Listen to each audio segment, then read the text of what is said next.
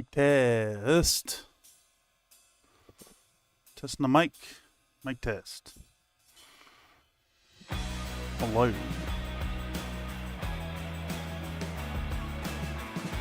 Sounds okay.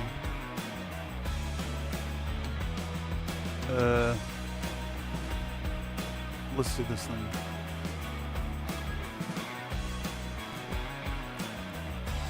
Let me hit this button right here. I'm gonna hit the button. I hear music. Testing for latency. 1, 2, 3. Nice and short today. Hello, Go For It Painting. Welcome, Surveillance Wizard. Hello, Slink. Howdy, Tobias. Welcome to the paint stream. Let me get this headset switched.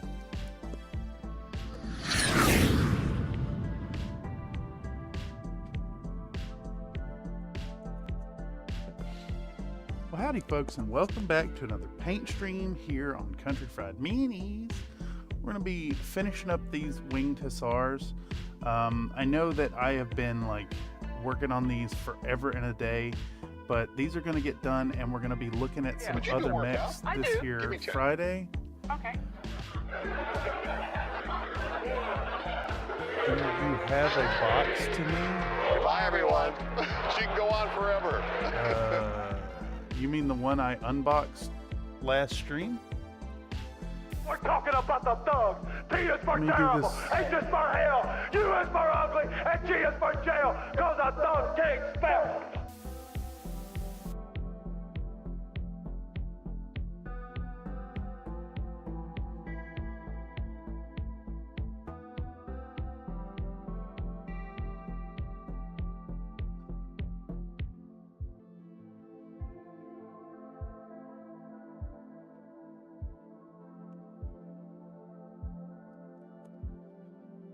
You fell asleep. All right, let me unbox it again.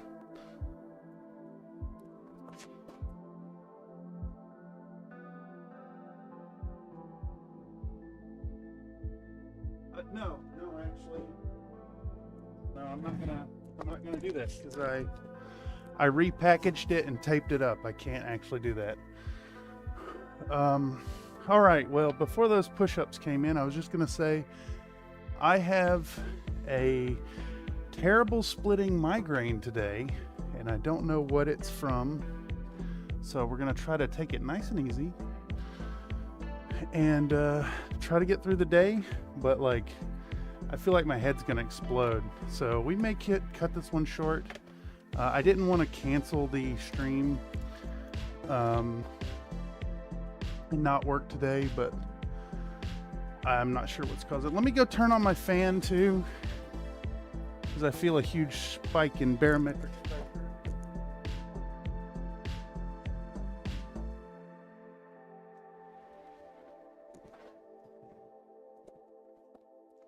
It is really humid today. I think it's funny. The time between asking for the unboxing and you falling asleep was really really close to each other. Cut it short, my dude. Yeah, no, it's you're all good.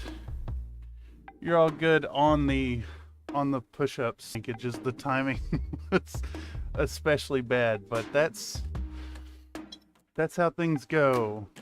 Yeah, I don't usually get headaches, so it's concerning. I got this it feels like I got something stuck in my temple right here, right up behind my eye. It does suck, but I do want to get these mechs done. I've been working on these guys for 3.5 months at this point. They have to get done. I have to get this out and finish it because I have, let's see, I've got 16 mechs that need to be finished, 17 mechs that need to be finished this month. A set of 4 of those needs to be finished by the 21st. and then one of those needs to be finished by the 24th. So we're going to be looking at grinding here and getting as much done as we can in the face of this headache. And hopefully getting these completely done. At this point of the process, what we're going to do is we're going to focus on some sponge chipped weathering. I realized during last episode we were working on the cockpit jeweling, and I jumped the gun because I need to layer the weathering first. Else I have to be really careful to not hit any of the jeweling efforts. Don't forget to hit the like button. Heck yeah, thank you, Go For It Painting. Yeah, well, it is Wednesday, my dudes. This is the day, and we are here to paint. So I will do my damnedest to not let this headache affect the day, but I do want to give y'all a heads up in case we end up cutting it short. Let me reiterate, the push-ups will not affect the headache. So keep those coming. I'll just compensate by doing them knees down tonight.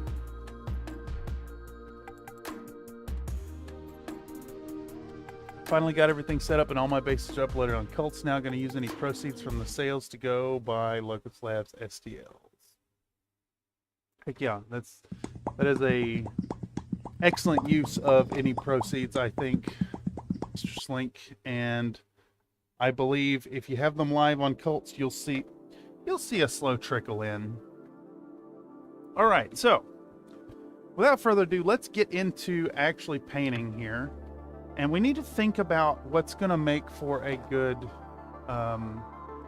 chipping color today. Now, usually I go for the whole red plus German camo black brown, but I think that's going to be too dark for these lads. I think we maybe need to think about like a pretty bright tone. So I want to try something here before we commit to it. And let's get out a very tiny brush. We're going to get out this 20-0 liner. And I want to take a little bit of our just straight hull red. And see if oxide primer is going to be the solution here. And what we're going to do is we're going to pick... We're going to pick two spots here and just add some manual chips. Add some manual chips in a pretty hidden location and see if we can't see the detail. So let's hit this leg right here and see what that looks like if we manually chip that out. I think that is nice and visible. And keeping it a brighter color is probably going to do the job. And let's turn on a little bit of zoom. Salute the sun. Uh-oh, let me turn that down.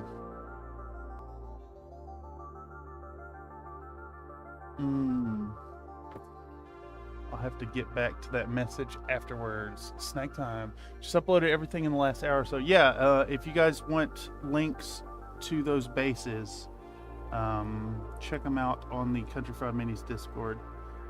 Let's also put a little bit of chipping right here. I think this is where we're going to run into a little bit of an issue. I think our chips may be a little too dark on the red, but you know, no, I think it renders. It reads. Okay, so with that revelation, what we're going to do, instead of working with our usual mixture, we're going to get out our texture palette here. We're going to get a nice chunk of foam, and we're going to rough up all these places where we have the real sharp edges. We're going to remove that. We just want to pluck off a whole bunch and try to reduce the regularity of the 90-degree cuts. All right, let me close and refresh this. I wonder if we'll see more troubles today with the chat. I think it'll be okay. Alright, so we're just going to come in here everywhere there's a 90-degree angle. And we want to pick at this and make sure it's not regular. A big flat area is okay, but a sharp edge is going to screw us up really bad. And I think that's a good surface. So let's dig into it. I'm going to start with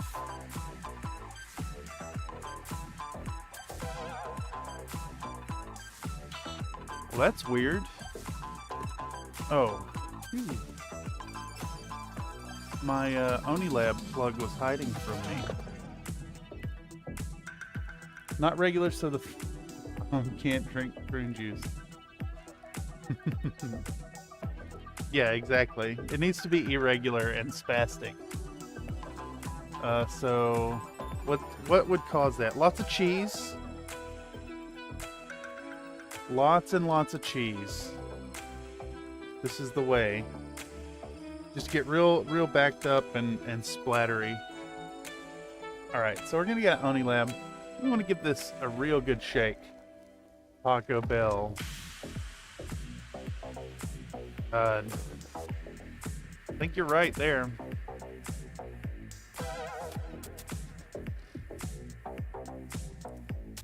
You know, I'm also sitting here thinking that these lads probably need numbers and freehanding before we go too far.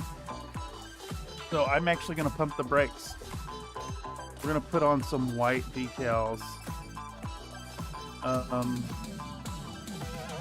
Let's see what numbers we have available still. We've got a few. How many are there? There's 6 of these boys.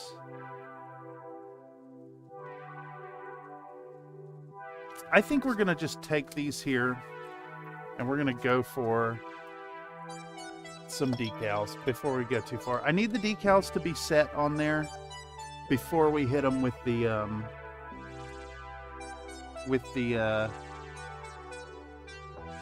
brain.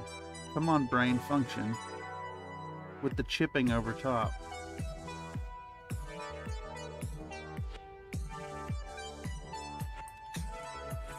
Alright. Let's cut out. These are Fighting Piranha graphics. And we're going to start with a round of decaling. Decaling.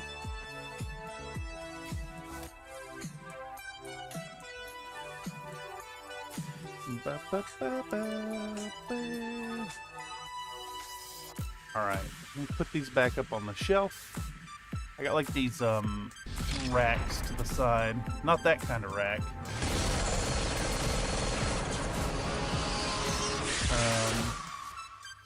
I still haven't bought any what do you call it? Microsol microset. So we're just using water today. But what we'll do, we'll take this and we need to set this somewhere safe so we can access it. I'm going to put it up on the shelf and then we'll do the whole my preferred technique. We're going to get out those great coincidental timing. Yes. Howdy folks, we are talking about racks.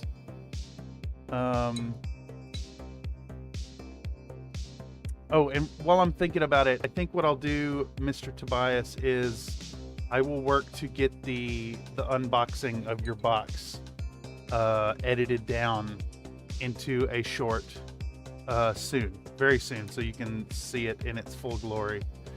I did repackage it and tape it down, so I don't want to mess with that. All right, so we're gonna start with number 5 here. And I should probably zoom this in even further so y'all can see the small details. Let's get that. Get this here, and what I usually like to do is just put a puddle of water right on top of it on my work surface. We're gonna use a freshly cleaned brush. I think this number 4 is probably too big. So we're gonna go down to this 3. I think that's okay.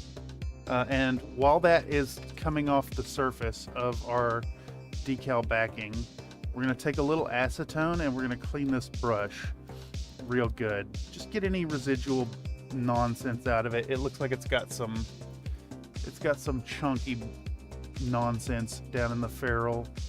So let's dig in. I know I'm a little scattered today, but we're gonna get caught up and we're gonna try to get these lads done. We have a 5-hour time limit today, though. Like I said, I have a crazy headache and I will probably end the stream early.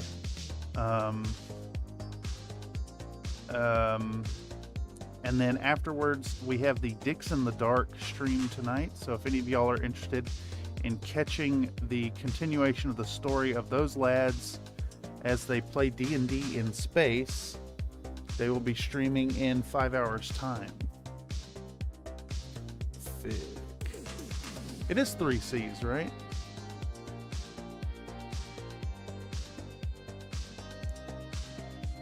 Bruh.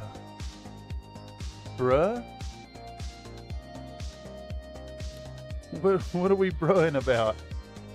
Oh God. What have I done now?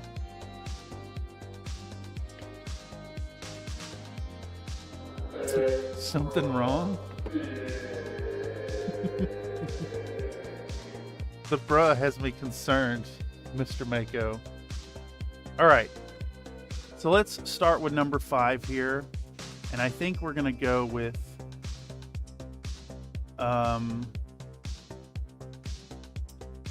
let's see. Is it gonna be a leg decal? Will it actually have any like logic behind it, or are we just gonna put it wherever it can fit?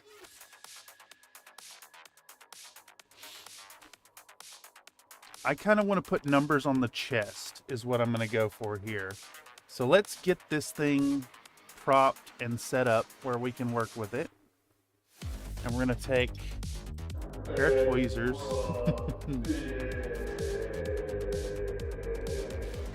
All right, so we need one brush and we need a second brush for mopping up and shifting around. I think we can use this 20-0 again, and we'll use the 3 for absorbing material. No, it's my 32nd hour brush. Oh man, you that is not healthy. Okay, so what we're gonna do here is we're gonna get our decal out of our puddle, and we just need to manipulate it into a position where we can clamp onto it with our tweezers. And I usually like to, let's see, we're gonna go I think we're gonna come at it from the right. So we're gonna pinch down on it with our tweezers. Make sure we have our tweezers held, and we're gonna get it in place. And I think we actually need to come from the top. So we're gonna reposition and we're gonna pinch it down. All right, we got our water here, and when we get it kind of where we want it, we're gonna start stroking it. I let go of it with the fucking tweezers. Shit. Let's reposition and restart. All right. God damn it, dude. I hate applying decals. This whole thing sucks, dude. All right, we need to drop the thing 30 times.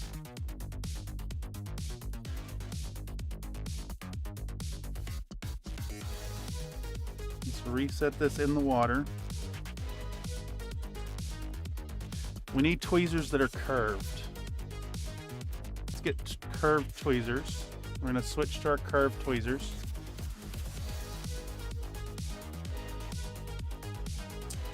And we're going to make sure to fail to pick up the thing because of the milliput on the work mat there. All right. Can we pick this up? There's a lot going on, y'all. All right, let's try again. I'm going to get it in position.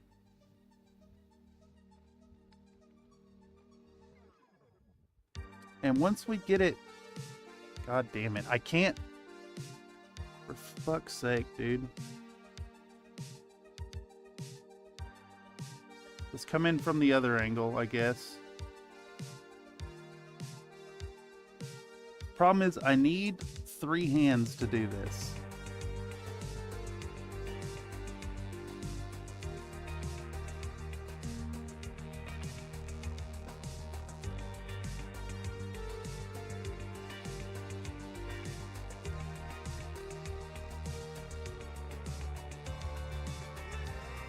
I need a 3rd hand. This is absolutely insane. The angle of this armor plate on the chest is really fucking me up. Alright, so let's get this again. Let's grab our decal.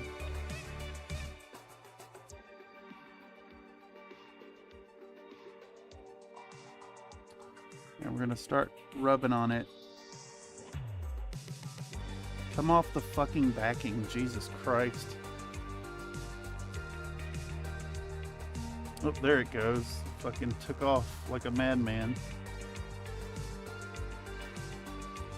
Alright. And once we have it on the surface of the model, let's start wetting it because it's in the wrong position, so we need it to float on a meniscus of water again.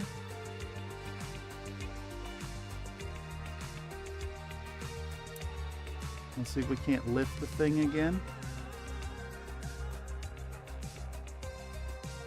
Of course, it's like immediately And a double helping of stuck gravy. on there as firm as ever. Get a toothpick now and try to move this fucking thing. Here we go. Let's get it where I wanted it to begin with.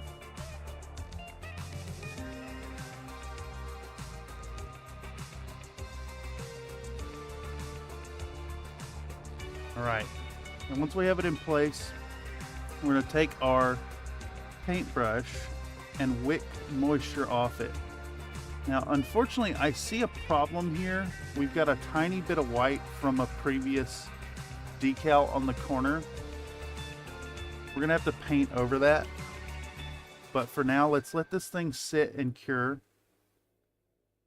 Let's get as much moisture off of it as we can. And we're going to hit that with a little Mod Podge here in a bit. Alright, that's one. I thought you needed a 3rd leg. No, when it's that big, you start to run into problems, I think.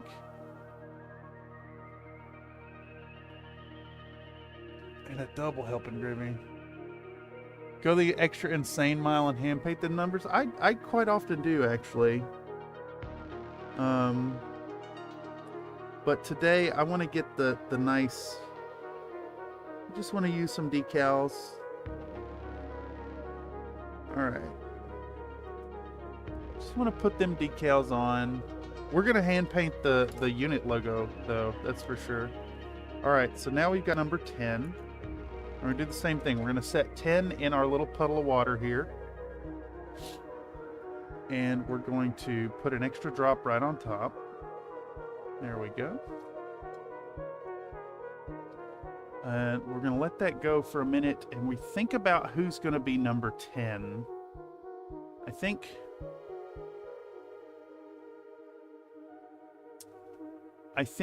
we're going to use number 15 on this guy. I need to cut it down real small to get it in position, or we might put it on the shoulder. Either way would work. Yeah, choosing the right chest was a real mistake here. I think our Banshee is going to be number 10. And that decal is going to live right up here, I believe. Right on top of that. That's what we're going for. So, once again, try to do this. We're going to pick up our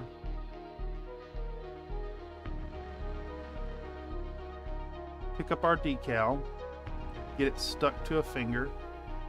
Make sure to, get it upside down, of course. Once it's in position, we're going to pinch it with our tweezers. I'm going to hover over our position.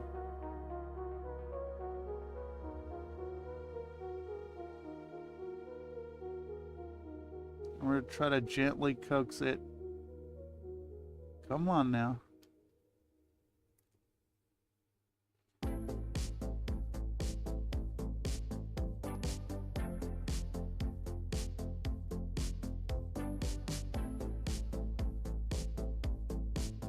Once it starts moving,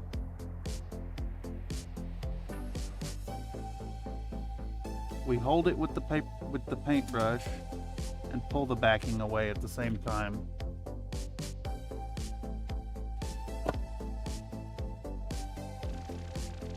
All right, so now we're going to go back to our toothpick again. We're going to try to coax it exactly where we want it. Now, unfortunately, this is where I really need the micro saw. Unfortunately, because I cut this a little big for the location. So now we're going to take our other paintbrush. We're going to try to mush it down a little bit where we want it. Just get it to conform nicely. Okay, we're going to rub as much moisture off our brush as we can. We're going to wick the excess away. Now we got nice number 10 here. It's glossy for now, but that's fine. We'll fix it up. And a double helping of of gravy.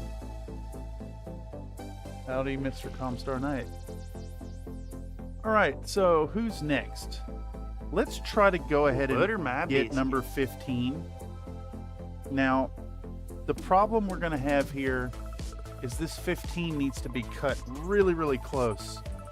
So I'm going to try to minimize the amount of backing,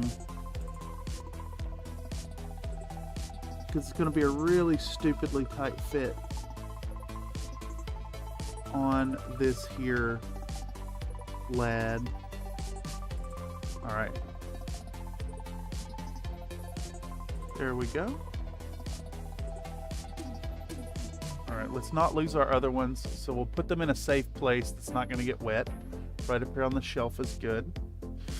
We're going to take our 15 and kind of orient it to assist our picking up later. And we're going to toss it in that little puddle. And once again, we're just going to take another drop of water, put it right on top. There we go. Get that in there.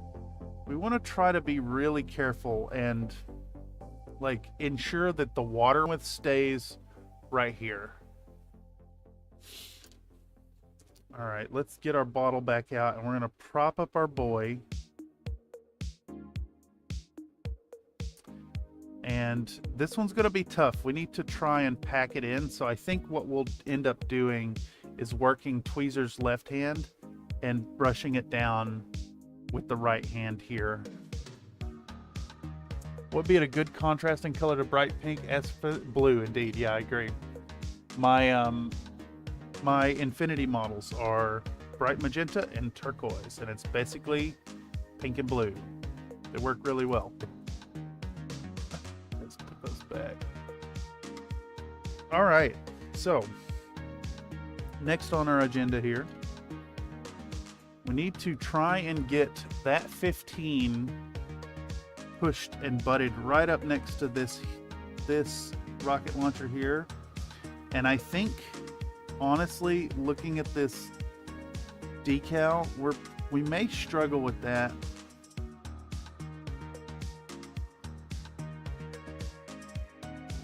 But we're going to give it an honest go either way. So now that that's nice and wet, get our tools ready.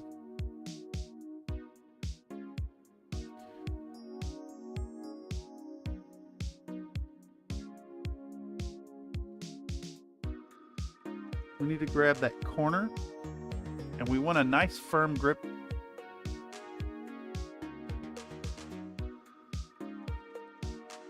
So that you don't drop it. Nice firm grip on it. And we want to grab it at an angle that's going to be advantageous to our work here. So once again, we're going to swap back to a paintbrush.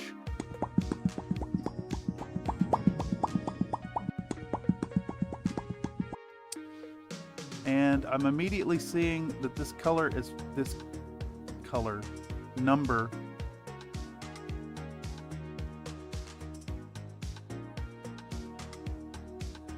is a little bit too big. So we're really going to struggle with getting it in place. I need a third hand once again. Jesus fucking Christ.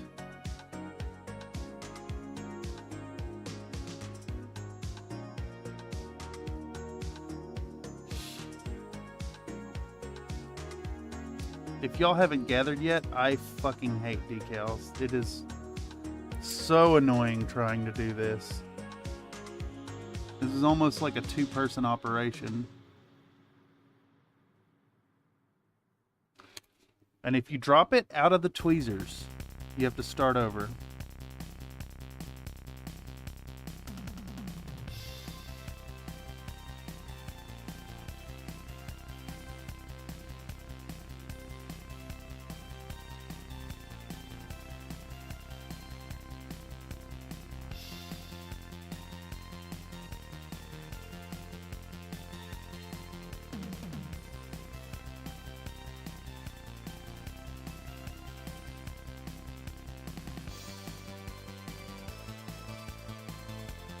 Come on, you fucking piece of garbage. Holy shit. Jesus fucking Christ. This one has been a nightmare. It's on there. It's crooked. The surface tension was making this one extremely problematic. There's not enough water on the surface to float it, so now we need to get a bunch of water there. There we go. We can maybe nudge it into position. Though I have a sinking feeling that it's not going to want to go because of the fold in the backing. So we'll compensate by moving it down. And we have it there now. So that looks good enough to me. We're going to absorb that extra water. We're going to take our paintbrush and we're going to jab them corners down as best we can to get it to conform. This is where the microsaw microset would really, really help. But if we jab it enough, it should go down there. I'm going to lock this in place after it dries too with a little bit of Mod Podge. There we go. We got number 15. Decals are a pain in the A, yeah. Just wick it off the backing paper in the water with my brush. I don't use tweezers. That has its own problems though. Yeah, the second you pick it up, it wraps around the tool. I have to use multiple coats of microsol to really get it to settle down and not show edges. Oh yeah, and this So this here, the backing is folded up around the corner of the detail. The problem with mechs is the surfaces that you're putting these things on are too small for the decals quite often. So that can prove to be really problematic. All right, this lad does not have a place on the torso. So we're just gonna make this easy and we're gonna stick it right in the middle. Another issue you run into is like having surface greebling, which just means you gotta use the microsol and microset, which I do not own. So we're doing this old school style, water only. But hey, once these are on, we should be able to get rolling with painting over top of them. They're easy. This exercise in itself right now is a lesson in maintaining calm and cool.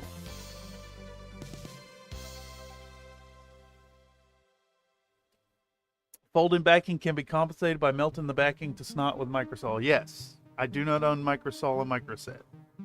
So that's just, it's a matter of spending $10 on the pair of items. I just haven't bought them. I was really surprised how Tiny was able to print my decals when I was doing text and not images. Honestly, they got small enough that the hard part was cutting them out without destroying them. Yeah, and we're using Fighting Piranha graphics. Anytime I do an order from Aries, I toss one of these in there. And here, let's get one of these. And where's my... There we go. Let's get out the ruler really quick. How tiny are these guys? These are about 3 millimeters across, 3.5 maybe. I could really use some numbers that are about half that size, honestly. It's so funny to me that like these are great in theory, but they're actually like too big for the vast majority of applications.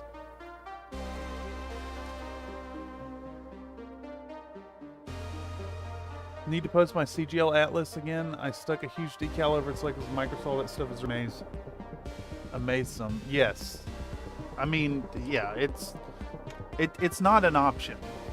It's not an optional chemical. You kind of need it. Between like lifting it off the backing better and like making it melt to details, it is not an option.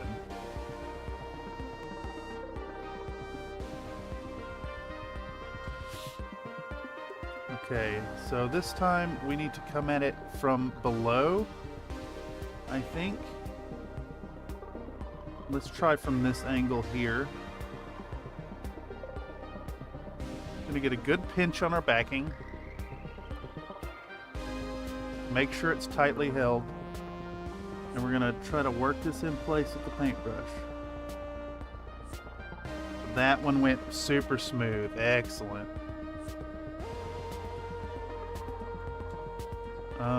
It's a little crooked, so we're gonna wet the surface and we're gonna get back out our toothpick and we're gonna gently move this thing around with the tip of our wood. I am the cream. I am the cream of the crop, and there is no one that does it better. All right, that looks good. Then position. Let's take our brush and partially dry it out and use capillary action to wick away the moisture. Excellent. Excellent, excellent, excellent. Cool. Number 20. That looks really good on that guy. All right, who's next? We have the Stormbringer and the Nodachi next. And we have 2 more numbers. These have all been in multiples of 5. So I think the Nodachi should be number 25. Just for some reason that makes the most sense to me. Smallest numbers I printed out were 1 millimeter across. Hell yeah. Redeem finger bang? No. I do keep that thing on me though. You know what I'm saying?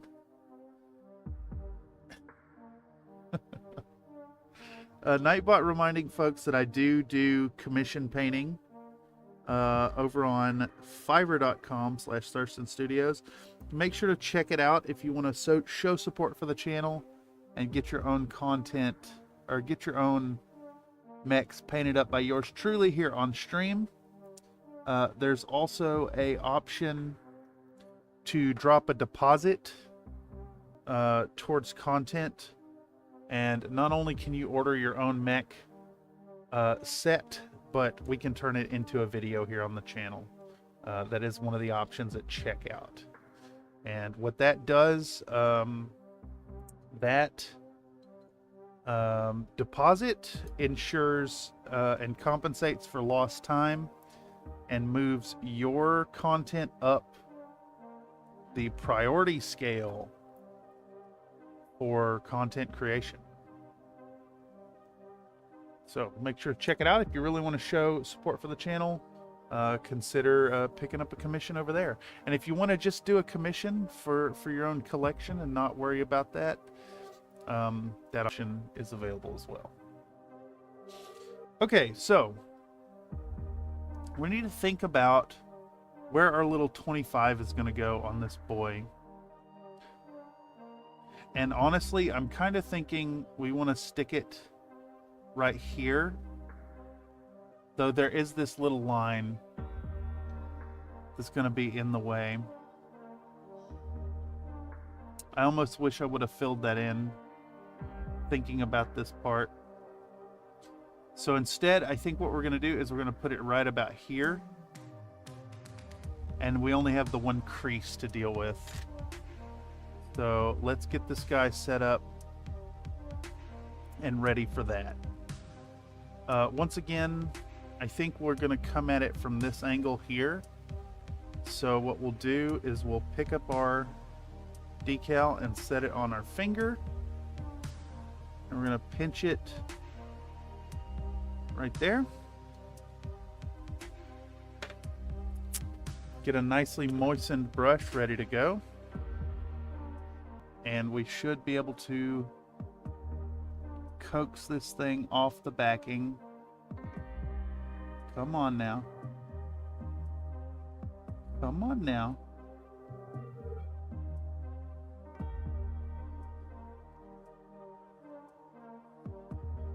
There we go. It's starting to move. And once it starts to go, we need to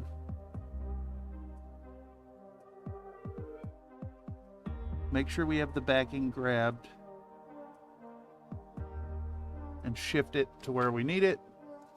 Now, once again, we've got this hella crooked. It's that woo woo. So we're gonna Some neighbors are saying get way it in too loud. position. That's only in the morning.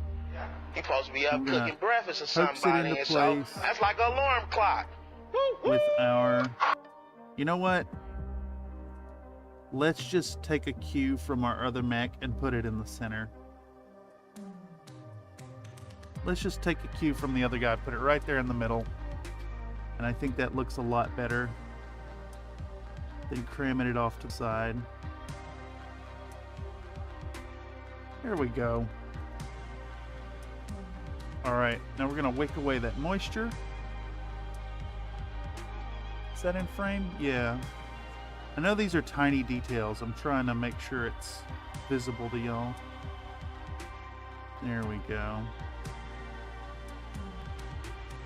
Okay, one last to go, and then we can do a round of Mod Podge, and we'll get ready to do the sponge chipping. Whoa, that's a fat win there. Is that 1.3 million? Good Lord. Okay. All right, we got one last number to do. Let's think about where, this one's easy, right in the center again, right there. So we do need to cut this down some. So we're gonna cut down our 30 as close to the art as we can manage on both top and bottom. So we need to shave a little bit off the bottom too.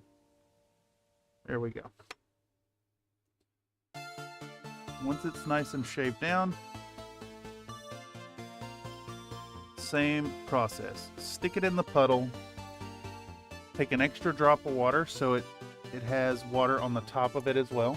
And we'll let that sit for a minute while we get this guy in position.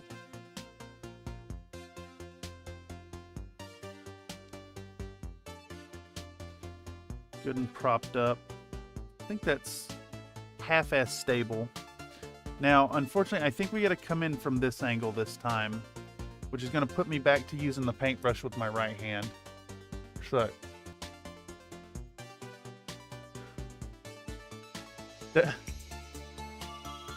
how many did you just win there? How many zeros is that? Let's see, 1,000, million, it's 200 million? Holy shit, Slink. That's insane.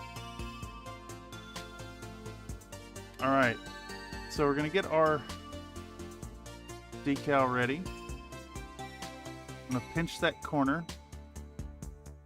Make sure our brush is moist. And we're going to come in here and just try to give it a little bit of love. And of course, I can't really... I don't have the dexterity to do this right-handed. So I think what we have to do then is try to do this left-handed without hitting the arm here. Oh, come on now.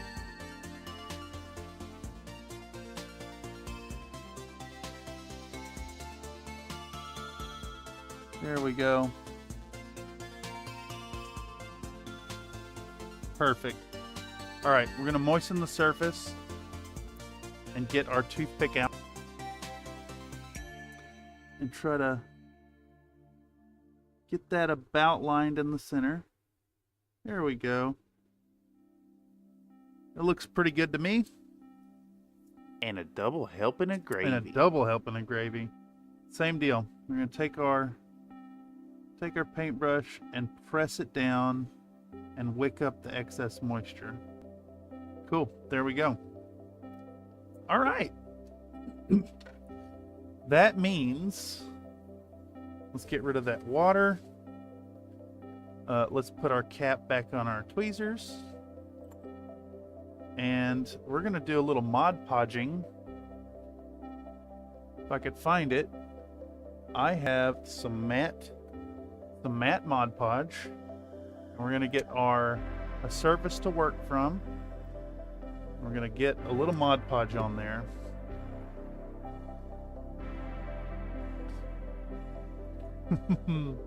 That's so many. Okay, and we're gonna go back through in the reverse order of what we just did. We're gonna take a little bit of Mod Podge, and we're just gonna spread it over top of our decal. And it's fine if this has a bit of a buildup. It's perfectly fine. This stuff is basically PVA glue with also like an auto leveler and a resin in it as well. So we just want to get a nice coating over top. And this is going to help this to be really strong and stay in position, and also reduce the shine even more so than the later varnish coats. Shouldn't take too long to dry out, and also buy us a little time to do a detail I left out. So let's get in here and let's put on our Mod Podge.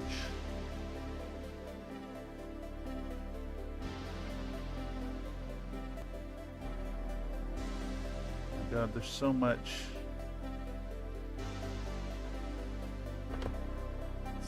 going on here. All right, same deal. Mod Podge over it. This is just my personal approach to things. I think that's going to change as we start integrating microsol and set. into the process here. Okay, those are all now covered with the good stuff.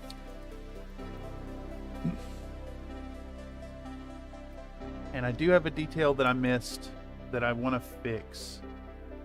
Our lad here has this crescent thing on his forehead, and I want to do that in red. So we're going to start with... I'm going to start with, I think whole red, probably. Start with a little whole red. Let me turn on desk cam. Where's you at? Bam, bam. Can I get zoomed in on this?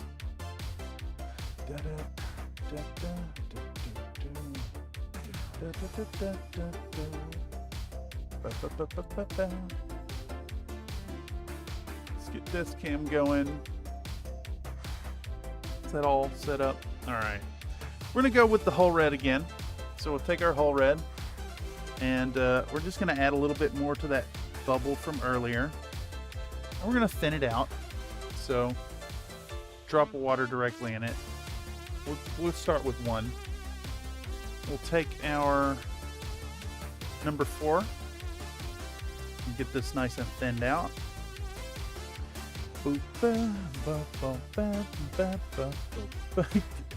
Miles failed to give negative 69 biscuit coins to Slink.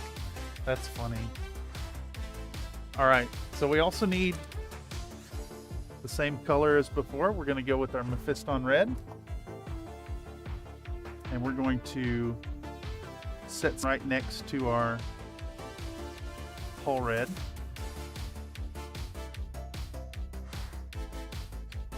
Alrighty. And we want a little bit of water, but probably not a full drop. So what I'm going to do is I'm going to add a little moisture to the end of my brush here and then stir it in. Alright.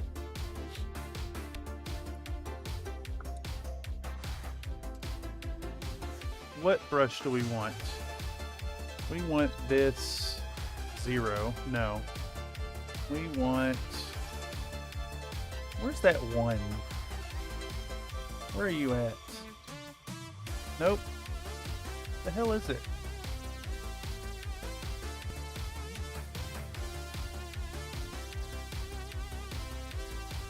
It's hiding from me.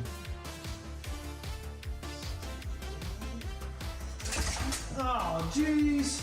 I'm missing a brush. I'm missing my Vallejo 1. I don't see it. I don't see it. Is this you? No? I must have misplaced it somewhere. Fine, we'll switch over to this 3-0 round from Princeton. Paintbrush. You should use a paintbrush. I agree. I just need one that is small enough to do the job. Okay. I'm going to start with our whole red. We're going to start with our whole red, and we're going to paint this whole thing in whole red. This one's a little frayed, but we can make it work. We just want to get a nice all-over coating. And I can see that our Mod Podge is already dry, which is fantastic. Yummy, yummy, yummy. That cat enjoys a good brushing, man. All right, so I need a smaller brush. Let's go down to our 20-0 that we had earlier. And we're going to take our Mephiston red, and we're going to start putting it on while this is wet. A little bit here, a little bit there. This thing too. Try not to break our weapon. Get that Mephiston red in nice and blendy.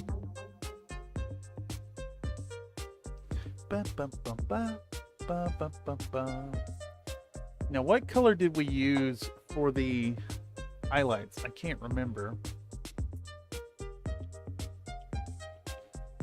fine. I'm gonna mix in just a little bit of bright orange. Put that down. I don't need much anyways. So if the orange is a little off, that's fine.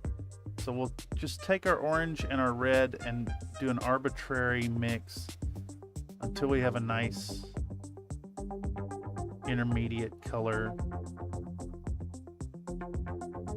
And we'll tickle the tip. Tickle the tip. There we go. We'll take that same color. We'll just mix in a little bit more of our bright orange. And we're just gonna tickle the tip of the tip. Just the tip. There we go. Nice little red doodad on his forehead. It's a small detail, but I think it'll matter in the long run. All right, now I think we're set up to do the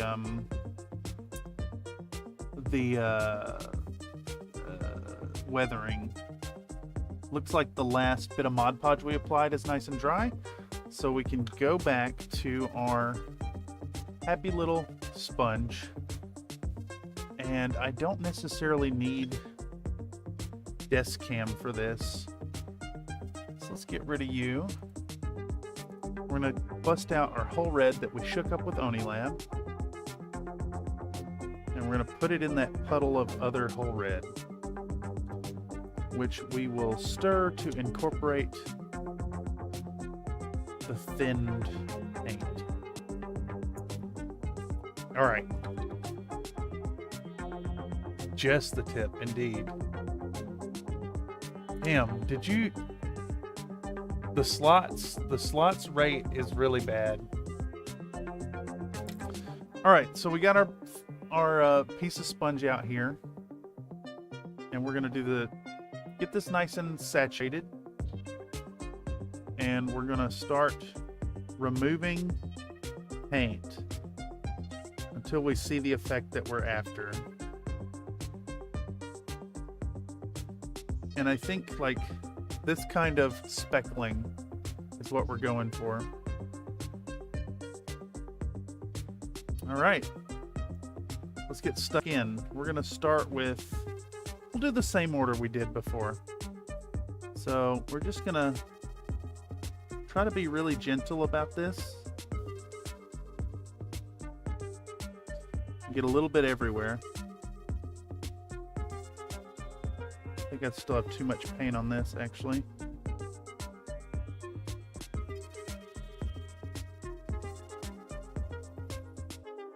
Our sponge may be a little bit too big for this,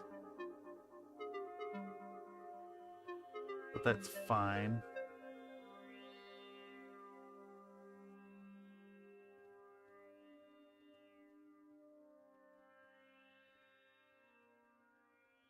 Just gonna get a fair amount of that chipping down here and there. We're not gonna put any on the wings.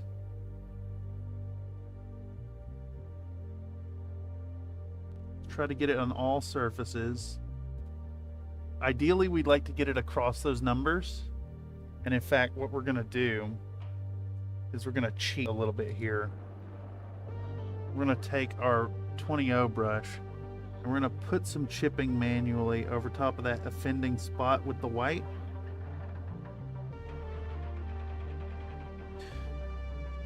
Yeah. And while we're at it, we'll do some streaks up onto our, weapon like that.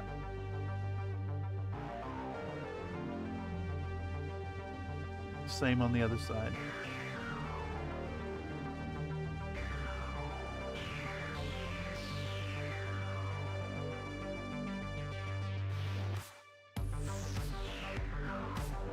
Just little hairline streaks coming up it. There we go. It's very subtle. Let's see if we can't work some in here too. There we go. A little bit on the chest on this side. And I think we have a fair amount of chipping. It adds a little bit of color, a little bit of interest. really makes this thing come to life. So next, we're gonna work with our boy, and let's check our consistency here. That looks okay to me.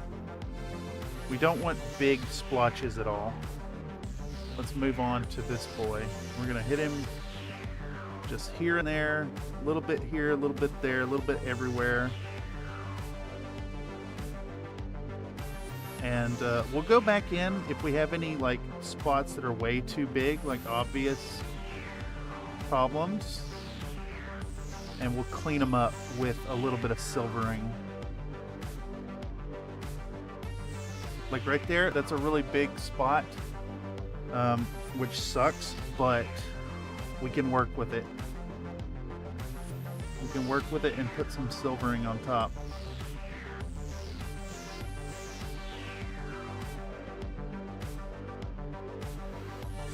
Alright, and we're going to do the same thing with this guy's weapon, I think. Oh, well, we have a nice edge forming there. Let's come in from this angle and see if we can get a nice edge on that. And we did. Looking fantastic. Next, let's go with our Axeman. Holy moly. My spoon is too big, yes. Let's actually fix that. Let's fix that. Let's cut this in half. That should be a little better for getting where we want it to be. It's not going to hold as much paint, but that's okay.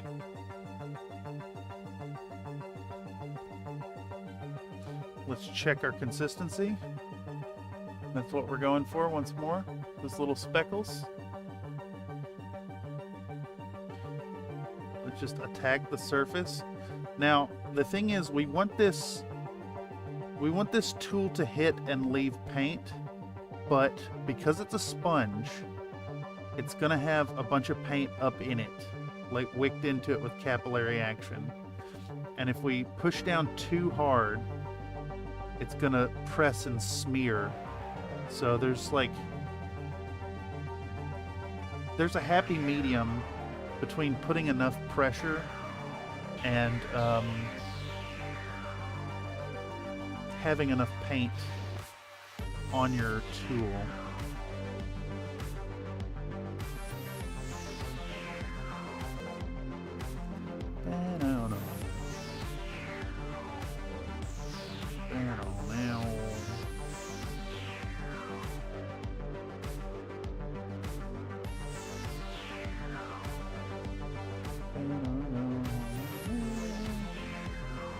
And then we want those edges of the melee weapon to be really, really crudded up.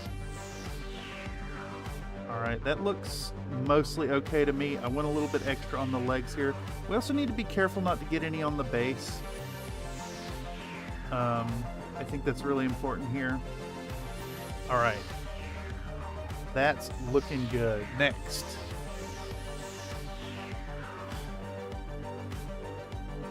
Holy shit. Mako now has 2.1 milli. Link to the bases for those who can't dig through Discord at the moment. Excellent. Thank you, Nate. Nightbot reminding folks the best way to directly support the channels over on Patreon. They give the biggest cut. So if you're feeling generous and want to show more support, it is the biggest cut. They take less of a cut than Fiverr does, even. You can imagine.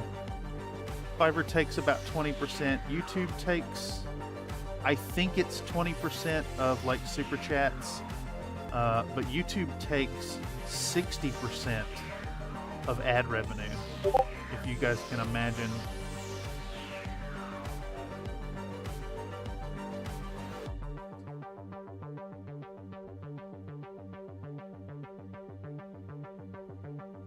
But yes, as much as it sucks, this is all for tips. So if you have it and you're feeling generous, please tip in the tip jar. Otherwise, just come hang out. The Discord is a pretty awesome place full of really fun and knowledgeable people. So make sure to check that out in the description down below if you're not already a member. Especially if you're catching this via the algorithm after the fact. Alright, let's get that edge of this axe really, really gunged up. Just gonna hit it like 12 times there. I think we're running low on paint.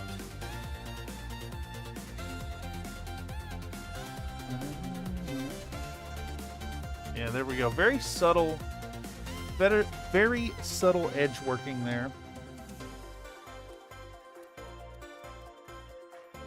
Pinned it? What do you mean pinned it? Can you pin comments in YouTube?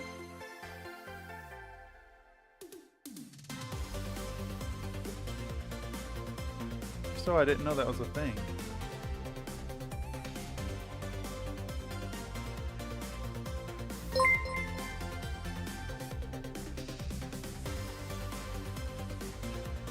What? It is so thick. In Discord. Another gotcha. Nate donated a $2 super chat. Tip of the tip of the four of the four of the head. Tip of the tip of the four of the head. Indeed. Thank you so much for the generous donation, Mr. Nate. It is these little bits here and there that make all of this possible.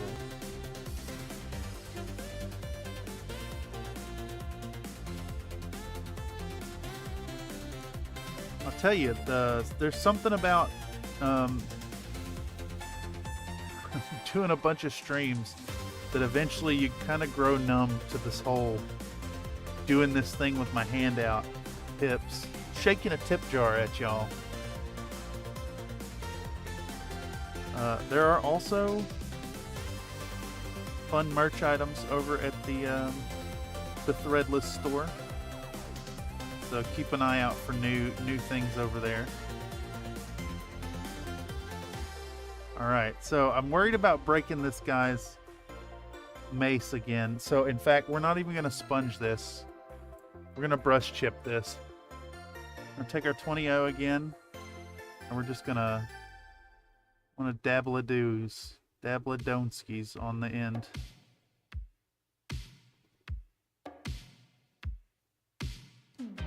I am so scared of breaking this off again.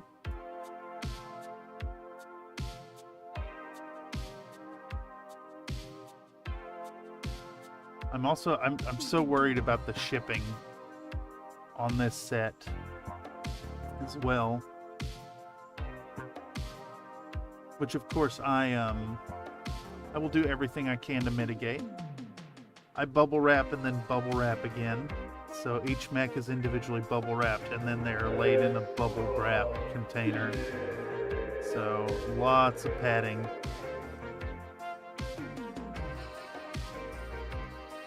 Alright, let's get those. This weapon has to look well used. These guys are survivors of a now extinct group.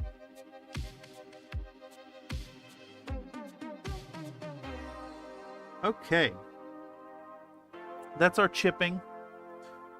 So now what we want to do is we want to get out a little bit of our duraluminum from before. And we're going to get out our dry palette.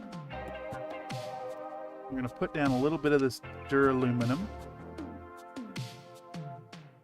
And we're going to make sure to face it away from the mechs as we close it this time.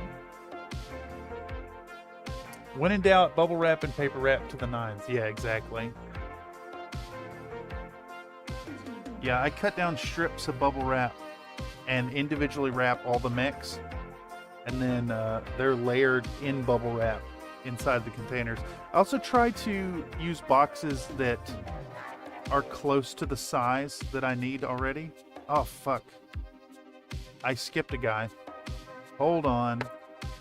Hold on. Let's go back to sponging. let's go back to sponging. I missed our Stormbringer, and that just won't do. So, let's get this lad ready.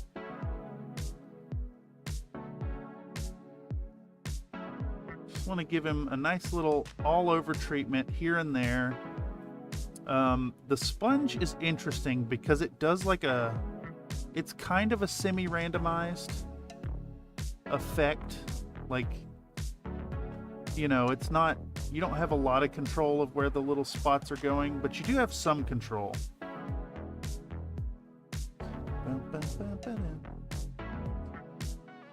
I mean, you can pick where the sponge is impacting, you know, and it's going to try to favor raised edges, of course.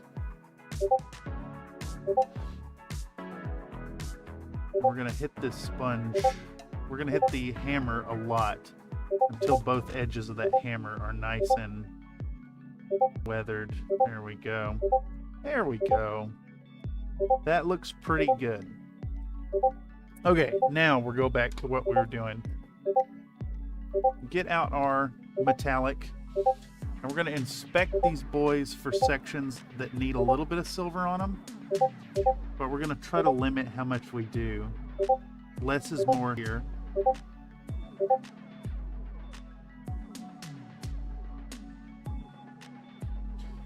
We just want to find spots where the chipping is obviously built up really thick, and we'll put a little bit of metallic in the middle of it. We still want the brownish red of the chipping to hang out near the edges, so we want to limit it, of course. But this helps on spots where your sponging went on a little too thick, where it's like obviously built up too much.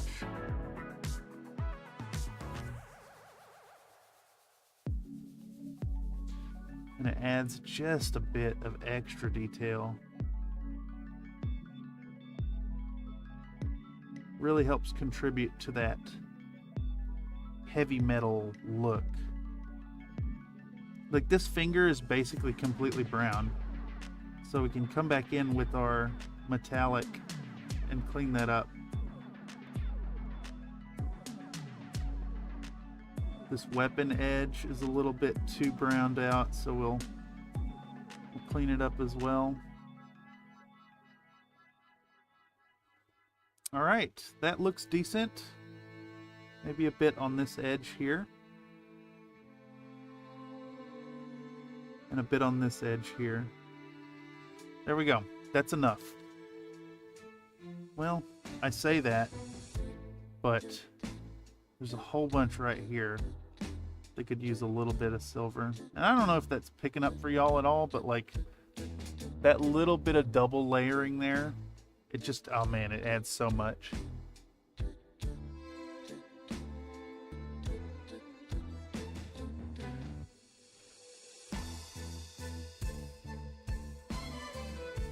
That's a fucking dry palette. It is a dry palette. What is the WTF about the winds?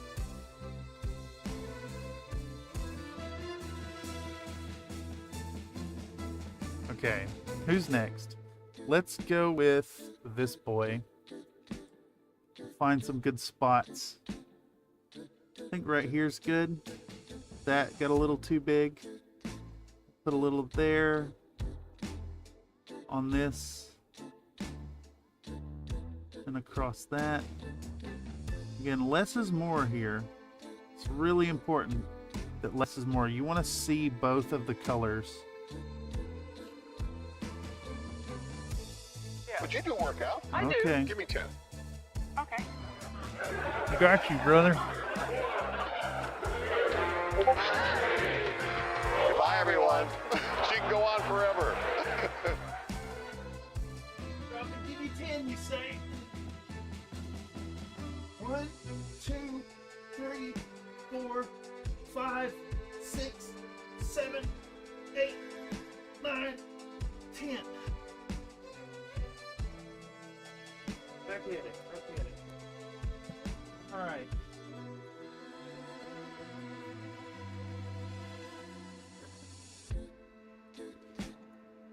It's not worsening my headache. It did make me aware of my headache.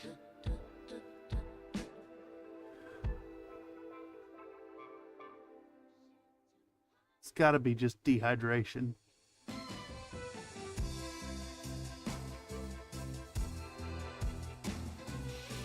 don't know, it's weird. I don't get headaches usually. Mako just banked? Yeah. Yeah. Yeah. Hey, if you get in here and you really aggressively gamble, it can very easily tip big time.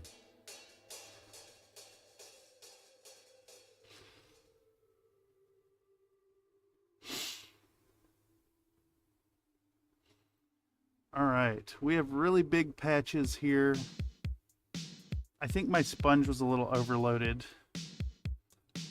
God damn it, you gotta be fucking kidding me right now.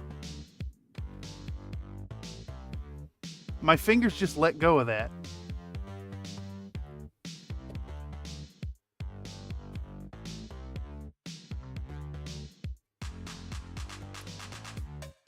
And I broke it, of course, immediately.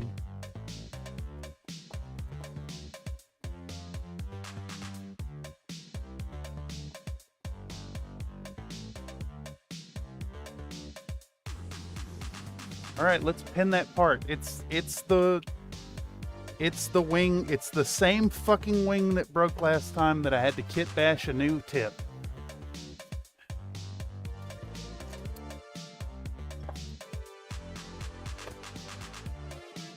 All right, you fuck stick. Let's fix you up real good this time.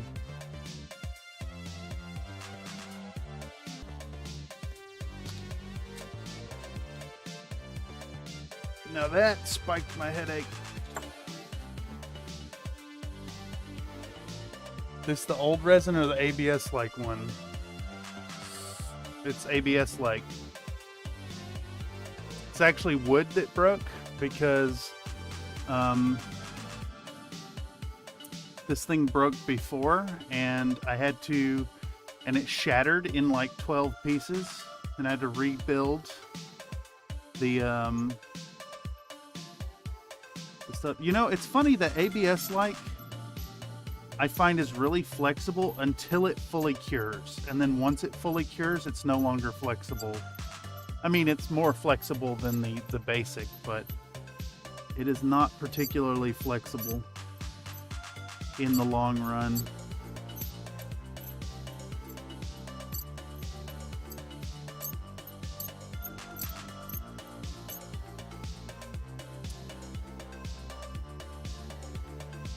So what we're gonna do, I'm gonna bury a pin really deep into this body, right through this piece I had to rebuild and scratch build. And of course it just fucking shattered.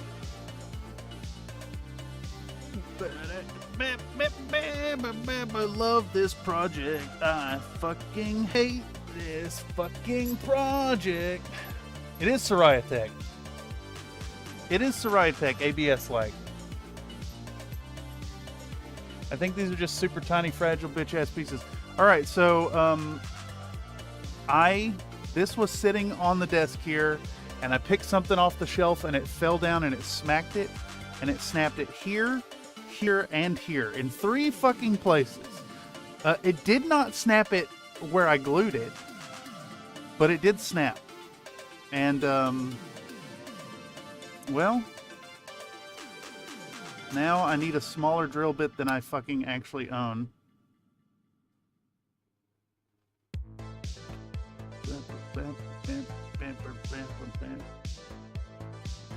I don't even know how to put a fucking mark in this goddamn thing.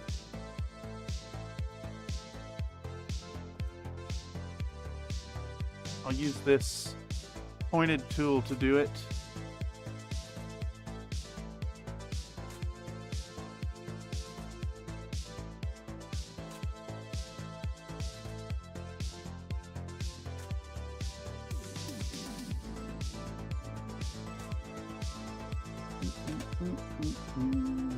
I mean, this part is like too small to even pin.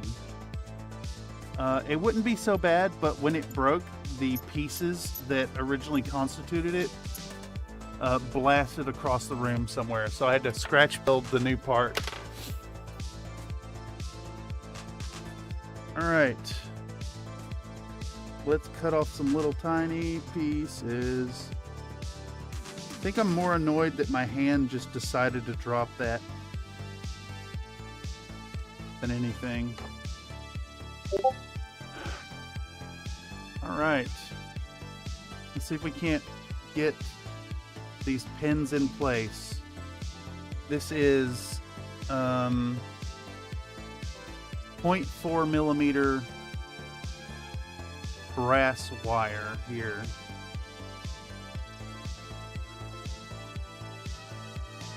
Where's the other one? So we're gonna cram 2 of them in there. I need a fucking microscope for this shit. Holy moly.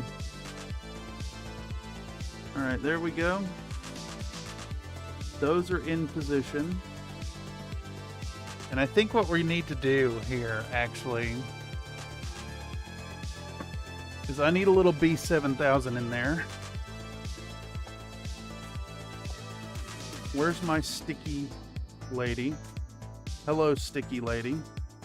Let's reassemble the same thing that we've already assembled once before. Let's put a little B7000 out.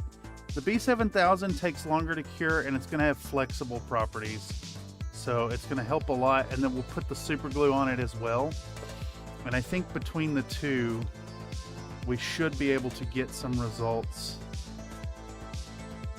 For now, let's see if we can't get both of these pins inside the other hole.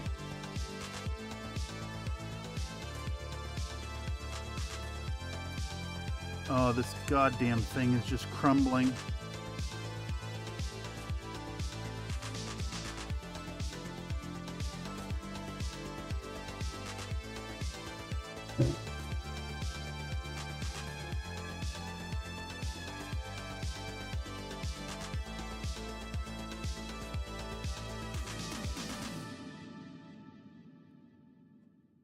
I hate this project. I hate this project so much. It's been far too fucking long. All right, we got to start over. We got to start over and repaint this. That's what we got to do here. We're going to snip this fucking thing out and drill a new hole in it.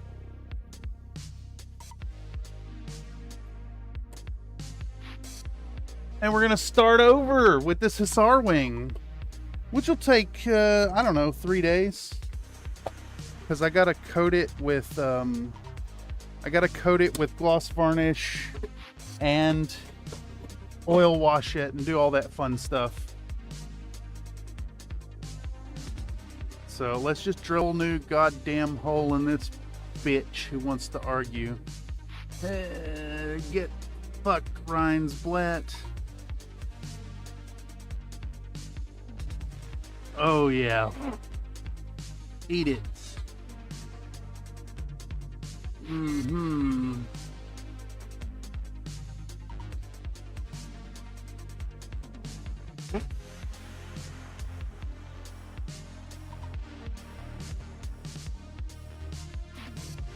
Okay, now we need to file this thing down to where it fits. So let's get out our file and hit it at an angle.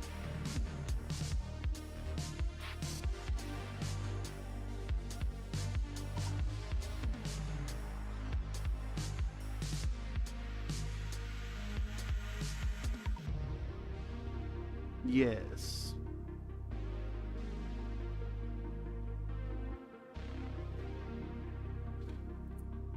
This is why chaos sucks.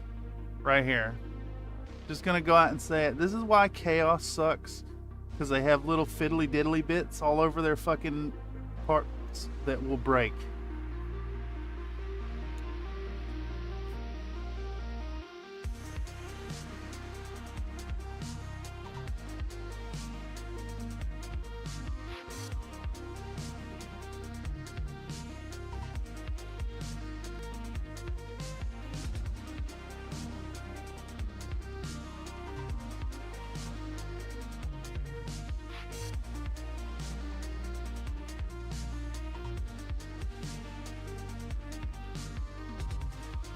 It is indeed power tool time, y'all.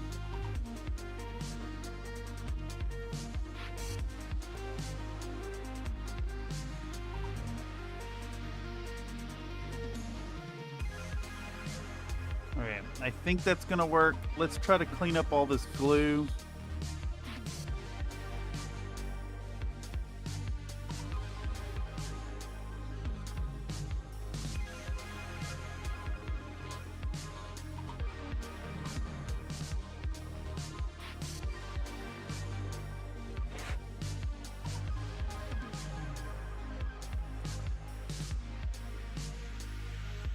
All right.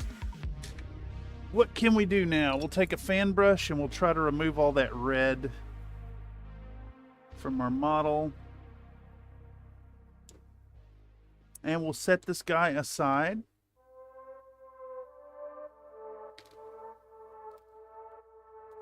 And I'll work on repainting that over the next 3 days.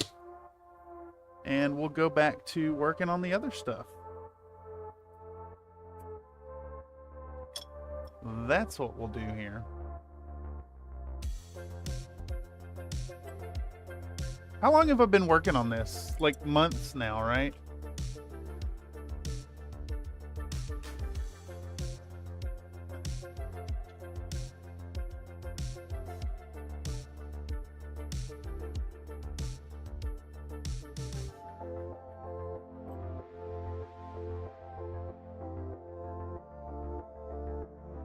All right, what were we even doing before my hand decided to drop that model? And I mean it, my hand just let go of it. My fingers stopped doing what my brain was telling them to do. All right. I have a paintbrush around here somewhere that is now caked with dried on metallic. So let's clean the paintbrush.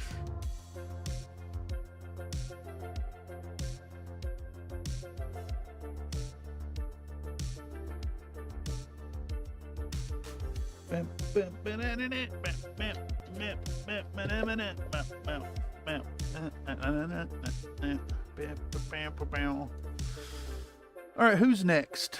Let's do this guy. The Japanese name that I cannot remember.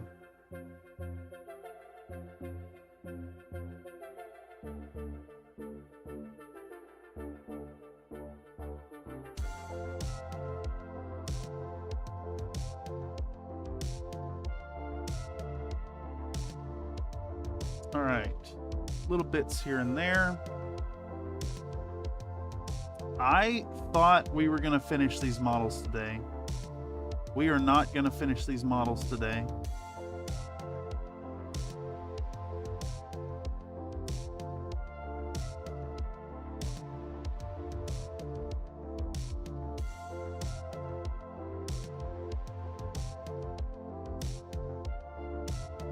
Why can't I remember what this mech is called?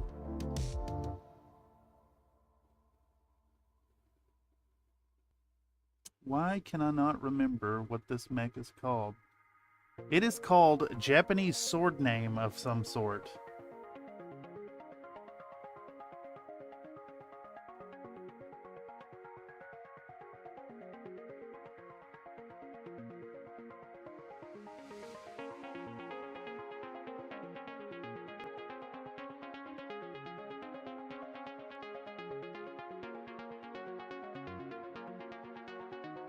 I'm gonna look it up because it's gonna bug the shit out of me till I can. Kurita Mix Sarna.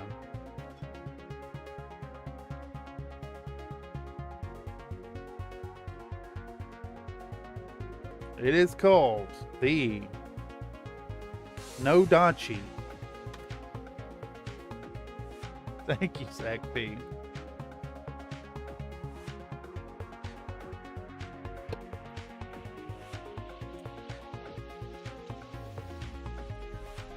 I wonder if the memory problems have to do with this insane headache I have today.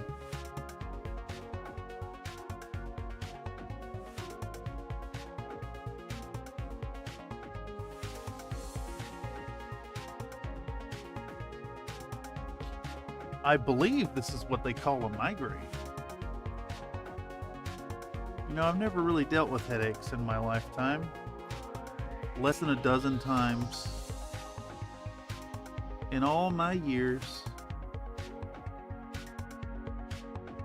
Today feels like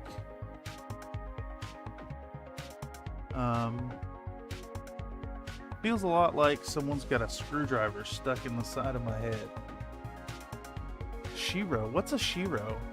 Is that like a Dark Age, like newfangled one?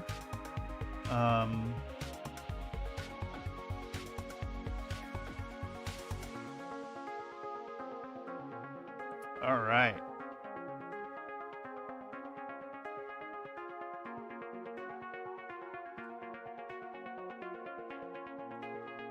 I always thought it'd be fun to make a themed lance of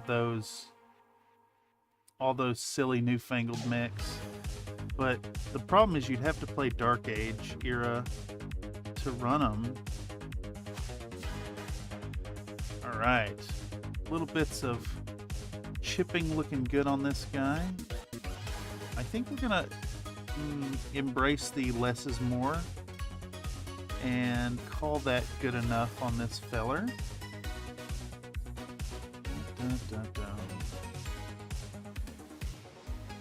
Yeah, that looks good to me.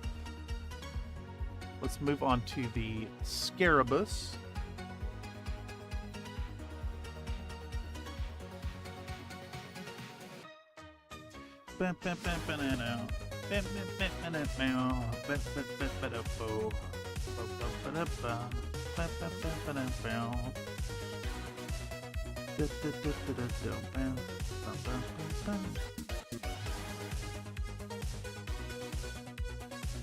All right, that little bit of chip in there looking good.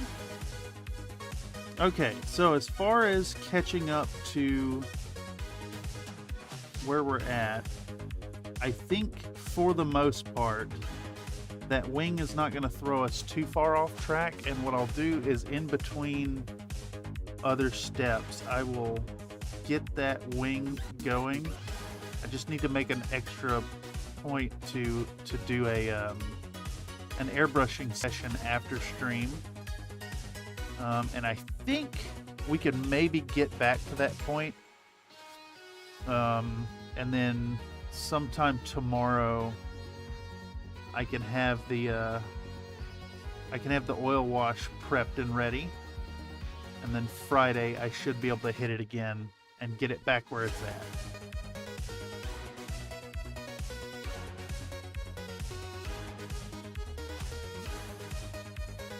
But yeah, the color that we achieved on these wings is from an oil wash of burnt sienna, Dark Age. Yeah. If you're having a dead hard headache, might not be the best idea to concentrate on tiny stuff. Do something relaxing instead. Well, I wasn't gonna cut the paint stream today. It has been tenacious though. It has been really tenacious. I'm not really sure what's going on, and you know, probably drinking coffee ain't helping it.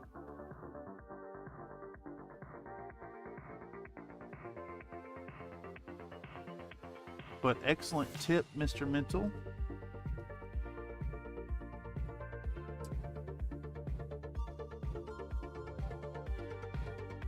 I'm looking forward to kicking back and relaxing this evening.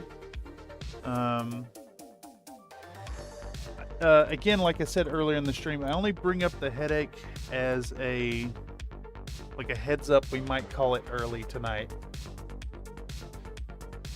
If it gets too far gone, I will end the stream. But I do want to get some progress in and provide an update to y'all.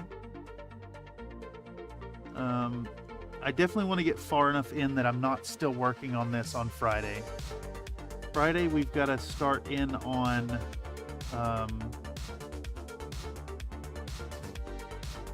either my Big Kev's Brigade mechs or the mech for Locust Labs, who is running a painting challenge right now. So if any of y'all want to get in on it, the black metal was made free for everybody, and you can join in on a painting competition, though you only have till the 24th to submit. Let's see, do I have that handy? It's all the way over there. I'm not gonna get up and grab it. It's the Black Marauder.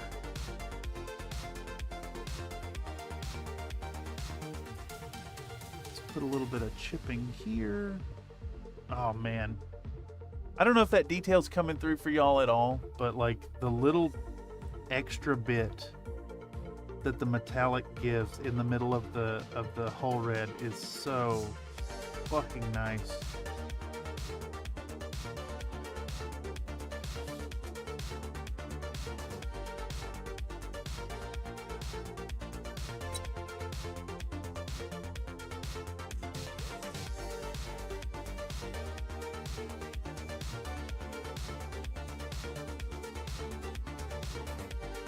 Okay, that looks pretty good. Let's put a little bit of extra right here.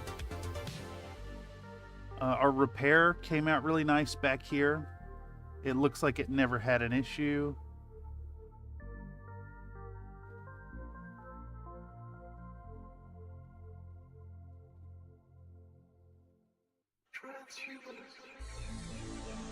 All right. We need a little bit extra right here.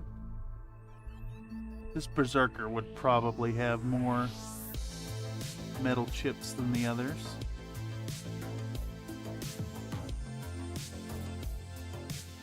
Okay, that looks pretty good. I think that's all it really needs. Just a little here and there. A little on toesy. All right. How about a little bit right there? A little bit on this sharp edge. There we go. Looking good. Okay, so what do we need to do now? We need to get this caught up in color to the others. So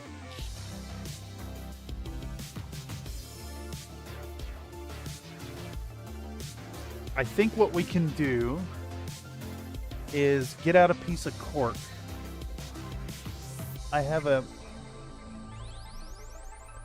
like a scratch building kit back here. And I think what we'll do is we'll just get out a chunk of cork. Yeah, here we go.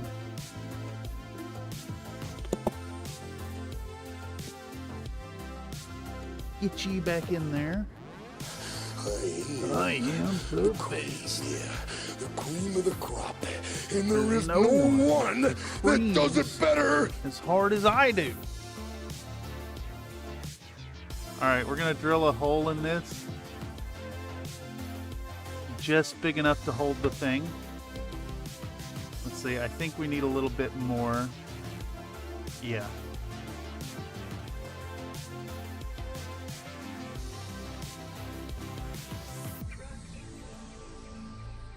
We need just a touch more.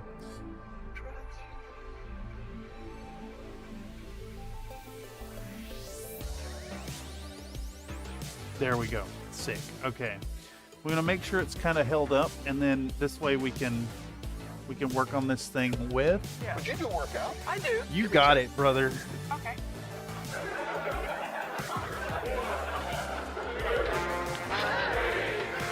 Bye, everyone. She can go on forever. 1, 2, 3, 4, 5, 6, 7, 8, 9, 10.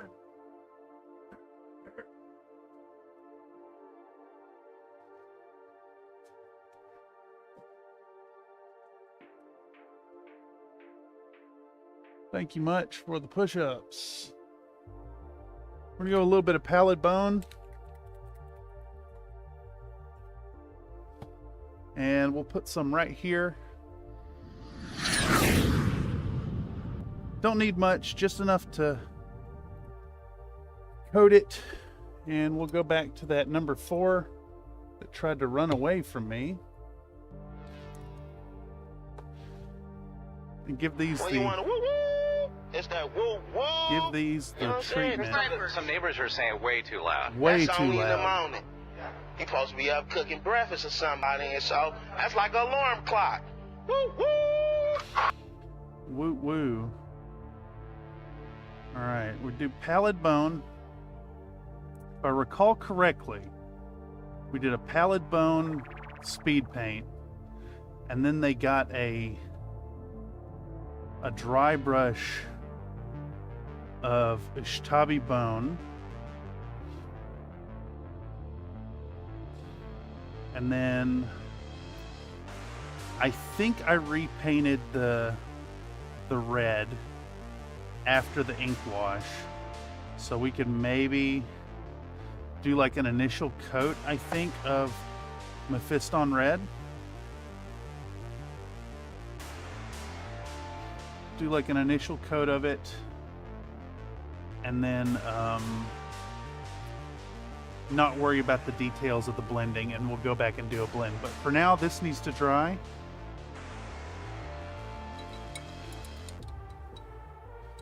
Exercise. It is exclamation point redeem exercise Daka Daka. But there is a 5-minute cooldown, so y'all don't kill me with it. Are you straight up redoing them wings? I missed a bit while I was acquiring a box of cookies, some tweezers, and a lighter. Did you get the cookies? I hope you did get the cookies. They're really fucking good. I dropped this. My hand let go. This wing fell down. This is the one that broke before, and it snapped in the same spot. And because I ended up rebuilding the piece that went missing with wood, it's a filed down toothpick. While I was drilling it out, it started fragmenting. So unfortunately, I have to redo one wing, and that's just going to have to be the way it is, unfortunately.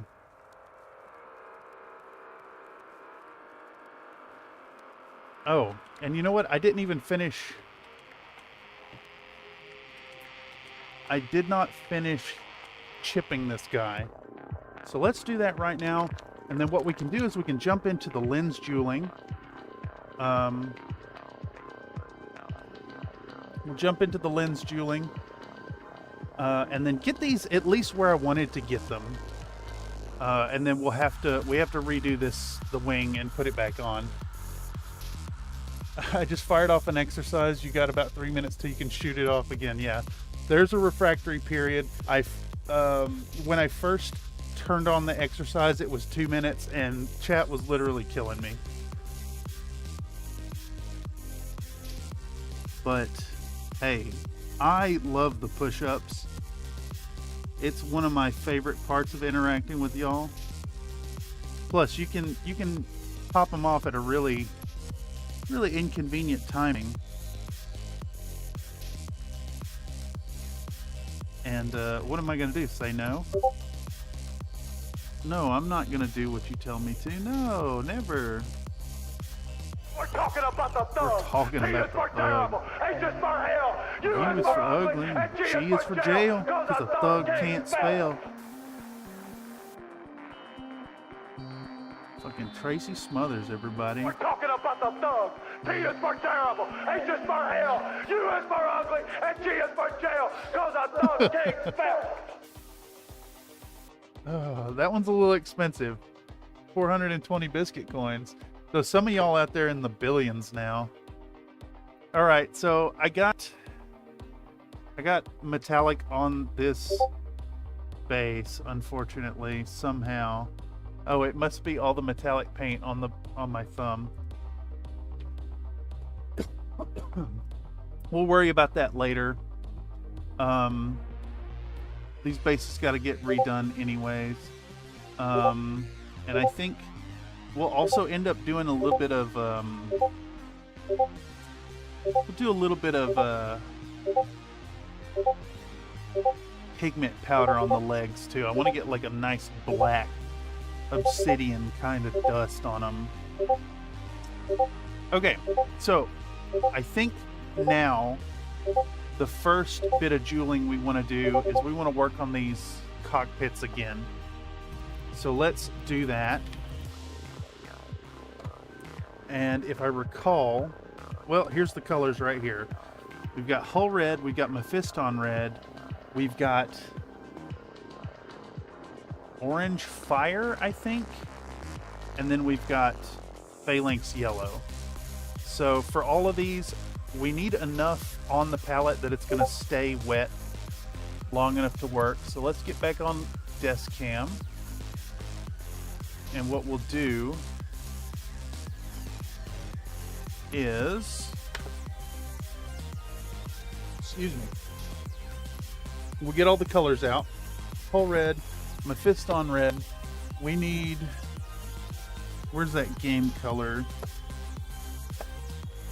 We need orange fire, and we need phalanx yellow. We need fluid retarder. There we go. And we'll mix them all up. Would you do a Oh, workout? there you go. Give me 10. You got it, brother. Okay.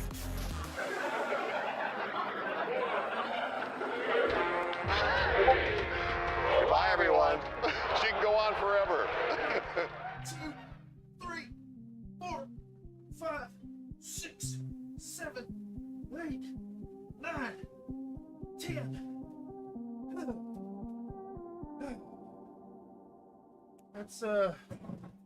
That's what? That's only 40 today. We'll keep it up. Thank you for your concern about my physical well-being. How long is your hair? Is that waist length? No, not quite. It's like 4 inches under my nips. I haven't cut it since before COVID, and I'm just not gonna cut it, I don't think, until I get too thin up here. It's almost there, but I can still half-ass pull it off.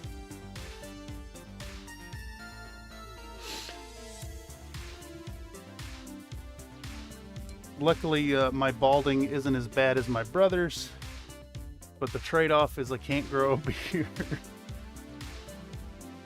Yeah, it's chest length. It's long enough that sometimes putting on a shirt pulls my hair into the sleeve and hurts. All right, let's get this metallic off fingers real quick. So I'm gonna use a little acetone, my favorite hobby desk chemical, and give this a good rub down. Oh no, I lost a biscuit when I'm destitute. You think the hair on his head is long? You should see the other camera view. Oh yeah, sometimes when I'm feeling like especially silly, I'll braid both mops together. And it's like I'm wearing clothes. Well, clothes of a sort. Fucking hell, dude. You know, I still haven't found out where the hidden cameras are. I know they're here because I've seen the feed, but I haven't found the cameras themselves.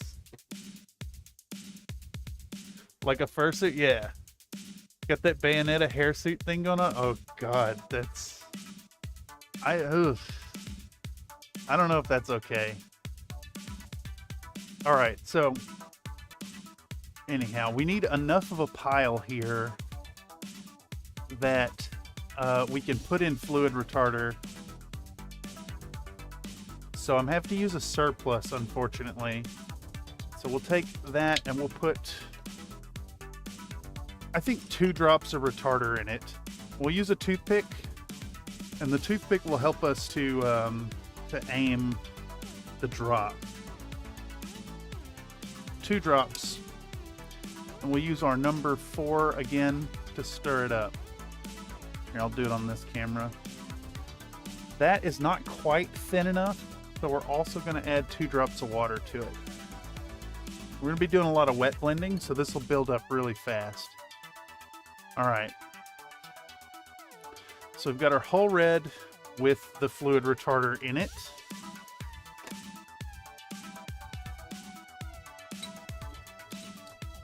What's next? We need to dig out enough of our Mephiston red to put fluid retarder in it. So let's dig it out. I'm trying to dig it out without getting it all up in the ferrule of this stuff. I think we'll do a smaller pile and we'll just go 1 drop on the retarder. So let's do this guy right here.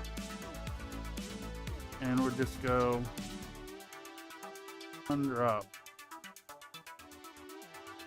Come on.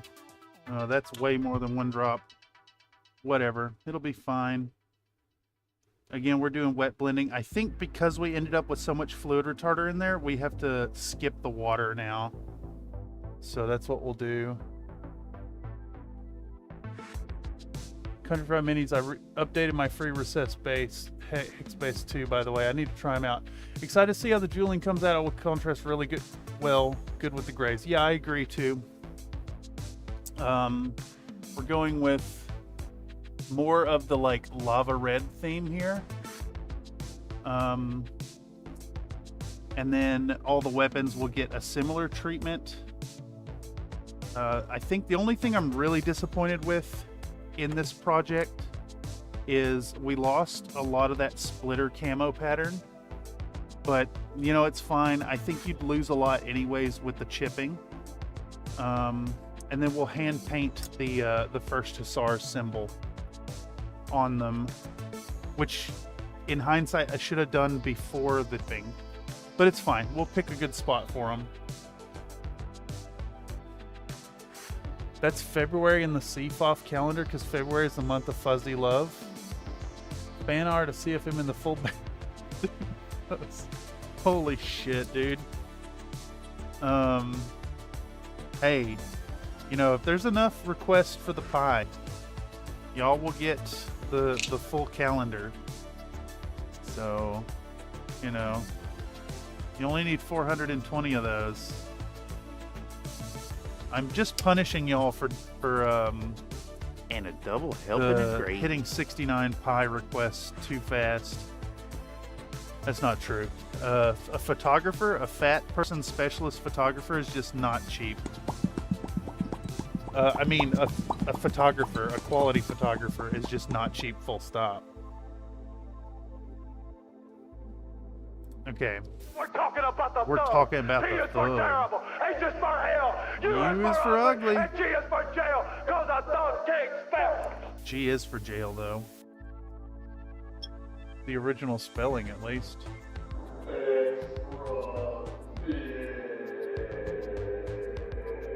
This paint is extra thick, actually. So we're going to put a steel ball in it and a little bit of water. How do we donate to the calendar? Oh, you're calling for the calendar with ! pie here in chat. I will fund it and take and then we'll put it up as a product to punish you all for requesting such a horrific thing.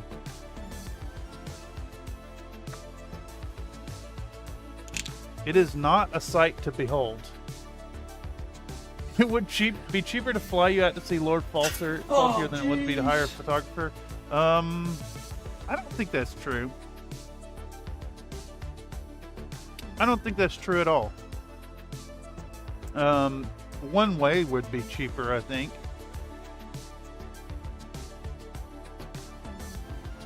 Cross-country flight is more expensive than you'd think. More expensive than it should be. I guess it depends on where you're going, though. All right, here we go. We've got our 4 colors. I'm going to shift this over to the palette cam. 12 different shots is 12 sessions. Yeah, I guess that's true. Turns out to be your best-selling product. I'm okay with that. I do need a better merch solution though, because some of the stuff over on Threadless is way too expensive, like a much higher price than I would ever want to ask of anybody. How much is the wolf bill towel? The big one's like $80. It's insane. I'm gonna fly across your country. You keep talking about that. Is that a fat man sex thing? All right. So let's get in here, and yeah, let's maybe use the handle. That'll probably help quite a bit here. All right. So what we want to do, I think. All right. I want to take a second here and mention I've talked a lot of smack on White Rook Studios, but I want to point out that this cockpit right here is really nicely done and doesn't have a whole bunch of extra fucking surface detailing that is impossible to paint.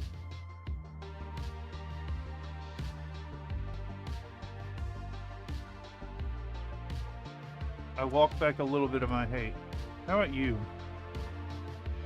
This one also has a nice cockpit visor that is free of a whole bunch of surface embellishments that are impossible to work around.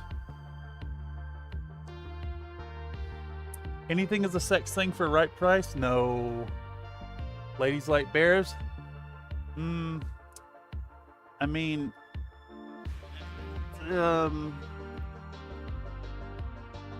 I don't think I'd call, I wouldn't call what I got going on bear. No. Not at all. That's not what it is. All right, so we're gonna take in, do I have that in frame? Okay. We're gonna take our red and we're gonna start it in the corner. And we're gonna bring it out into our whole red. And because it's just a strip visor, we're going to work from one side. We're going to try to put a surplus of this Mephiston red in the corner. Okay. Now we're going to take our orange fire and we're going to work it in that same corner. And we're going to pull it out into the other red. I may have thinned that too much. We basically want to get it full strength on one side and then feathered into the red. I've got some, there's like a little nose that's going to need to be repainted gray. We'll worry about that in a moment. And we're going to just layer our really thin orange over and over and over in this corner until we have a small area of straight orange.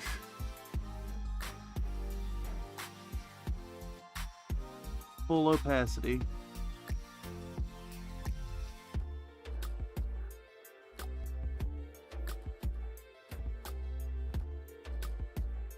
It's a little too thin. It's a little bit too thin. Okay, it's a little bit too thin. So what we need to do then to deal with that, because I don't want to put a whole bunch of orange out to thicken it back up, we'll take a moment and we're going to apply a base coat to all of these boys while we let that dry out a little bit. So Nodachi is going to get whole red. We'll do that.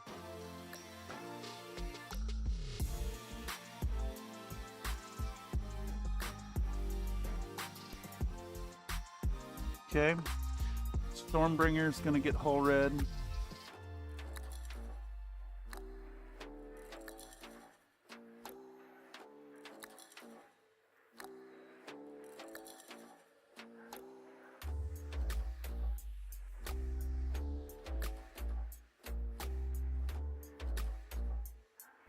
the fuck is calling me?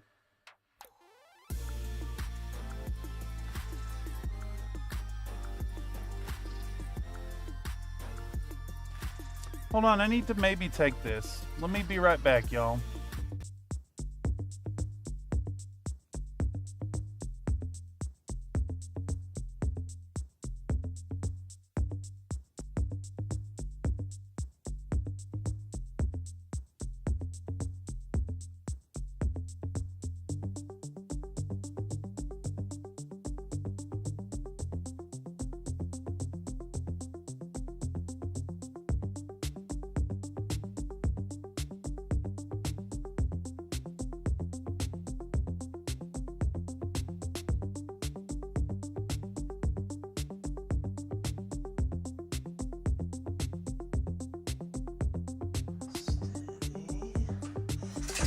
Oh, jeez.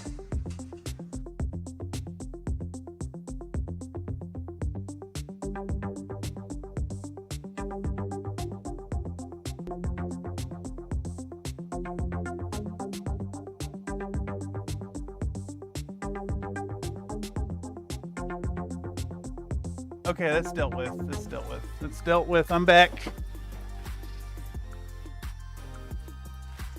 Oh, man. Did that camera come back? It sure did. Okay. It was not actually important.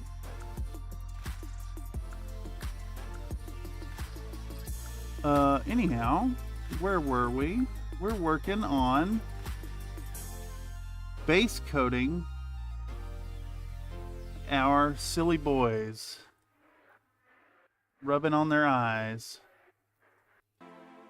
Okay. So we just want to get like a nice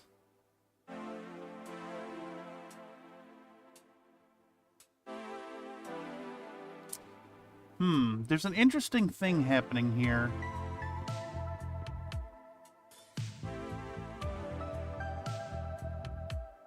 There's an interesting thing happening on this Axeman, and it looks like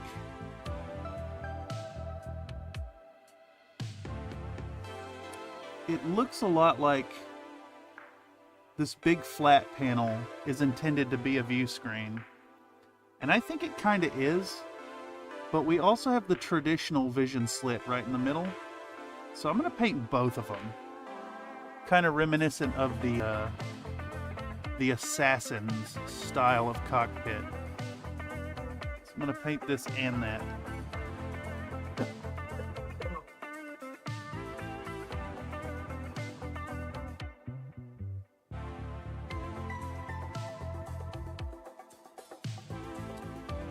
And then what we can do is we can go back in later, and anywhere that we made a little mistake, we'll add in a little bit of gray and get those looking good again.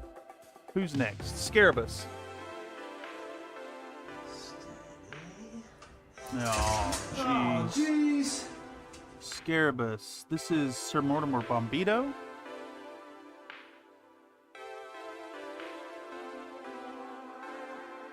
I think everybody else is White Rook Studios.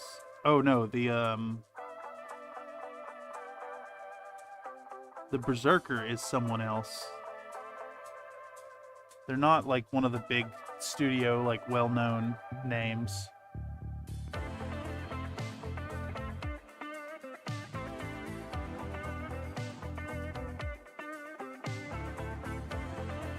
Alright, so Scarabus has 2 windows on either side, one on the front, a happy little hatch on the top of the head. I do like a top of the head hatch.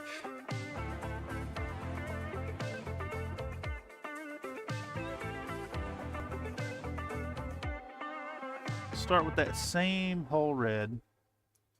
Now I like doing this because it kind of ties everything back together. The same colors are chipping. Nice and dark. Who's left? I think that's all of them. Alright. We'll dig back in. We'll take our red. This one is, again, just a single panel. So we'll start the red in the corner. and we're gonna bring it across till it covers like 2/3 of that window, and then we'll feather that tip. Feather the tip of the red. Good enough. We'll move on to the next one. This guy was already in the process of getting orange, but I think we want to repaint that, I think, so that it has the same look as the others. So we're going to take our red, get a nice coat of the red, about 2/3 of the way, and then we'll feather the tip with a little bit of dithering, a little bit of stippling. All right. Same deal. Stormbringer, single strip of Cockpit. So we want a nice solid red on this half. And we'll bring that out to like the halfway point and then pull it to 2/3. Would you do a workout? I do. Give me 10. And we're going to dither that tip. We're going to hop up and we're going to drop and give you 10. That'll put us up to 50 today, y'all. She can go on forever.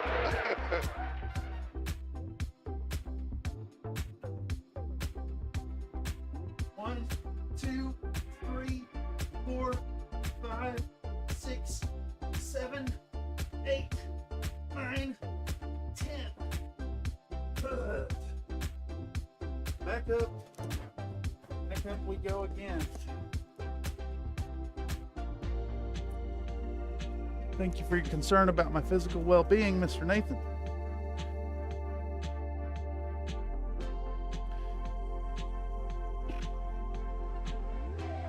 Well, it did make my head pound a little bit, but it's easing off.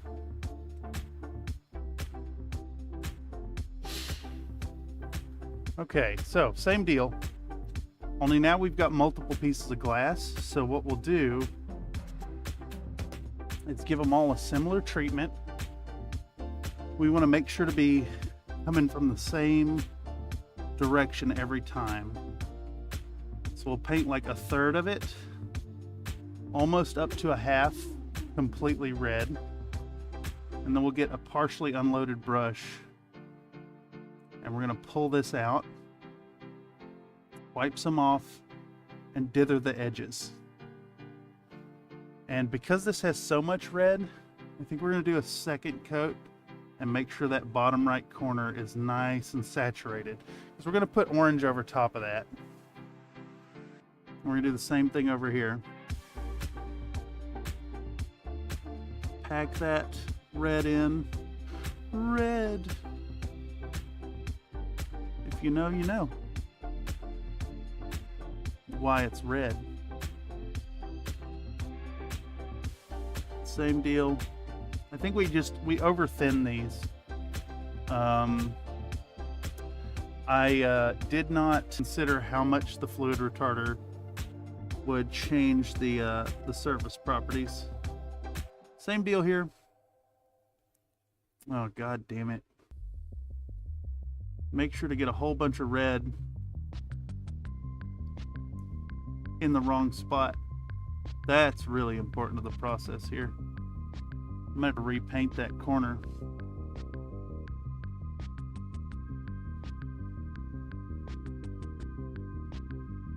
All right. We got our red. This red is not vibrant enough, so we're gonna pack a little bit more down there. All right, we're ready to do the scarabus. We need some electrolytes. I don't tell a lot of people this, but I actually have an electrolyte dispenser.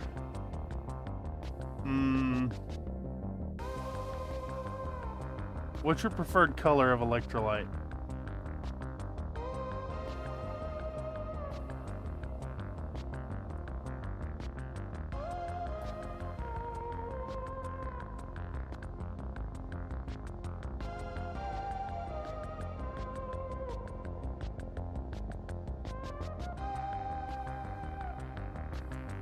And I'm pretty sure both colors come from the same dispenser, if I'm not mistaken. All right, same deal here. We'll pull that red out. We're going to use the really kind of translucent properties to our advantage here. We just want to leave a little bit of that whole red showing. Just a bit.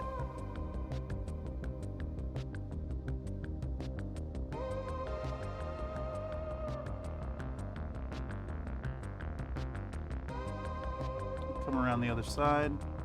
Same deal. Push that from the bottom right corner up to the upper left corner.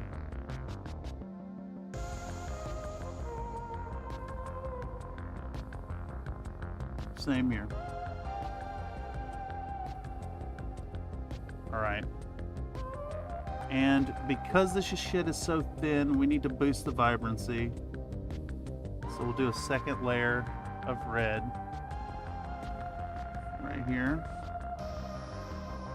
and right here. Iron frame, kind of half-ass. There. Here and there. All right. Now let's go back to the Banshee. We're going to take our too thin orange. We're going to put a whole bunch of it to the side here. And we're going to scoop up some of that red. And we're going to make an intermediate color there. Since this is too thin to really blend properly, I'm going to come in with our new orangey red, and we're going to cover most of what we just did. So same treatment, just down the line, all of them.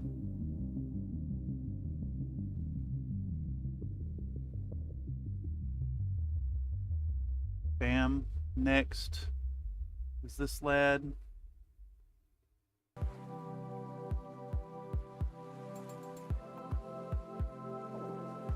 We want to be cognizant of where we're lifting our brush, because it's going to like leave a little puddle of the color.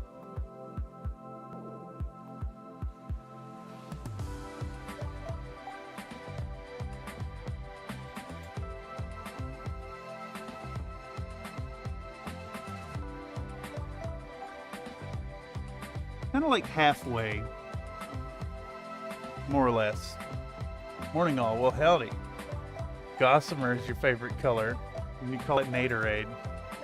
I thought the Naderade was just, well, that's a little too much. I can't even say it. You're something special, my guy. You shouldn't be giving that to people, though. I just want to say that.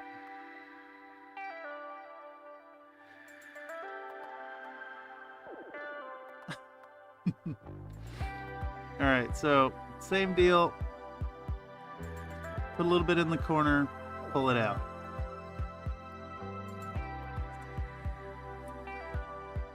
And we're going to go back in with the next color and do the exact same thing, just less coverage.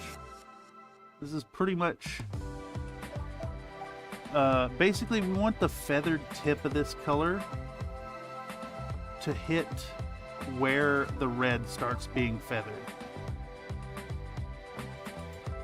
And when you're dealing with the little small windows, it starts to just be basically just a dot in the corner. And you'll see that once we hit the yellow for sure.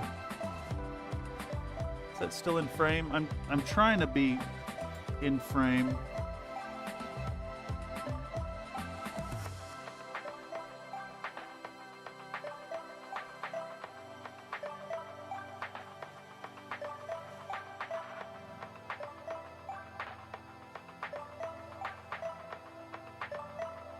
All right, so now same process, except we're going in with just straight fire orange.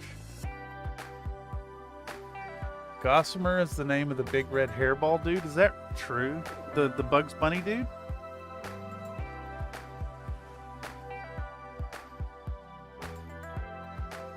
That seems like a weird choice.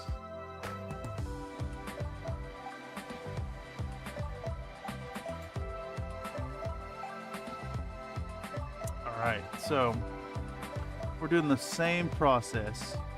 We're just putting less of it on. And we kind of want this to be, we kind of want this color to be full strength in the bottom right corner, because it needs to provide contrast to the yellow that we'll be putting on next.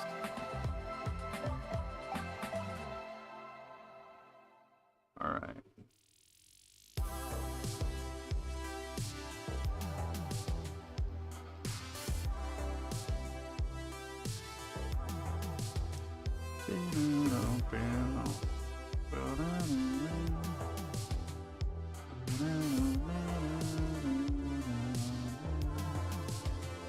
All right, a little bit of orange in that corner, a bit of orange in that corner.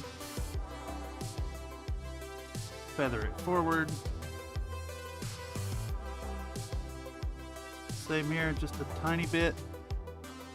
It's basically just a dot, and then we dither the tip of the dot, or the outer circumference of it.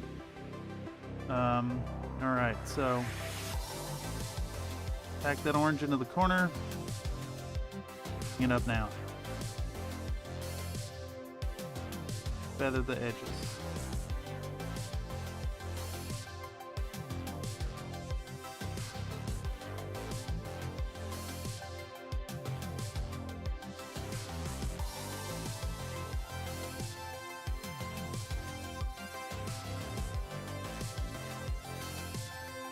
There we go.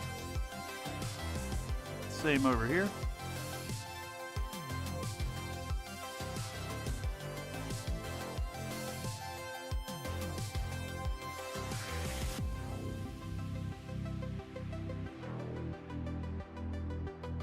All right. A little bit in that corner. Bring it up and out. A little bit in this corner. Bring it up and out. All right, last step here.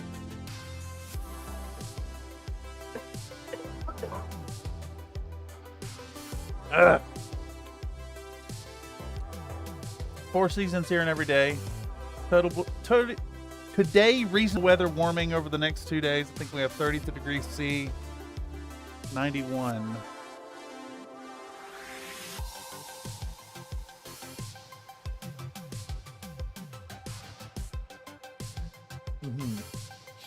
Okay. Let's dig into this yellow. Now the thing about the yellow is we're not really blending the yellow. We're getting it into the corners.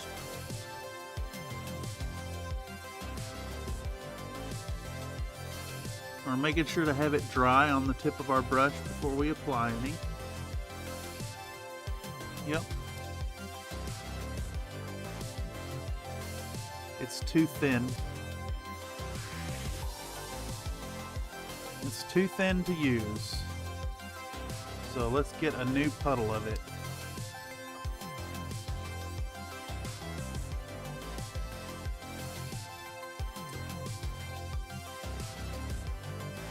Just to put a little bit of yellow in that corner.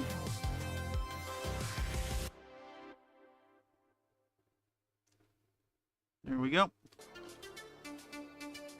And I put a little too much, so we're gonna try to feather it out. There we go. We've got that nice gradient. All right, same deal. We want to try to precision apply it.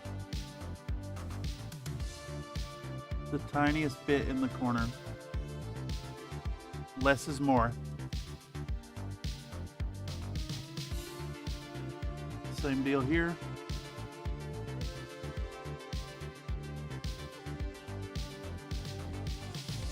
My brush is getting a little frayed.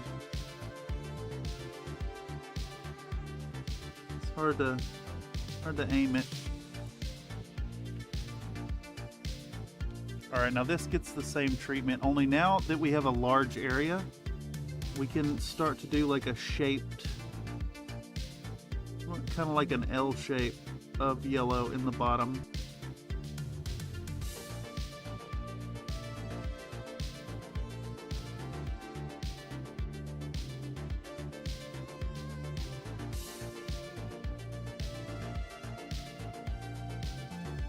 Not enough there.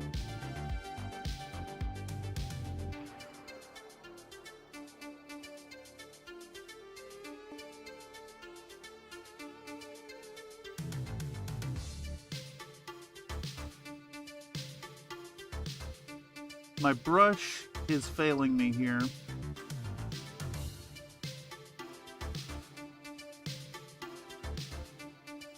The tip of this is so frayed. It's got like, it's like working with 3 different tips at the same time. Do any of these have a usable tip? It looks like the answer to that is no. Maybe the tip of this wedge will work. Let's try to...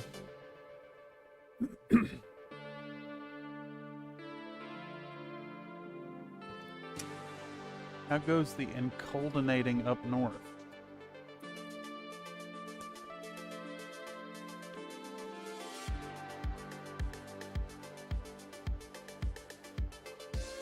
Negative 5.5 degrees. Cockpits are starting to look great. Yes, we're right at the end of this segment. And I'm fighting against frayed tips on my sharpest brushes.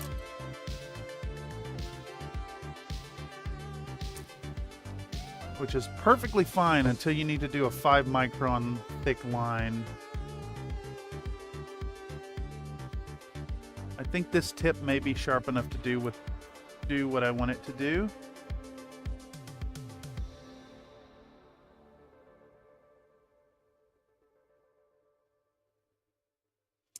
But it won't hold enough. Oh, it's because I'm in the wrong paint. I need the thick stuff. There we go.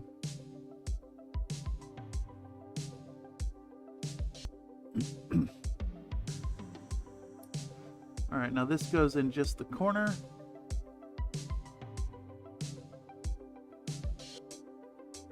And then this goes in just that corner. There we go. The tiniest little bit.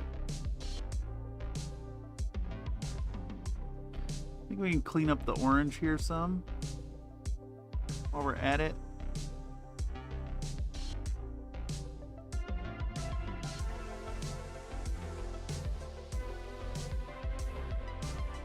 Go back in with our yellow right over top of it.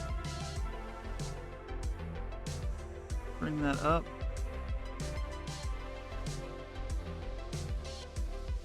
Okay, who's next? This lad. Now this one's a nice clean square shape. So we get to do the happy little L in the bottom. That's it. That's all that one gets. This one also gets a little bit in the corner.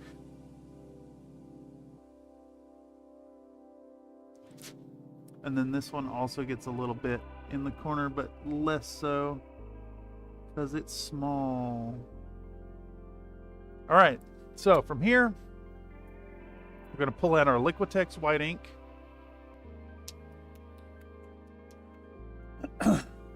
Oh, there's a Melbourne in Florida too, isn't there? I don't necessarily trust the weather.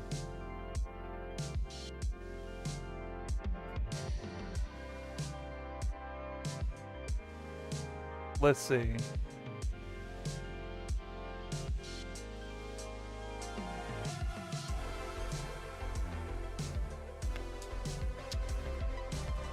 So that does seem like correct weather from Melbourne, Australia.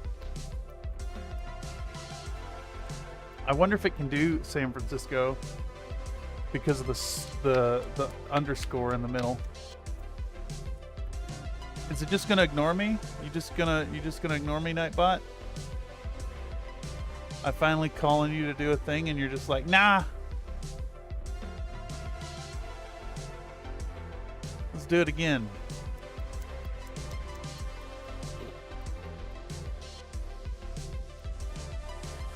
I think it just like it decided to completely forget. See, I didn't ask for Bay Area. I did not ask for Bay Area. I asked for San Francisco. If you average in the rest of the Bay Area, it really adjusts the results to inaccuracies. Hell, the neighborhood changes the temperature in San Francisco. We have microclimates here. All right, so we're gonna same brush with our white, and we're just gonna do a little tiny dot. Boop. Smaller is better. Oh, that one's almost too small to see. So we're gonna dip again. There we go. Little dot. Next. Next will be you. Then you get a little tiny dot. Right there. It's opacity sucks. So we do a little tiny dot. Next is the Stormbringer.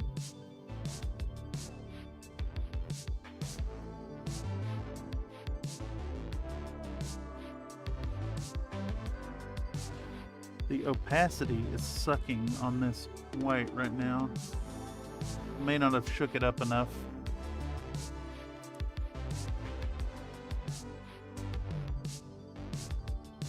All right. Kind of up towards the top. Do a little white dot. And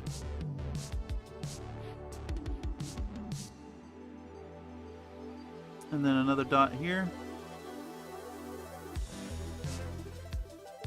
And another one in the back corner. If we can manage one. I'm really struggling to get the paintbrush in there. There we go. It's in there good enough. I'm not going to risk it. All right, last guy here.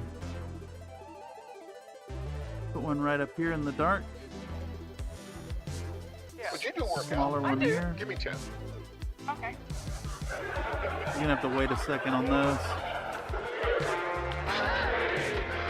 Bye, everyone. She can go on forever. All right, there we go. Jeweling on that guy. Who called for that one? Of course it was you, Nathan. I should have known. I was in the middle of concentrating.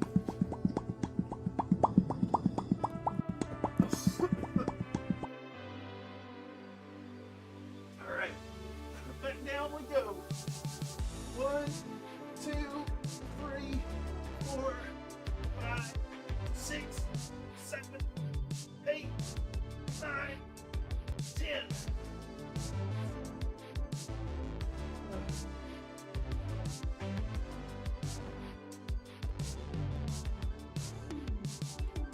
There you go.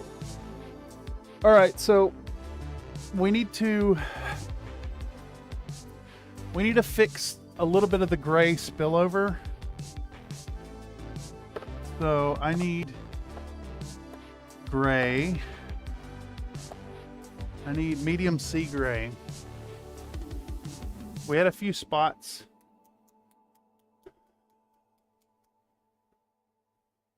Count. Holy shit, count. Count and catch. Count and catch. Oh, the lance is not ready yet. I need to add like 400 mechs variants to that. Star, no, we don't do clan tech around here. There's only like 6 mechs on the list for Lance. It is not ready.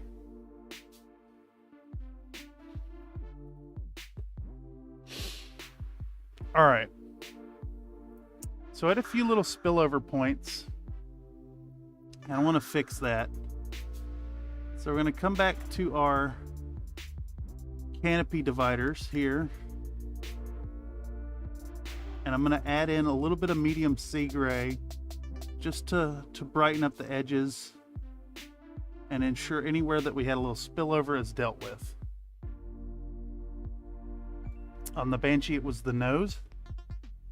So we're going to take the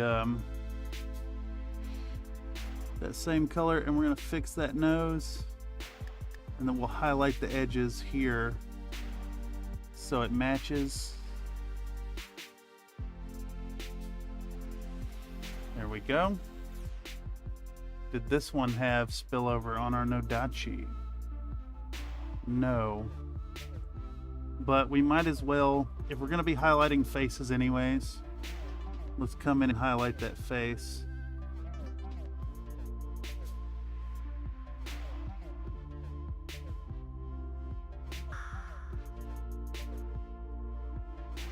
Let's just highlight the face anyways.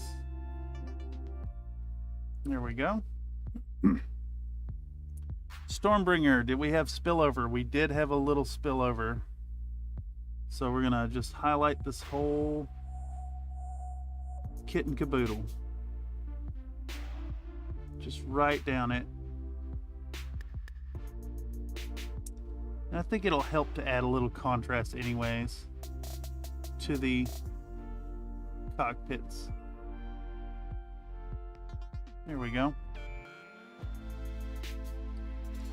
This guy definitely had some spillover. So let's fix it right here.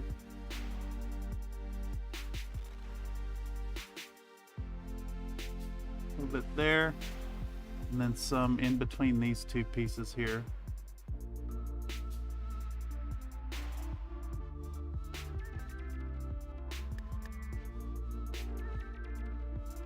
There we go. I think we have a little spill on the front too. This one may need a little bit of brown ink. Let me use this Griff Charger Gray actually, and just grab a little tiny bit of that. And we're gonna pack it into that. Just right there. Let it sit down there. Create the division we need. All right, lens jeweling on the cockpits is done. Timberwolf.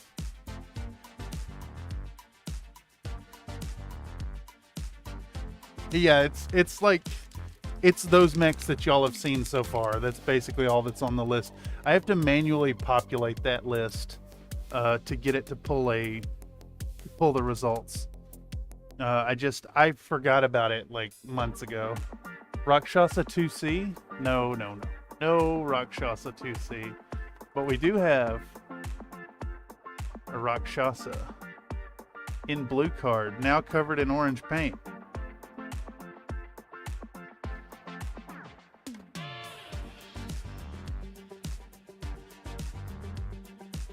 Okay. No.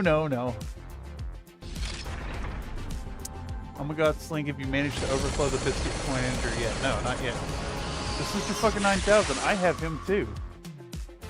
Right here. Mad Cat Pride. With the Aiden Pride model in there.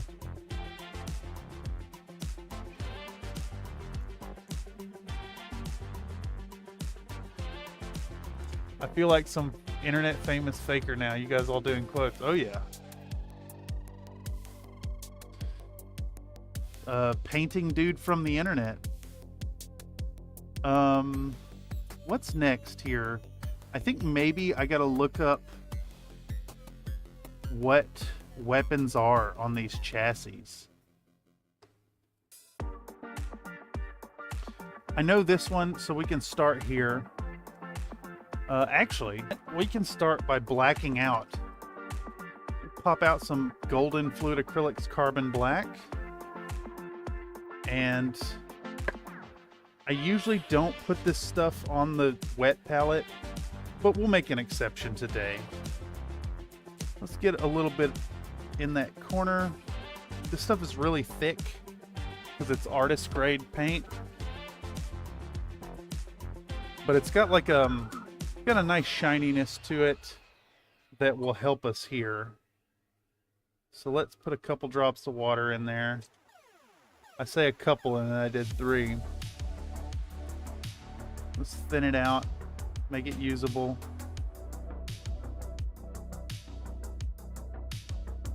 Okay. We can stick with our 20-0 from earlier. And we're just going to go around all these mechs and we're going to black out anywhere that's a laser. Completely black it out.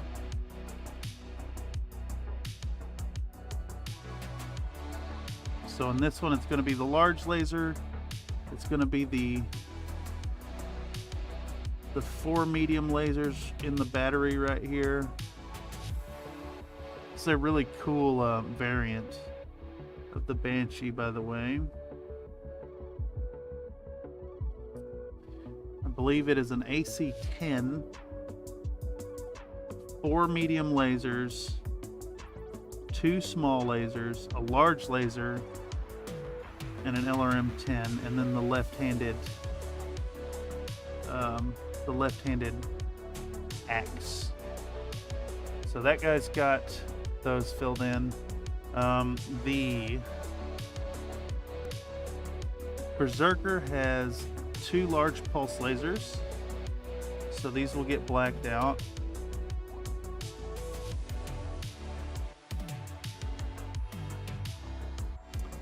And these are unfortunately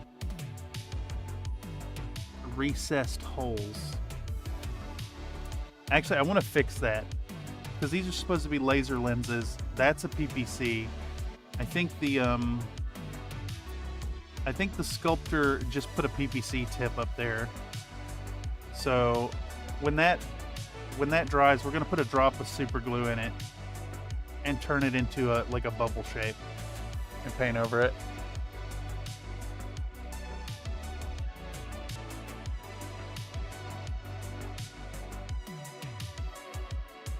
Remember that everyone that Anastasius Fox says incest is just a social construct. I mean, yeah. Boy, that one's not out yet. Yeah, it's true. It is true. It's not out yet.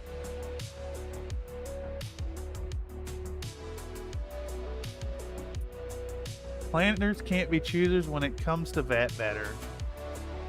I hate this.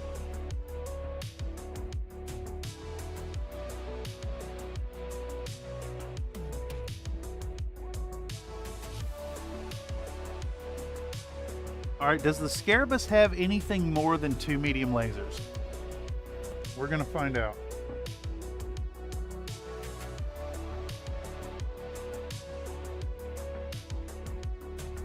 Scarabus has... It does. It does. It has 2 small lasers.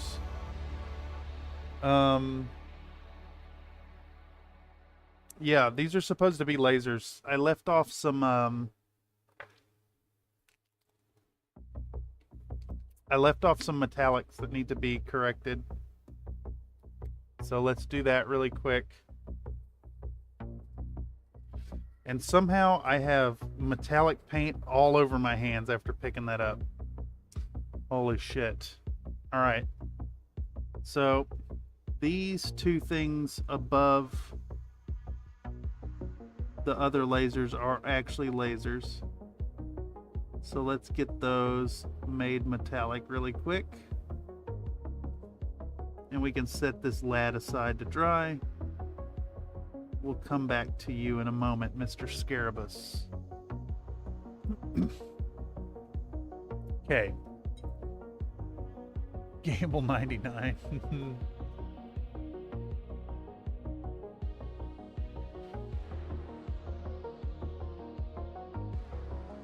Is it a big loss? Oh, that is a big loss. Not that it actually matters. Holy shit. Okay. We'll start with this guy here. The Stormbringer, because it's made up. And I think what we have here is just a laser right there. it looks like to me that we have like a medium laser. Got a medium laser, a rotary autocannon, and a PPC.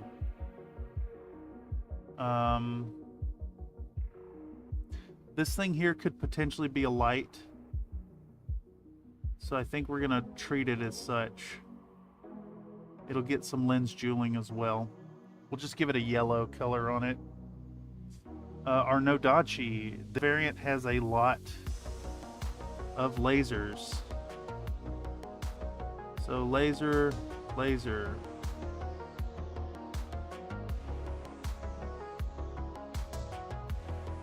You know what? Let's double check before we screw up.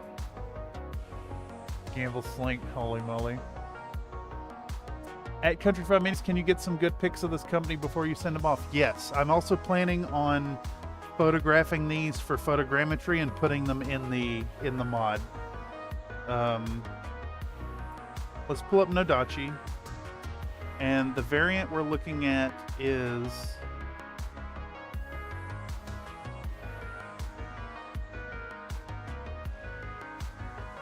the mace. Okay. Left arm is a pair of medium variable speed pulse lasers, medium pulse laser, and a small pulse laser. Okay, 2 side torsos each are laser. They're all lasers. Okay, these are all lasers. Damn, that's a cool mech. 2 variable speed pulse lasers, a medium pulse laser, a small pulse laser, 2 medium lasers, 2 more pulse lasers, and 2 small lasers. It's crazy. This thing is absurd. Now it does raise the next issue though. This sculptor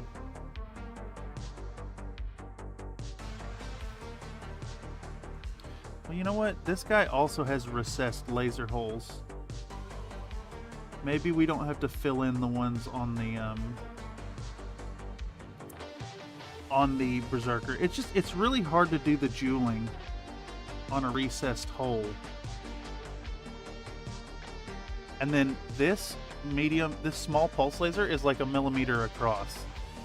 That's absolutely insanely too small. Way too small. We'll compensate for it though. Alright. We should be able to put the little dots here. This one's actually a little too small as well. For how big this is, those are tiny. Alright, what's our Axeman look like? Axeman is AXMAN, right? Not 2 words. What does this one have? It's the pair of LRMs variant.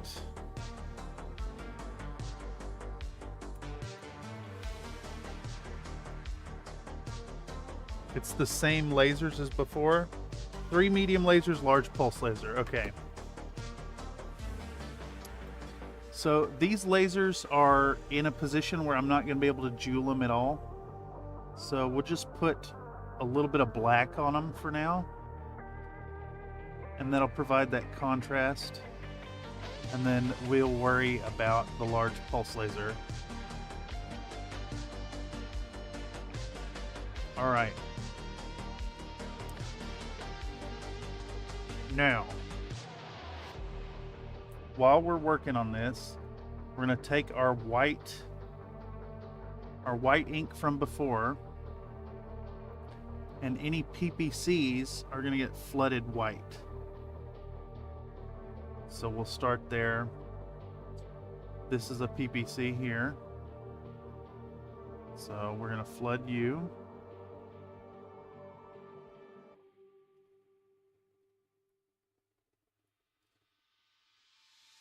And then I was actually thinking we'd do like a glowing effect on some of these heat ports, but I don't know if we're going to go that far yet. I'll make that decision later. Either way, whatever we decide to do, I'm not going to work on these again on stream. I think they've had enough screen time and they're almost done. If you guys want to see the finalized results, they'll get posted over on the Discord when they're done. All right, is this ready for a dry brush? I think this actually wants another coat.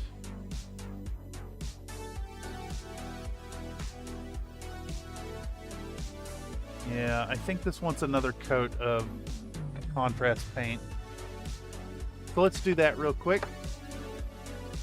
We'll do a second layer of our pallid bone.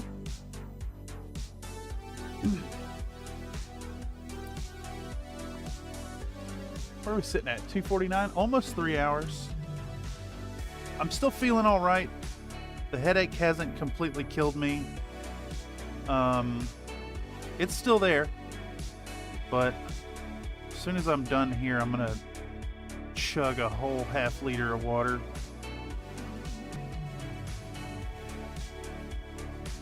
And that should be fine. But let's get another layer of our pallid bone on. We want those feathers to be nice and dark in between them. Really exaggerate that color because we're going to hit them with a dry brush afterwards. I need another drop.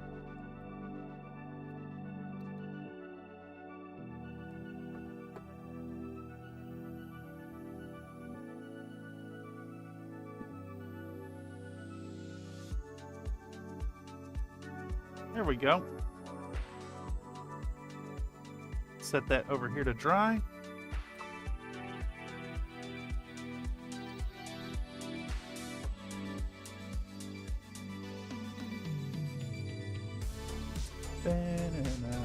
Holy shit, that's a lot you just won there. Holy shit. How many times did you gamble, dude?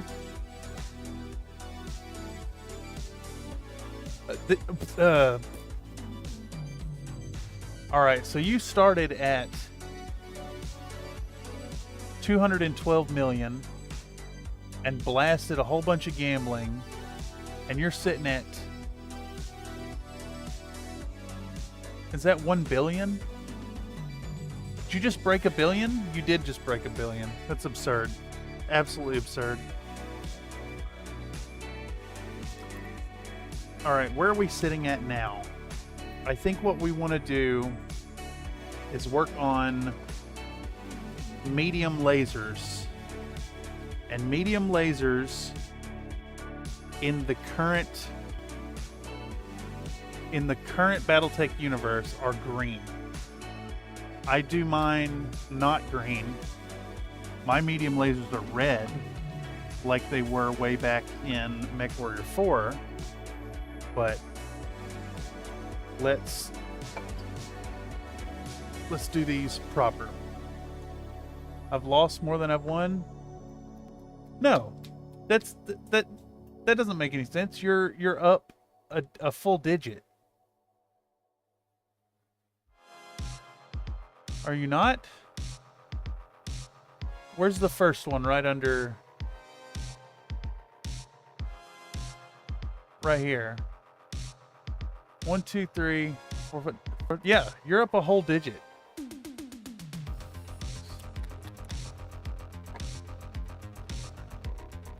All right. So we're going to go with a little bit of War Boss green. It's okay that it's thick because we're just going to do a crescent of it anyways. And everybody that's got medium lasers, we'll have to work with. Let's go back to the Nodachi. We've got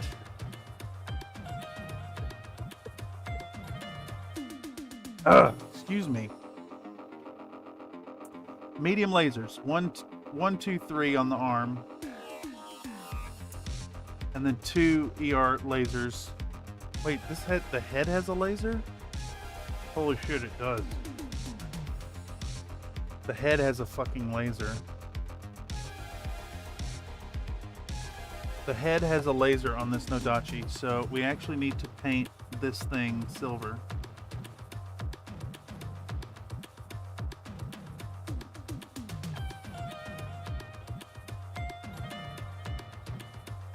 Oh, god damn it.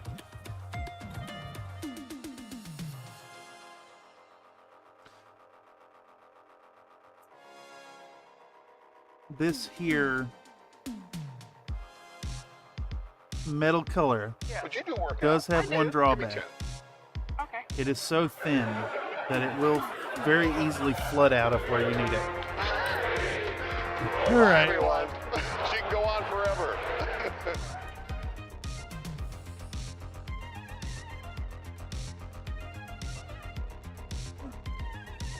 One, two, three, 4, 5, 6, 7, 8, 9, 10.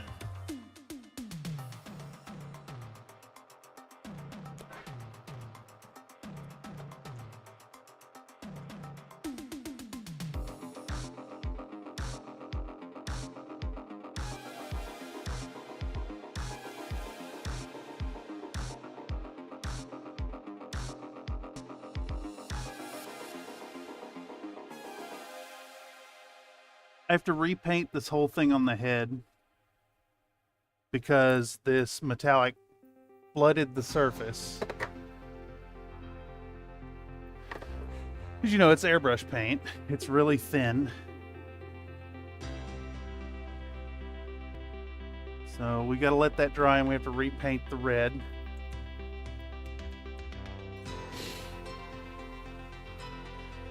Cream pies are a violation of terms of service. The gambles, it's absurd. I tried to put a cooldown on gamble, by the way, just so you guys are aware. I tried to put a cooldown on it. I cannot put a cooldown on it. You can only just completely disable it, and I don't want to do that. Where the hell are we at now? All right, we're putting green. My paintbrush is really wet.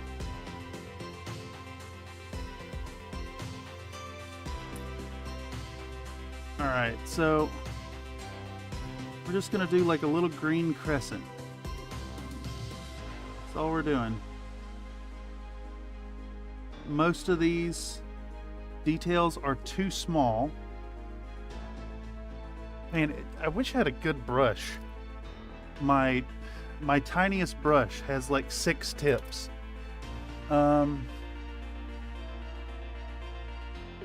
Surely one of these has a sharp tip. This 3.0 has a sharp tip. Ish. Sharp-ish tip.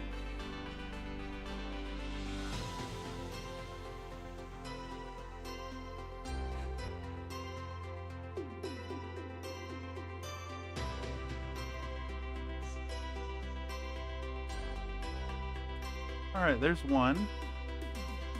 I'm assuming this guy right here is the large laser.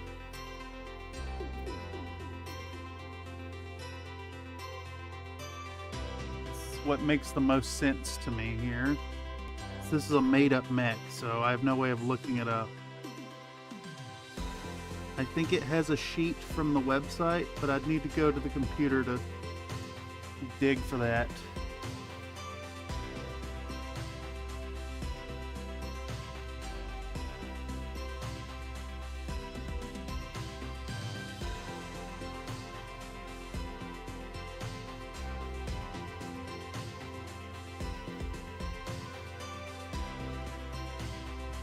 Detail is also like concave, so it's gonna have to be as good as it gets.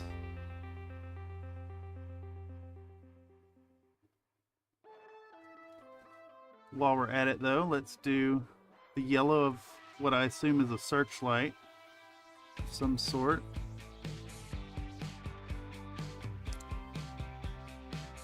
Of course, this yellow is still too thin to use.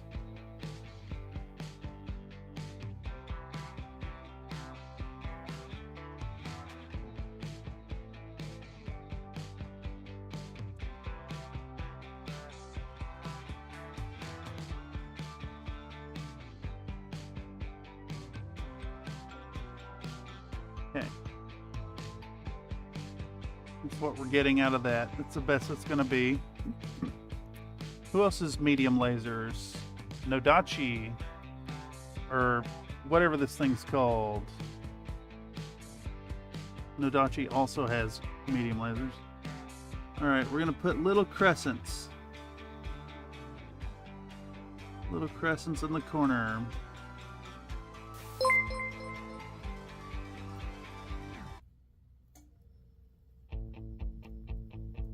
So thick. Nathan donated a $5 super chat. It's a hoggle brush if it has 6 tips. Does it glow by any chance, and when you hold it do you feel refreshed and invigorated? Penis, but, hole. Jesus. It is not, I guess it is a hoggle brush, but it does not make me refreshed. If anything, it creates to a sense of irritation more than anything.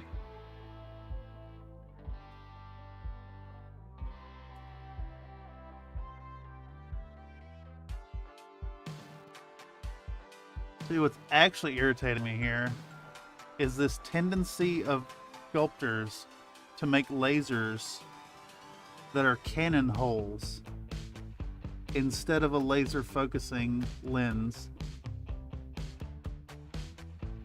But that's about as good as we're gonna get on that. Thank you for the generous donation though, my guy.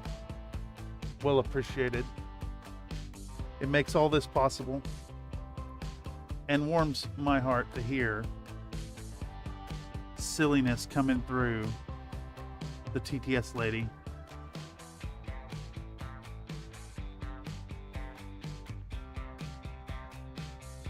Like, is it not like kind of hilarious that y'all have figured out how to get her to say penis? Like, you can't type penis. It will not say it. But then you type penis and it says penis.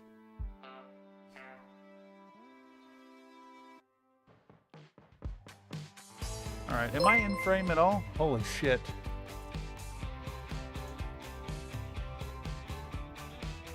So thick. Nathan donated a $5 super chat. If it's not good for painting, you can use it as a sounding rod. Just like Lucy Lawless in Battlestar Galactica, penis, but, hole. Penis, butthole. Penis, butthole.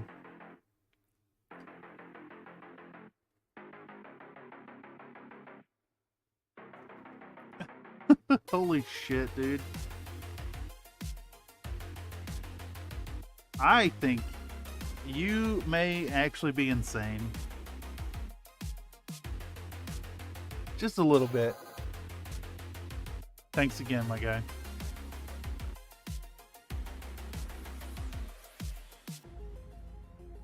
Penis, butthole. Alright.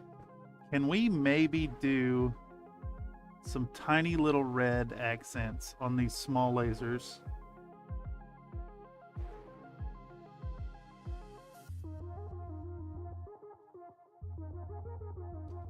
I think I just have to dot these holes entirely in red. There's no way I'll actually be able to do jeweling on them. They're too small.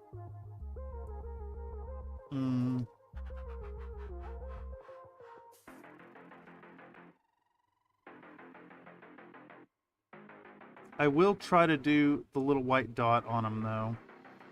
I think it'll make them look all right. I mean, if nothing else, I can always go back in and put a little bit of gloss varnish on them. Otherwise, I don't know what else to do there. Okay. Jeez. So thick. Nathan donated a $2 super chat. Insanity is just the next step toward goonscendency. Goonscendency. Let's do a goon vibes in the chat for that. Where's it at? Come on, phone. Respond to my pressing of the button, please. Where's the good vibes? Goon vibes. Thank you so much, my guy. I think you just paid for my dinner.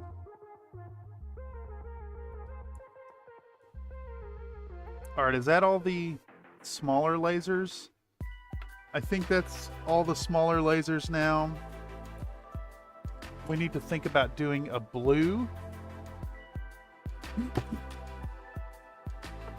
So we're going to go with magic blue at this point. Let's do a little bit of magic blue right there. I don't need it thinned. We're just doing a little here and there.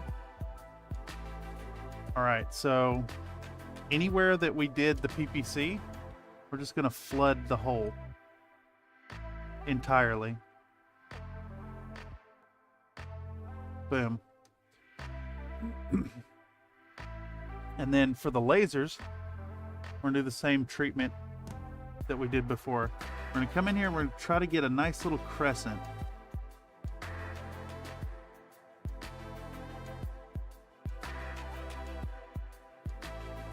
A little bit of a crescent there. This guy gets a blue one on his fist right here. Just a little bit in that corner. These are exceptionally hard to paint because they're recessed instead of, you know, laser emitters. They should be a lens. Should be convex instead of concave.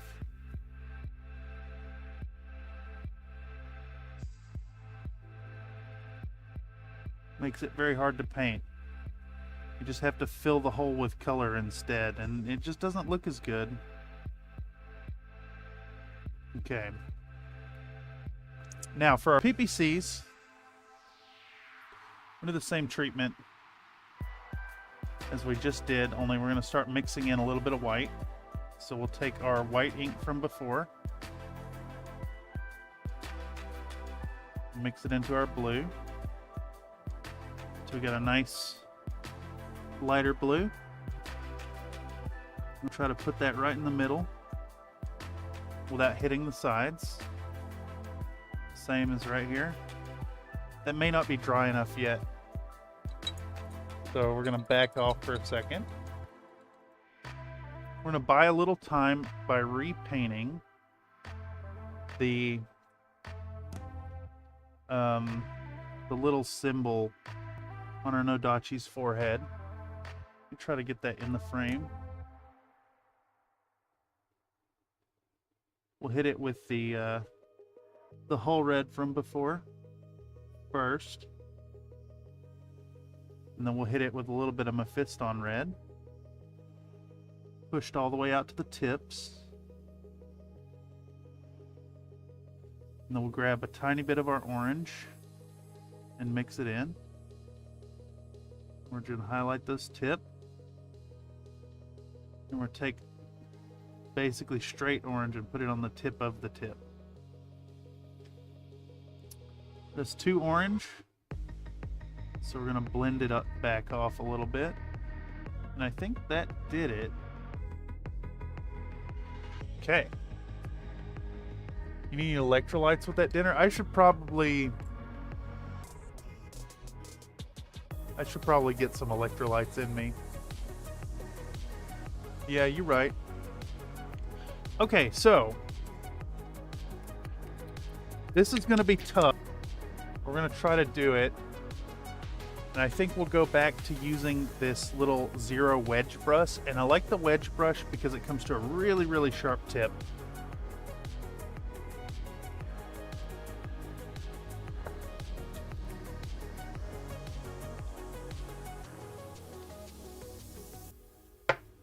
And we're going to try to go in and do little dots of white on all our lasers that are big enough to take the white dot.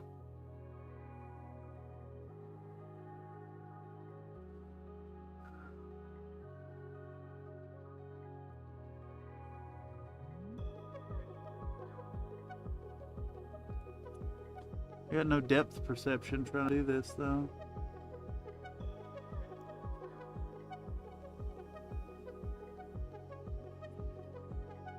Damn, I made a fucking mess of that one.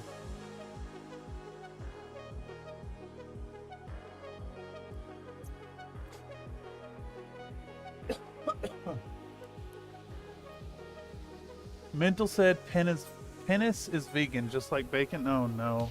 Oh god. I don't think that's true.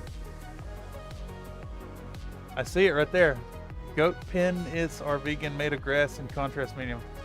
Jesus. You guys trying to gaslight me into eating pigs. Hey, I don't eat meat. I'm just saying. I'm not hating on you for eating meat. But I don't eat meat.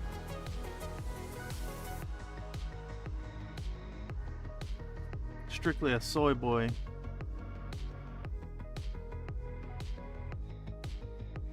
Alright, there we go. We got a little hint of a highlight on that. And that's as good as it's going to get, because those are so tiny. And I think these are going to face some of the same challenges. Almost need like a needle to put the dot in there. See, they're recessed. It's just like lasers aren't recessed, my guy.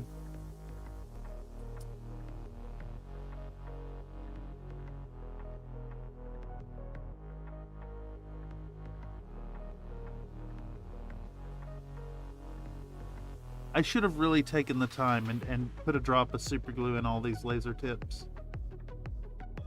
If you guys aren't familiar with the trick, you can put a dot of super glue.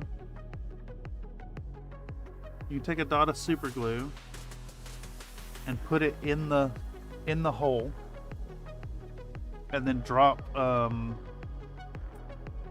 little bit of accelerant on it, and it'll cure it hard into like a dome shape.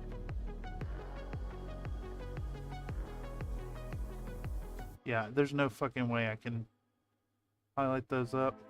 We're just gonna have to live with it on some of these.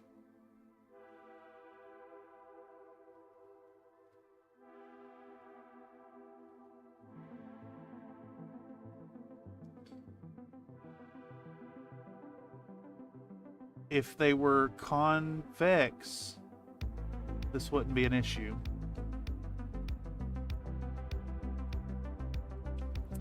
All right, let's do it here. Get with that dot in the corner, and then all four of these get a dot. Little tiny dots.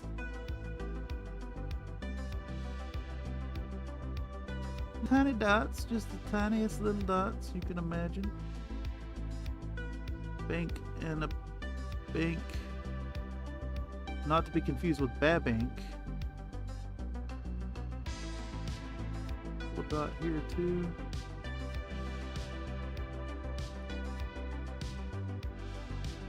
Alright.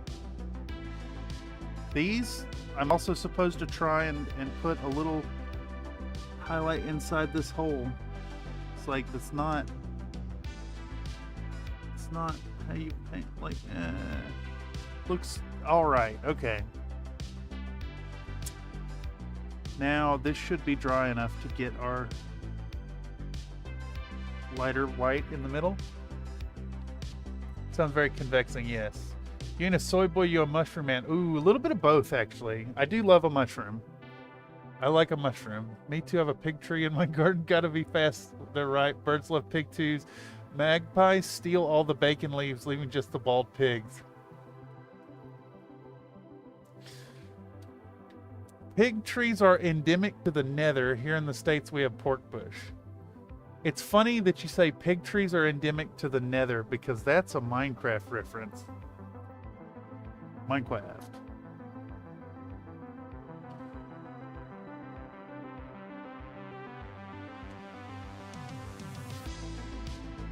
I flooded that. We'll back up. I'm going to try to get a little bit of a lighter blue right in the middle.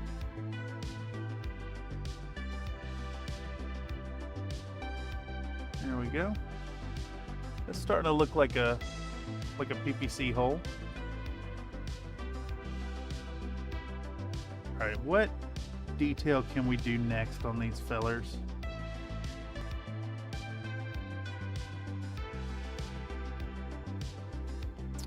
All right, now we need just a tiny bit of white right in the middle of our PPC.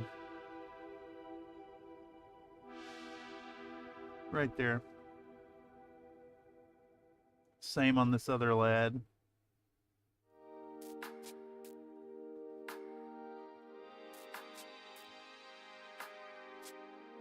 There we go. All right. I'm half-ass satisfied with that. We're going to go back in with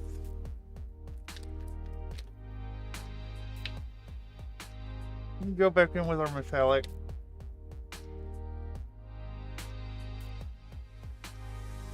I'm going to take our metallic from earlier and make sure to not get it on the mix. I'm going to touch my fleshy bacon root. Gotta aim the sewer water. Gross. We do have hamburger mines. I don't know if I'm okay with hamburger mines. Who works the hamburger mines?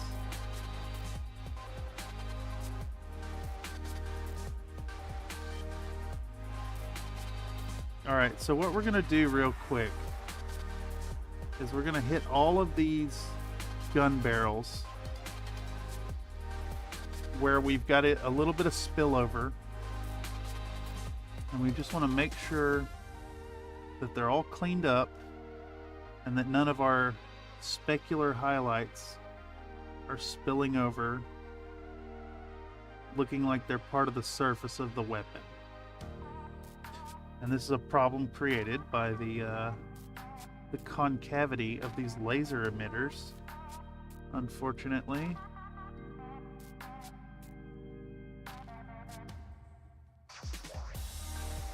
There we go. That looks good. This guy, same deal. This one's going to be a little rough because the shape is odd.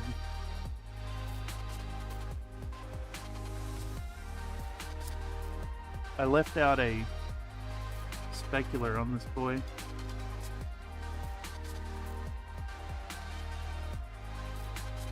There you go. These gun barrels need metallic again. Okay. Did this guy suffer some? He did a little bit.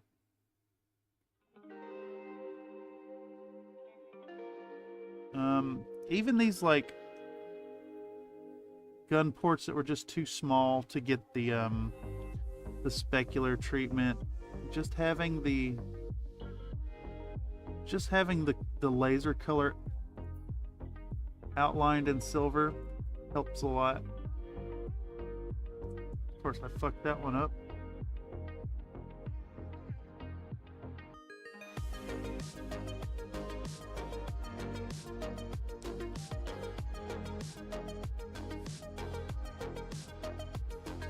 I'm definitely back full circle to, like, I don't know how I feel about you, White Rook Studios. Did I throw that in paint?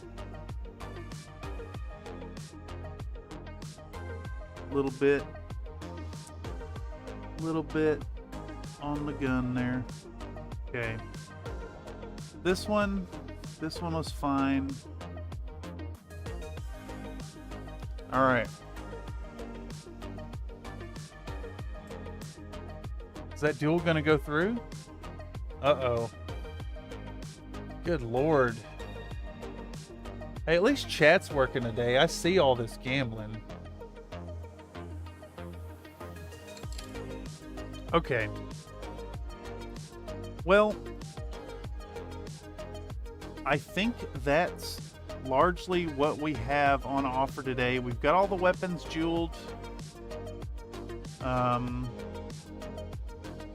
we got the metallics done. We got the cockpits done up. We have the chipping. Let's do one last thing before I call it. Let's show y'all my weathering technique. And then I'll call the stream. Most everything else I just got to do off camera. So we're going to start with my Mungyo pastels. Mungyo pastels. We're going to get a nice dark gray color. Real dark gray. I think we're going to go with this one instead of solid black.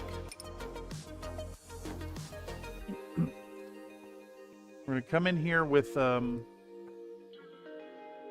put this paper back on.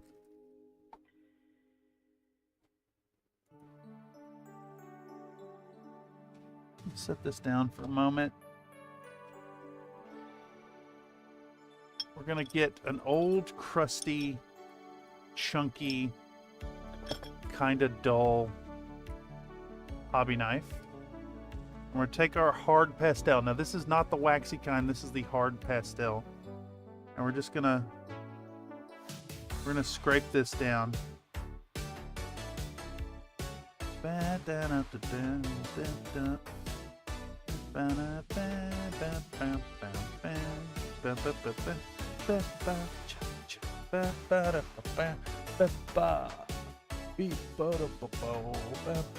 That's a lot of fucking coins you just won.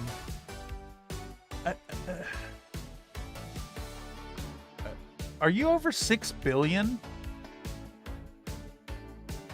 This is absurd, Nathan. This is absurd. Absolutely absurd.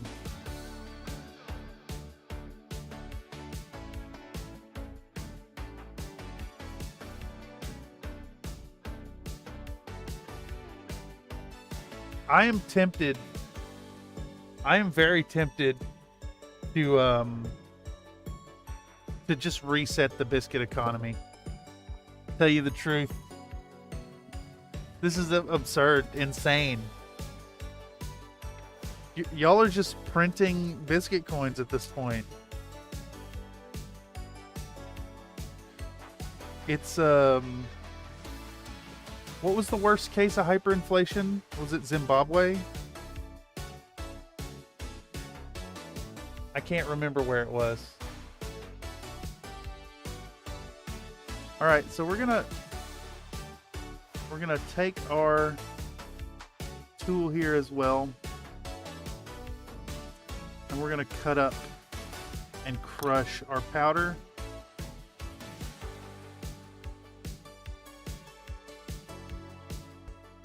We don't want any really big chunks in it. We're talking about the We're talking about the T is for thug. terrible, H is for hell, U I is is for for ugly, ugly, and G and G is for jail, because a thug can't spell. Just want to make sure it is good and crushed and chopped up into a fine powder. All right.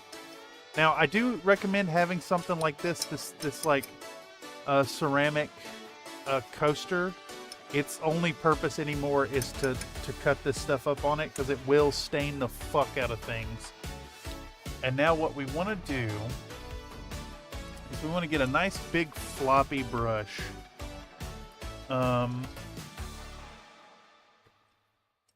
That is not the right one. Let's use this one. Let's use this one right here. This is... And what we'll do is we kind of just work this powder into the brush and we scoop it up so it's like all clumpy. And we'll take our models and we're just gonna like jab this powder around the legs.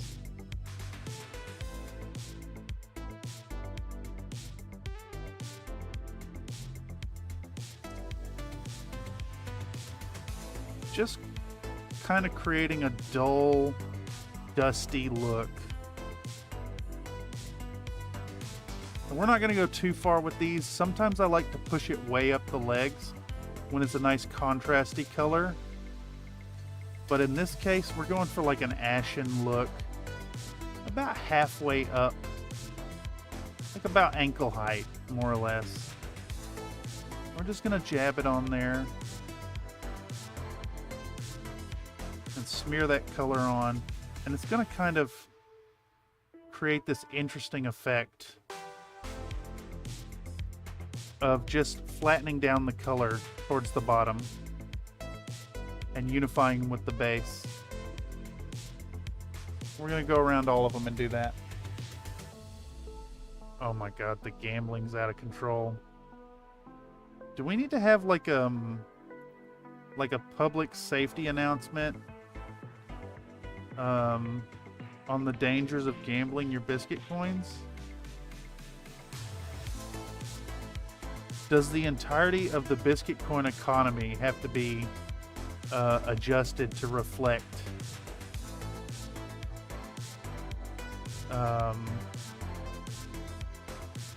the level of coins that y'all have?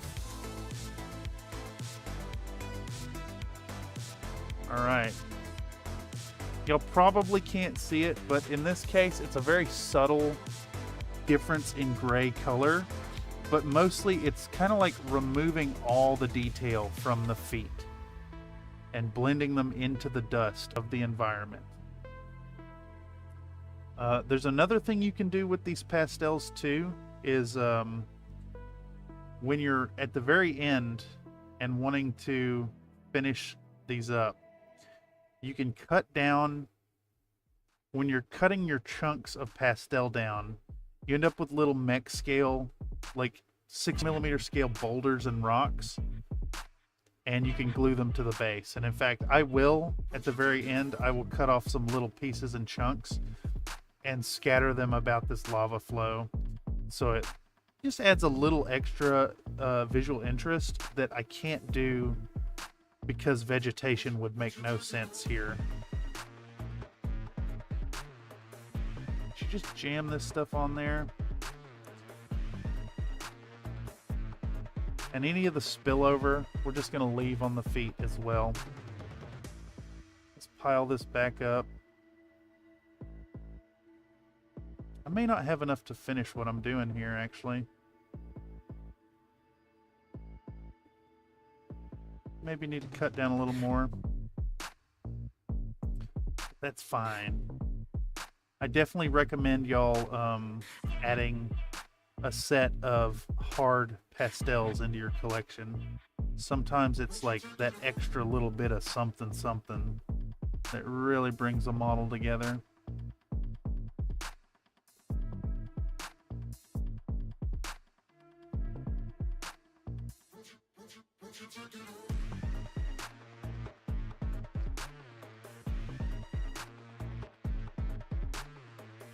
How are you planning on fixing that pigment? It will get fixed on underneath the varnish coat. These have not been varnished yet. So it is going to lose a little bit of that like dustiness, but the color will work well. And because we're going kind of matte anyways, it works. Now, one other effect that's also happening here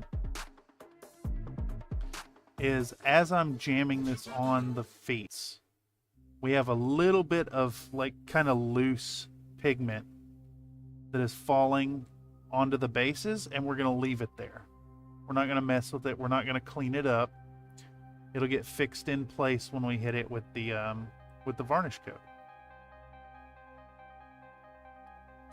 Now, I've heard of other techniques, like some people use an alcohol to lock it in place.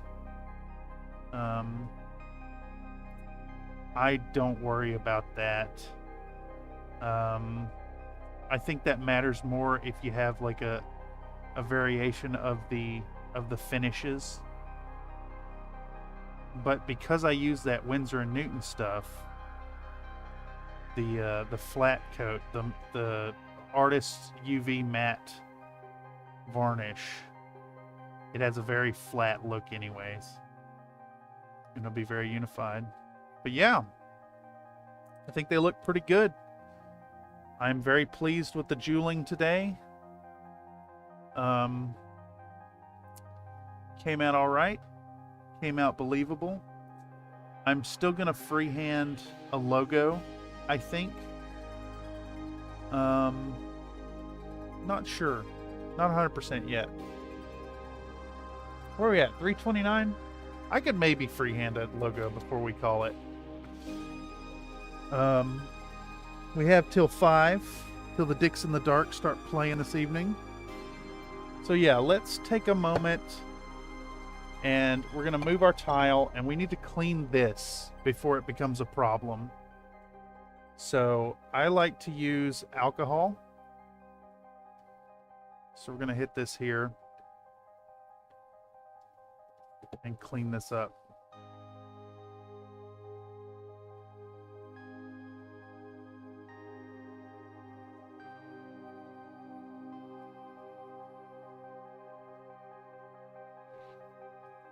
I also want to clean my fingies as well, because I'm about to be touching on these models. All right. Let's look up Rasselhog Hussars. Sarna. Let's take a peek at what our logo is going to look like. We could do this purple snake. There's also the first Hussars. I kind of like this symbol.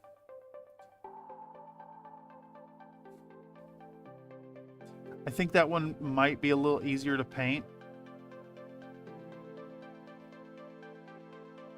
And I think that's what we're going to do here.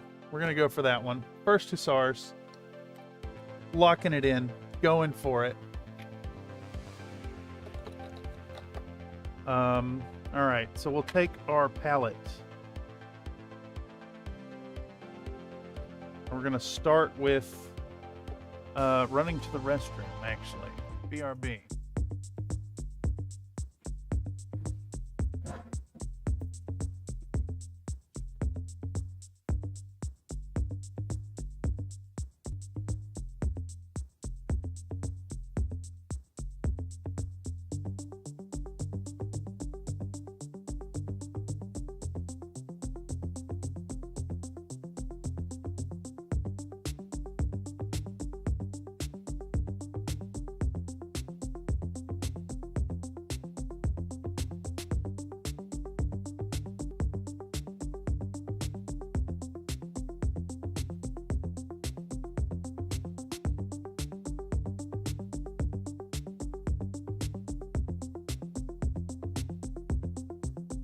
Would you do a workout? I do. Give me 10.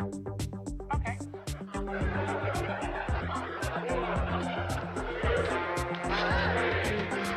Bye, everyone. She can go on forever.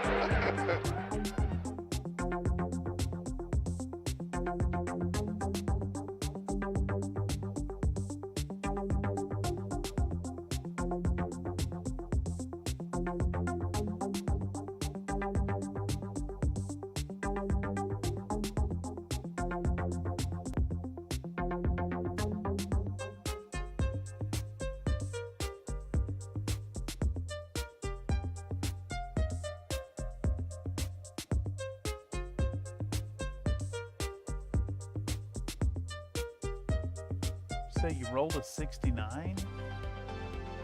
Nice. Okay, so we're gonna paint this logo. Reminder real quick again. It's kind of like this coffin shape. It's like a head on a pike. I think what we can do, we'll render this gray, the gray of the helmet in silver, I think. Maybe.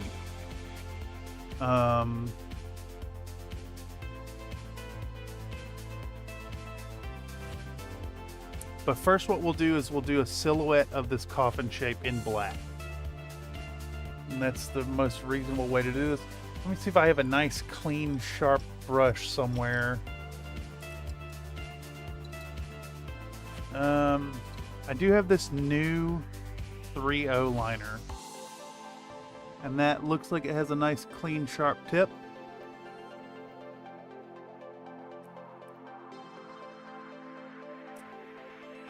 Okay, we'll do these one at a time. We'll think about where it needs to go.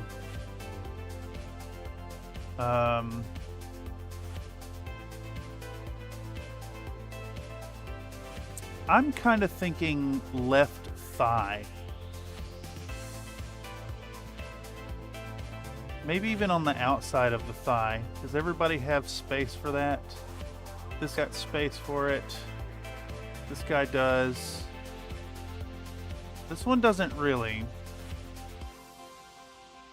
But then again, we've also we've got some here, some that are not there.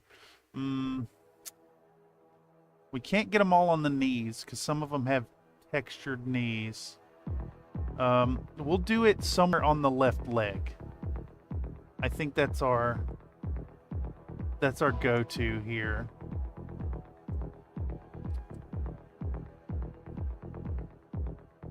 Yeah.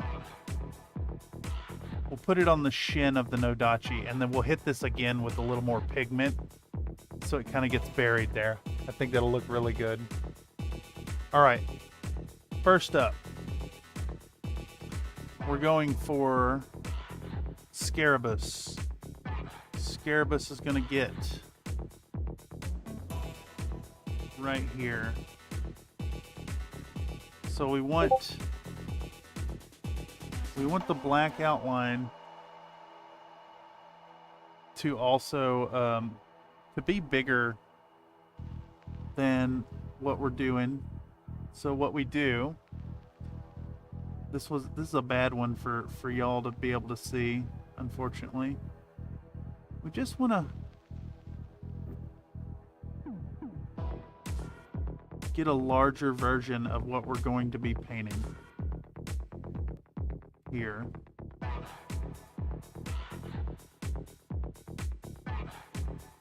Creating a nice big silhouette of it in black. It's got to be big enough to contain the entire symbol. So it's almost like a shield shaped symbol here. We'll do the same here. This guy's a little smaller, so we want to do a small one here. So we do the flat top, the two sides, then the long sides coming down, and then that. And actually, you know, because there's going to be blue, we don't even necessarily have to fill that whole... Well, I start to say we don't have to fill that whole thing, but it is nice to have a nice even color of the background. So we'll do that. Banshee Man. I think Banshee's going to get one. I want to run one that goes completely across this detail, maybe? Yeah. I'm just going to ignore those lines like they ain't even there. Go right over top of them panel lines.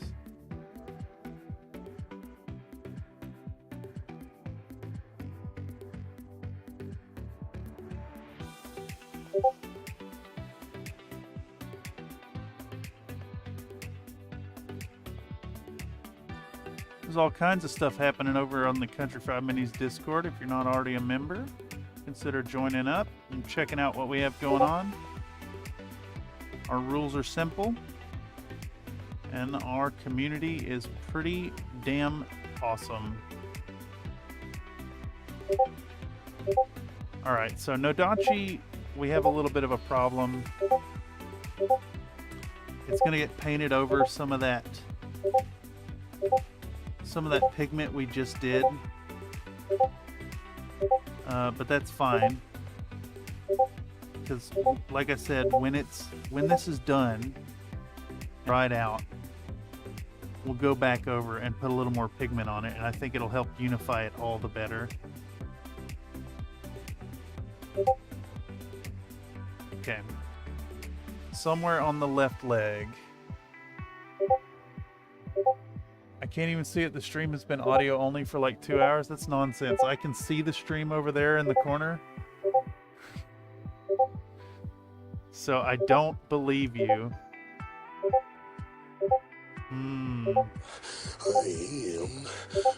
I think I want to put this one on the shin as well. And there is no one that does it better.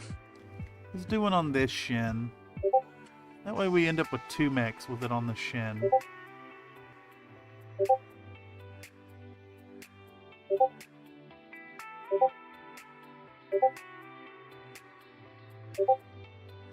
Stream is audio only.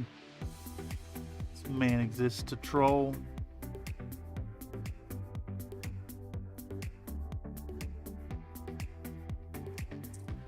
Alright. And then our Berserker. I think Berserker gets it on his knee.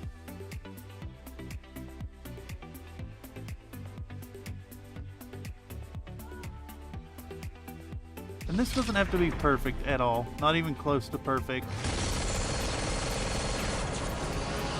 We're just building up a silhouette. Okay. Alright, now we need to come back in with... I think we come back in with magic blue. You know what I'm saying? Which needs a little bit of That's only a in the new one. morning. It's only in the Supposed to be morning. up cooking breakfast or somebody. Only in the That's like an morning. alarm clock. It's a podcast now? No, it's nonsense. Nonsense. I have YouTube open on my left monitor right there. I see it woo-wooing.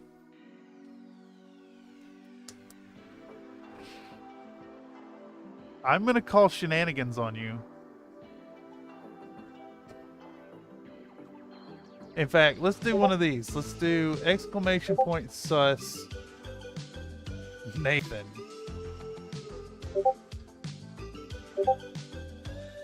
How sus? Must be LAN only? No, lamb only. Alright, I think you paid off Nightbot. That's fucking nonsense. 9%. What is this, Nightbot? You're not supposed to take his side. Alright, so, reminder once more.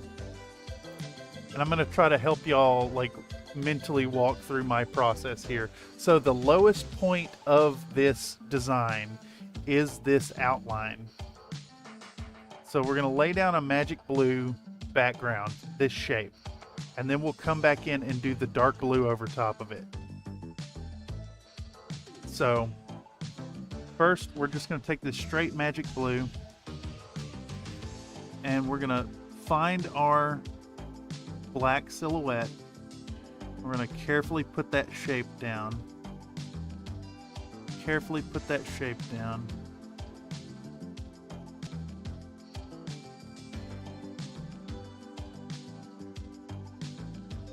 And we're going to completely ignore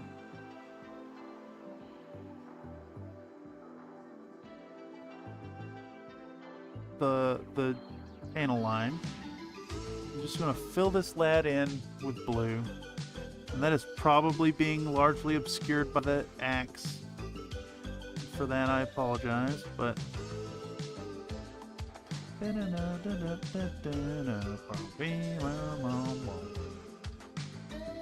Alright, get that symbol on. Next, same deal right here. And this is an opportunity to kind of correct some of the outline. If we get the shape a little wrong, it's fine. So we can just leave a bit of a black outline, it's fine. It'll enhance the look of the thing anyways. In fact, I have a little boo-boo here. We're gonna correct with black. There we go. We got two blue segments. I'm just gonna continue on down the line. Same here. This one's real big though. And again, we don't want to completely fill the black. We want a little bit around the outside. Now, if you're not confident enough to follow your shapes exactly, what you can do is you can build this color up from the inside out. And that works really well as well. But let's just get that blue. Get that blue down. That's fine. It doesn't have to be perfect coverage. The only spot that it actually is perfectly covering is the farthest sticky outy bit. Alright, same deal here. Am I in frame? Okay.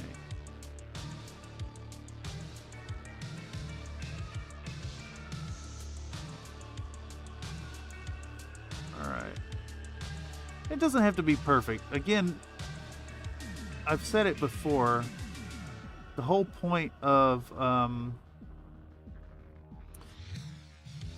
doing these freehandy bits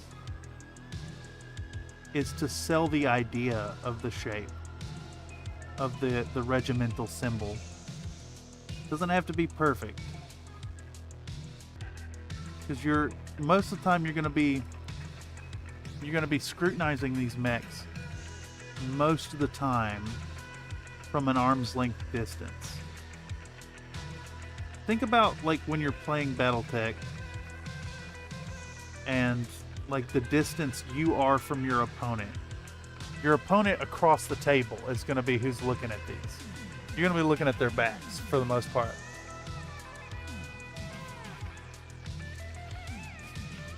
Hardly sus at all. Yeah, exactly. 52% sus. Mortimer is 52% sus. Can you confirm or deny these allegations, Mr. Nathan?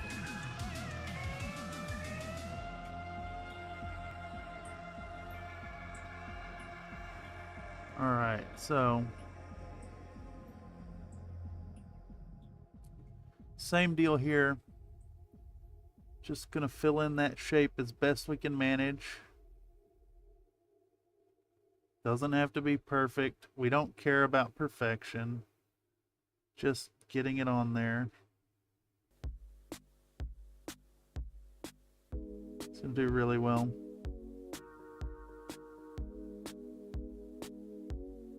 Blue coffin shape. Who's next? The knee right here. Beep, bom, bam, bom, bom, bom. Beep, boom, beep, boom. Ba, ba, ba, ba, ba, ba, beep, boom. All right, so next we want to take our blue and we want to fill in the shape underneath it. So we want to get like a nice dark kind of Cantor blue color. And actually, I think I have that color. We're going to step it down to Imperial Blue by Vallejo.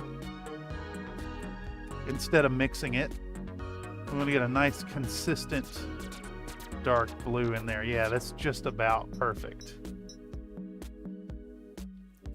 Same brush, same process. Bidum bottom, bidum bottom, bidum bottom. And we just want to leave a band around the shape.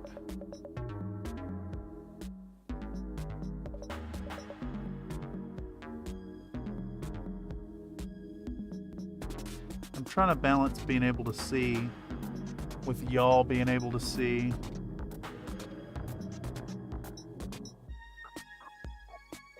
It's funny, streaming has really changed wholly my painting experience in that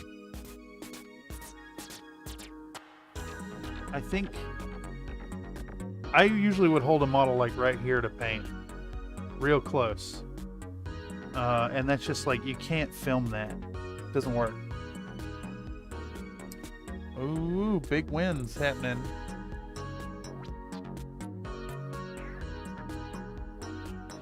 I want to do that too. Actually, let's do this.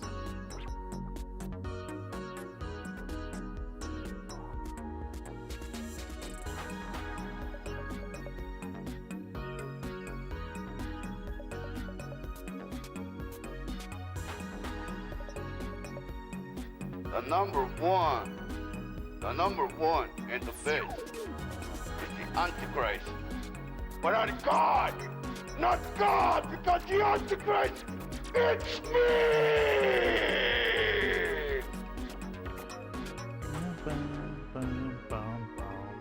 That's 2. Let's get on our Banshee Boy.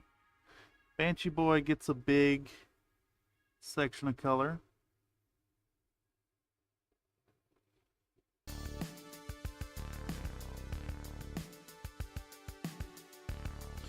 Just gonna go in there and hit it with the blue.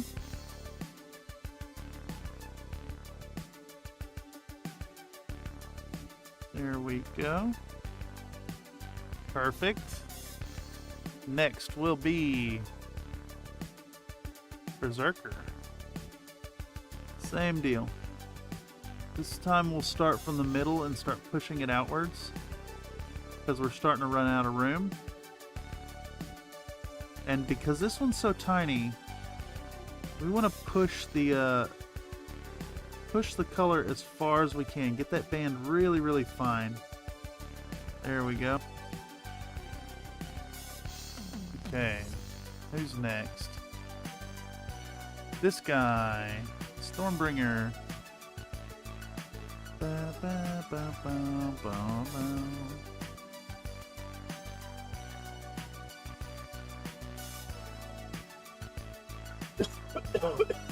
Excuse me. Fuck.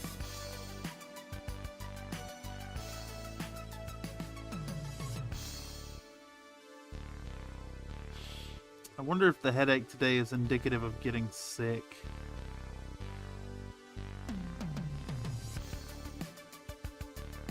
I definitely got a tickle in my throat.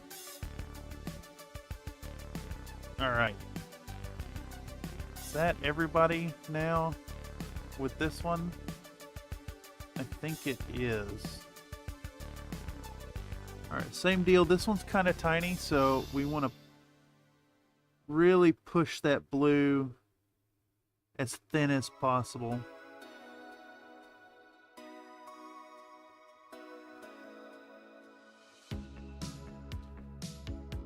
Okay. Alright, our next detail here. Our next detail in the layers up from the bottom is going to be this spear tip. So we want to get a nice brown. I think we're going to go with Mornfang brown because it is kind of dark, but it's also bright enough, I think, that it'll read.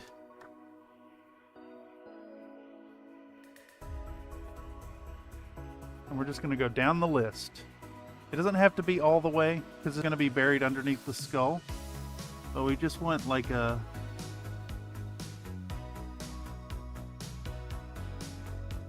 nice line. Now let's double check. Does it stop at the blue line? It does stop at the light blue line at the bottom. So that's what we're gonna do. Now these tiny ones are gonna be especially tricky. Just want to be really careful. There we go.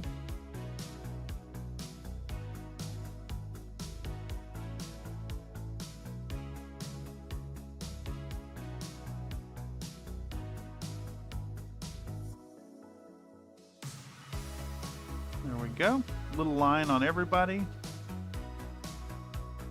Where's this one? This one's on the knee. So same deal. We'll start it right in the middle. And we want the line as fine as we can manage. That one's a little too thick, but whatever. Oh, jeez. Again, we're selling the idea more than the like super accuracy of it.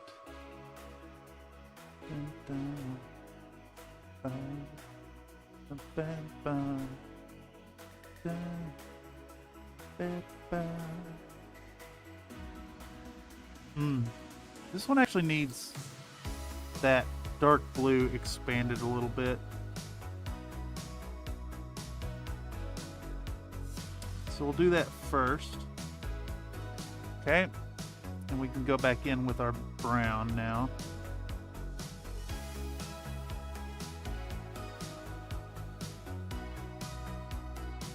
Okay, so we need some Ushtabi boner. Ushtabi boner. And we're gonna grab a little bit here. Same deal, just put a little bit on the palette. We don't need much.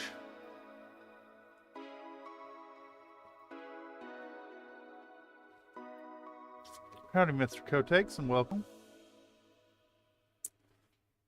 You know, this actually has like gnarly hair happening behind the bone.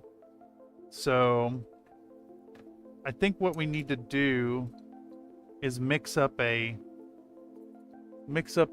disgusting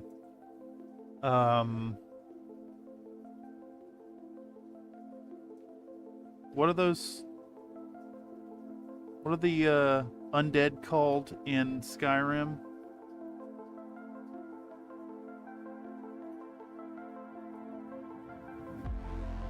Start with like a D. Take a little bit of gray. Make this a very gnarly, nasty gray color.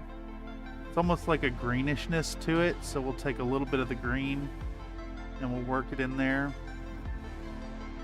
It's not quite dark enough, so we're going to take the tiniest bit of black and mix it in. It's still not dark enough, so we'll take a little bit more black. That's almost the color. I think we need a little bit more black, just a tiny bit more. That's way too much. Shit. No, that's about okay. We could mix in a little bit more Ushtabi boner. And a little bit more green. There we go. It is kind of a nasty color. Draugr. Yes, thank you. And then this comes almost all the way down to the bottom. So that's what we're going to do here. I'm going to work fast for these.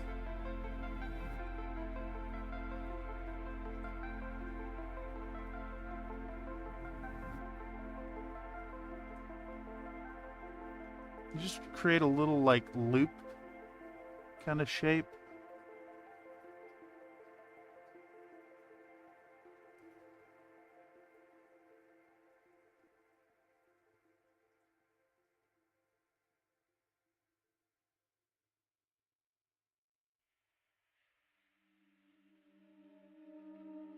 Now this one, the tiny ones are going to be the hardest to do.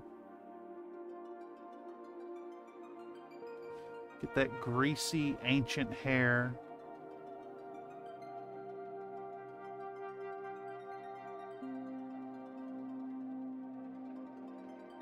There we go. Next. Same here.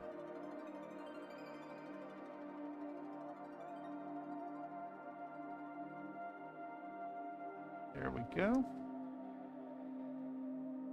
Where's this one at? There it is. Fuck. Thought I got that on the model. I did not. Alright. Little streaks coming down. There we go. And next we're going to put the skull right in the middle.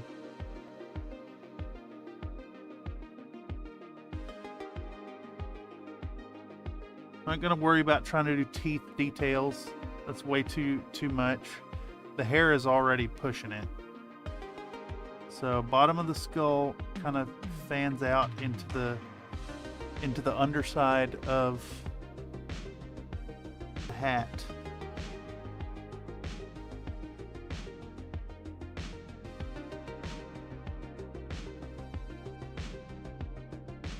I'm just going to take our Ushtabi boner.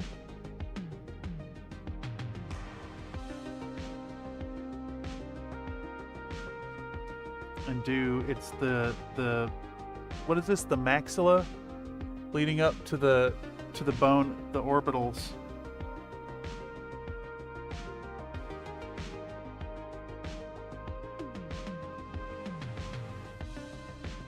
Okay. Next, again, we're just selling the idea. We're selling the idea.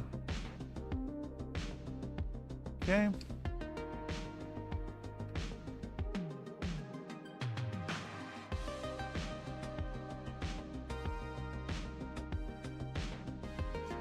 All right. Now we've got this gray. I think we're just going to try it with gray first. I'm a little worried about the symbol blending in. But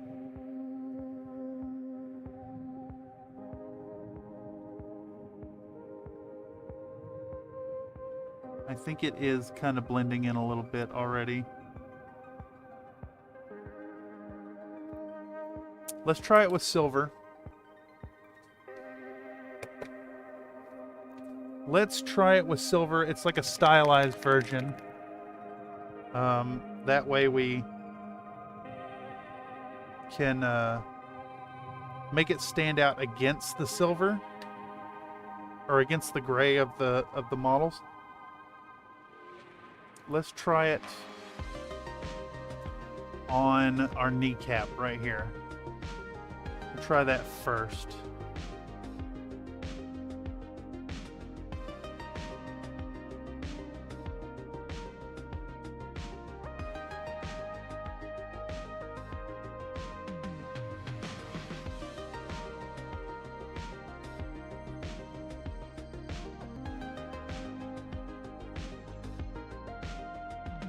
I don't really know. I'm not 100% sold on it either way.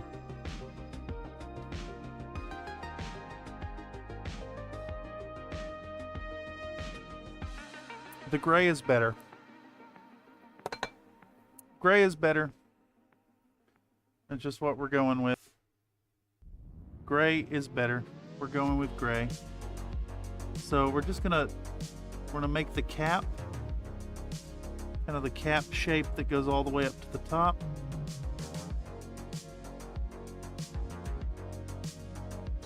And we push it down to the bone color.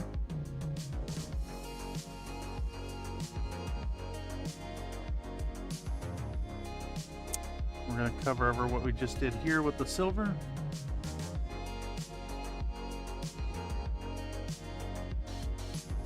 Here we go.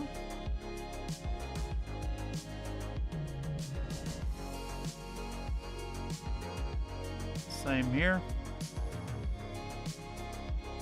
Do a happy little cap shape.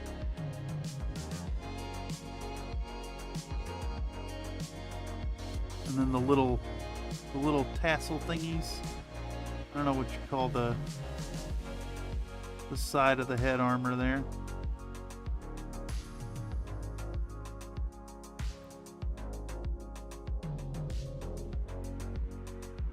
Same here. Little cap shape.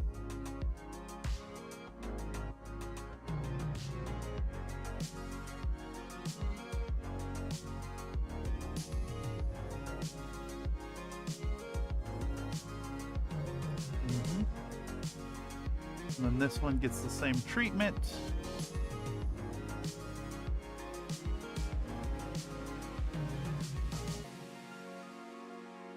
All right. Now, I think the little accessory details are probably important. So what we'll do is we're going to make this color here, and then we'll go back and do the black dots for the eyes. So now we want our gray. We want our gray right here. Let's get enough to work with. And we're going to take our white, and we're just going to mix in Did white. you work out? I do. Give me 10. Okay.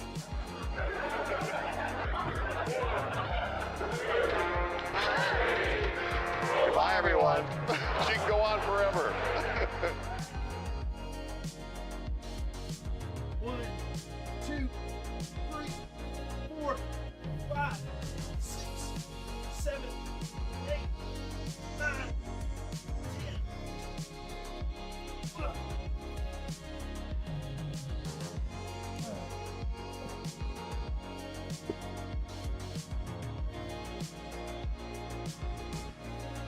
think getting up off the ground is actually the worst part of that.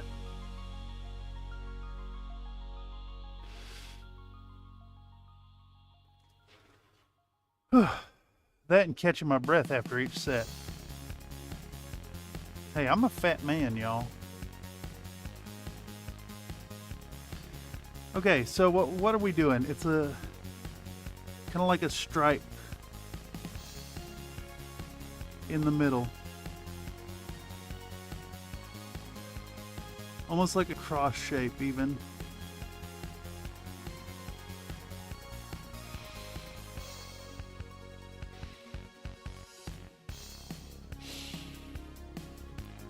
If they're too small to do like the eyebrow part, I think we can get away with just the stripe in the middle.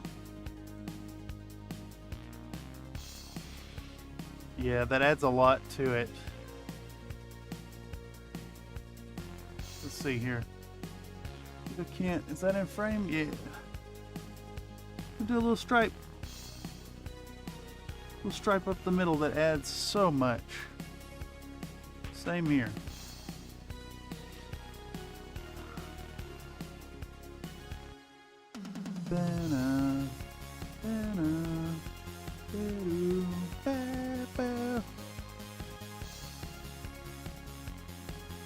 Where's this one at? There we go. Just a stripe.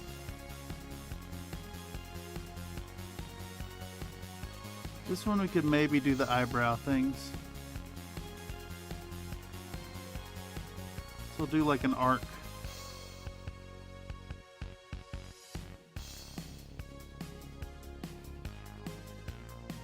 Okay. Who's left out? This guy.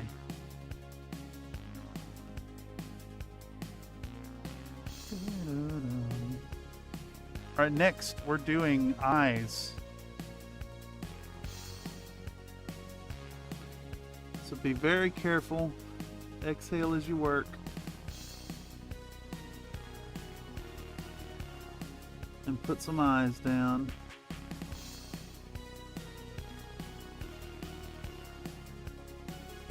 Doesn't have to be perfect. Just selling the idea.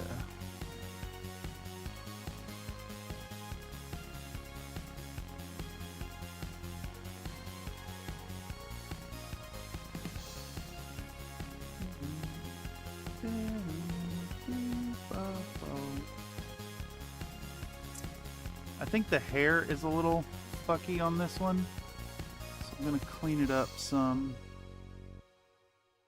with our blue from before. There we go.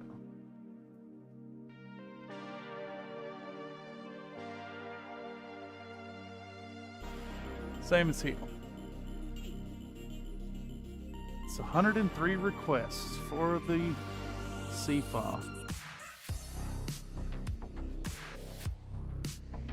Little black dots.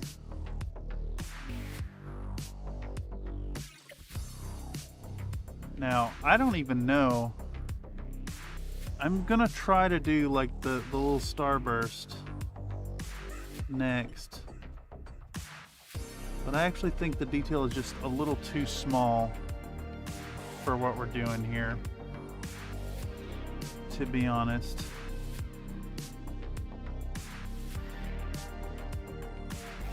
So it might be a matter of just putting a little yellow dot even. That one's got it. Does everybody have eyes now? No. You need eyes.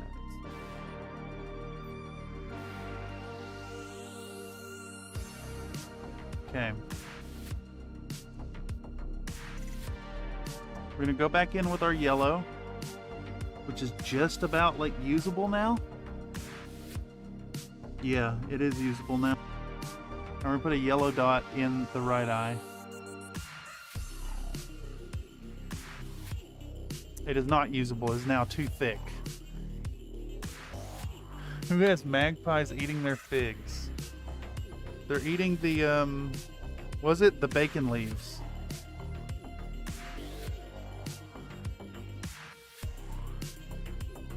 All right, so we're gonna just take a little dot of yellow, and that's gonna serve for our little starburst on these symbols.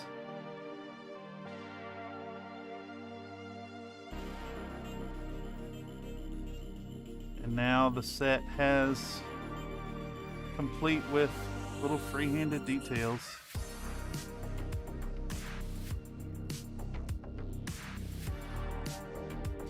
I am partially tempted to put some kind of rune on the other side. Who's that? Nathan donated a $10 super chat. 25 squats sounds like an awesome way to take this stream to the next level. Penis dick penis, but whole penis vag einer penis 200 characters is so many. Orangutan hot dog pizza bacon is vegan pigs a plant. Jesus Christ. Holy shit. Alright. You got me. I think I do kind of agree with you.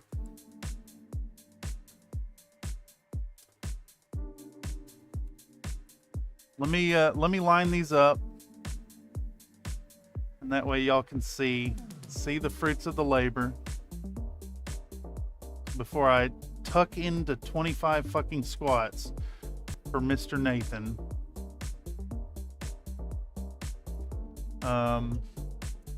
25 squats sounds like an awesome way to take this stream to the next level. Yeah, let's do it, because we're right here at the end. The other stuff I got to do off stream anyways. Fuck it, here we go. I'm going as deep as I can.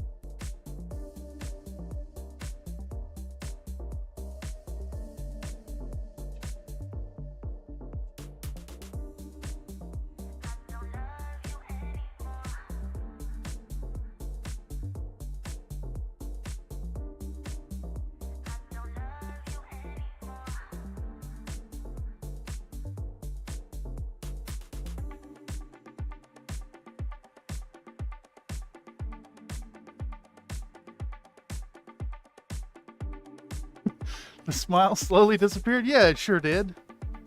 Yeah, I think they come out all right. Let me catch my breath here. I think next I need to clean up the rough edges on our black backgrounds. And then what else?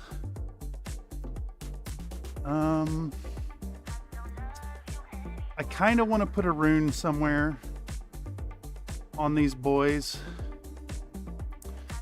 but I'm a little worried about the accuracy of runes. Let's see.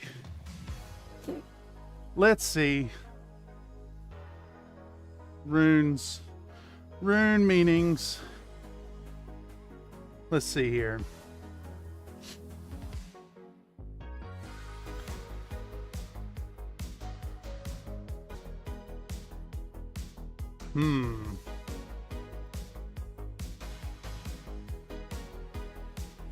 I mean, we gotta do something, some kind of rune.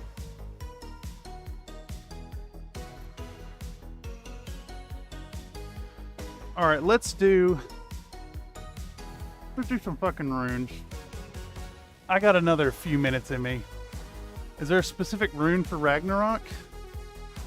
Oh, let's see.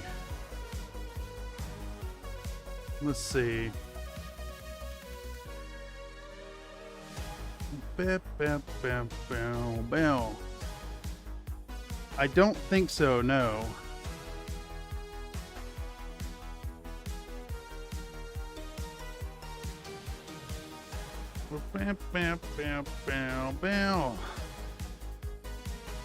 I think we're gonna go with a few of them. Looks like I have some meanings here. Let's go with Uruz. A wild ox, physical string, speed. Ox. The Odin rune is an F.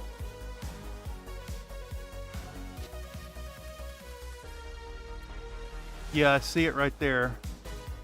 Alright, this one is going to be Uruz. This one gets a... This means an ox, physical speed, untamed potential. I don't know how true any of that is, but that's what I'm taking it as. So this guy's getting... It's like a slanted in. Is that in frame? Yeah, okay.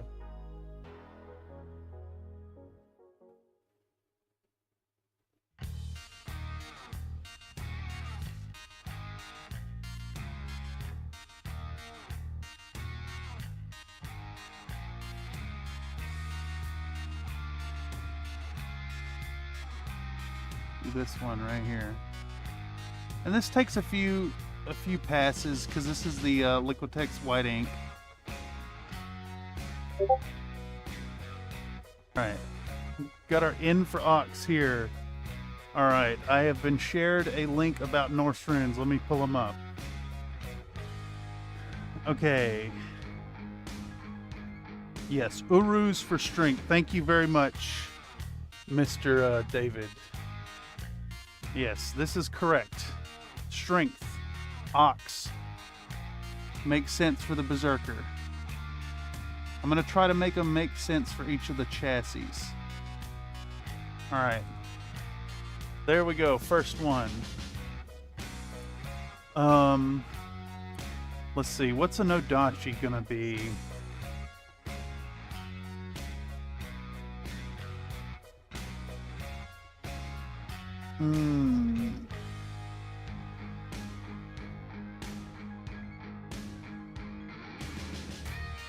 Movement, journey, disruption. Disruption sounds about right for this lad. We're gonna go with Hagalaz. Yeah, we'll go with Hagalaz.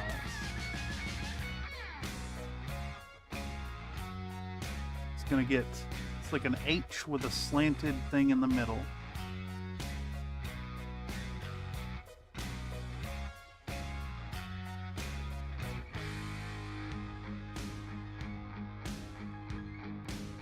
And I'm gonna go the opposite side for whatever the logo has.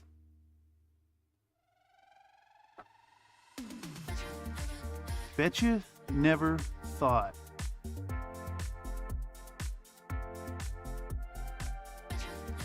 Bet you never thought.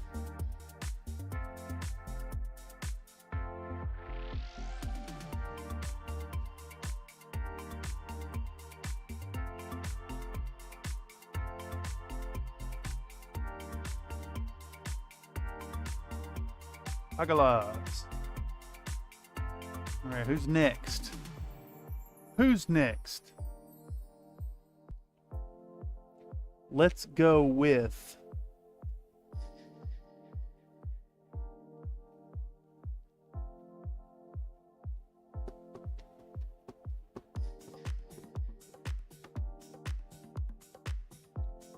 who's getting the big boner here? Who's getting Ingvar? I think it's this guy.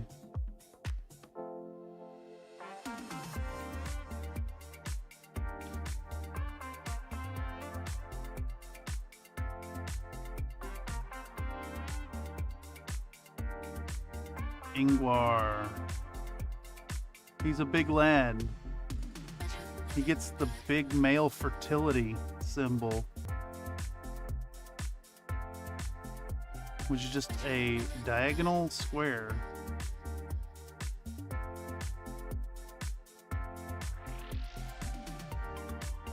Bum, ba-dum, bum, bum.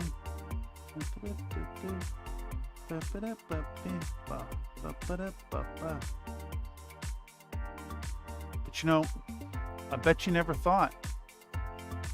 All right, Axeman, other side needs.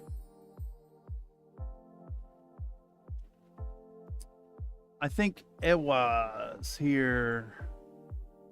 Teamwork, trust. He gets the M. The M kind of ish symbol. It's going right here. And that leaves our Stormbringer getting the Odin symbol. Cream of the crop. And there is no one that does it better. There is no one that does it better. That's not true, but I'll take it.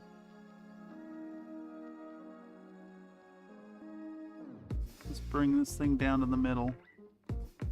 There we go. Boom. Get the rune there. All right. How about Hussars, Thorn, Reactive Force, Defense, Conflict? Where's that at? It's on the side here? Yeah. We're going to go with the...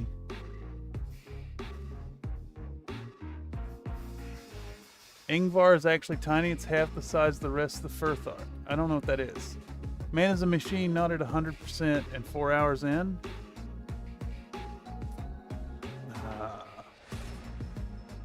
Nah, it's easy to sit here and do stuff.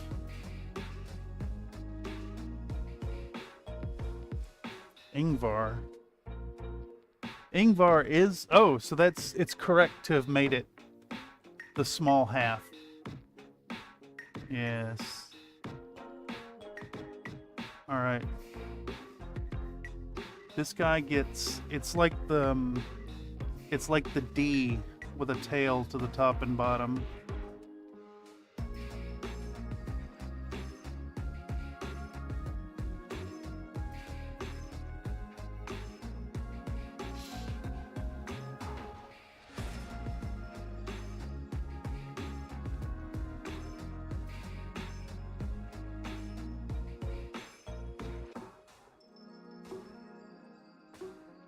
Alright, and then we went like a thingy here, a thingy there. Let's pull that tail down a little bit.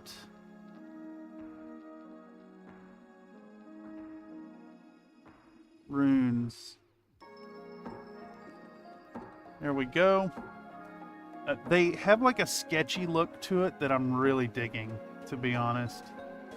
All right, and then the last one, of course, the Stormbringer is getting the Odin rune. Although this one's going to be hard to reach, so I got to be really, really careful here and try to.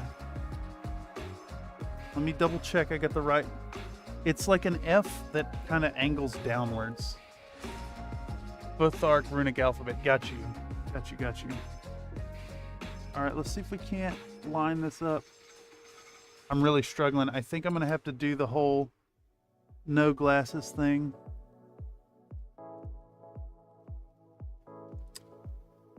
So my up close vision, I'm so nearsighted. Fuck. I screwed that one up pretty bad, actually. I don't know if y'all can see that at all. I screwed that one really bad. But like I was saying, I'm so nearsighted. My glasses are really, really strong, and it makes it hard sometimes to see things. So sometimes it's just easier to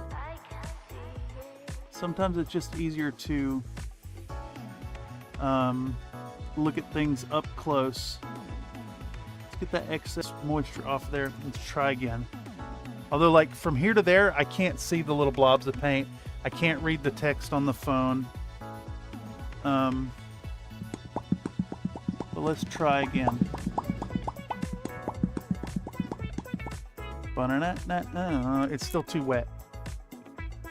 It's still too wet. It's just too wet. All right, let's let that dry for a second. There was something I needed to clean up. So let's do that really quick with a little bit of this here German gray. And we're going to clean up the Ingvar. Ooh, Popcat, yes.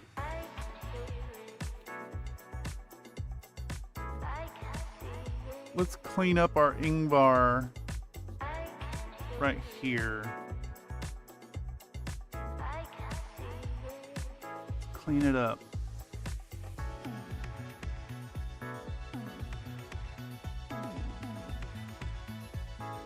Okay. There's another one that needed a little bit of something. Yeah, right here.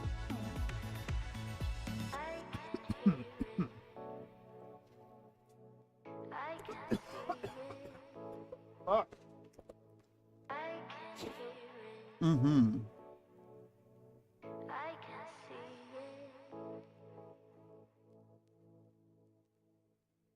All right, got that cleaned up. All right, so surely let's clean up our Ingvar first.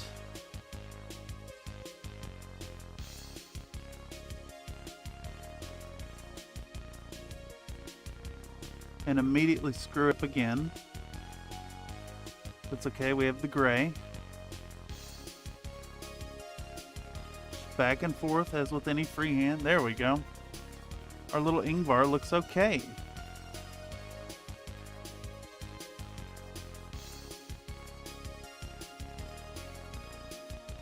Alright, what do we have left? We're doing the answers, like the answers. Schmexy Popcat, ah yes. Stupid sexy Popcat. Alright, let's see if we can't like make this happen. The angle I need to hit to get this is, yeah, I have the fucking brush for this. What am I thinking? I have an angled brush. Oh, the fucking tip of that is garbage. Never mind. I started to use it and the tip is really, really bad. We just gotta be really careful. All right, here we go.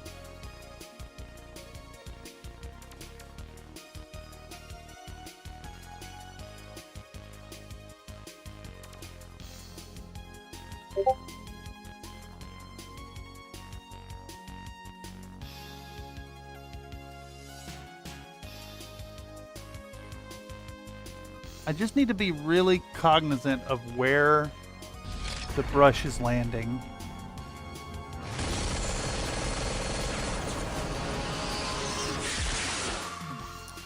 My range of motion is really limited here. All right. That is the stem. So now it needs 2 lines to complete it.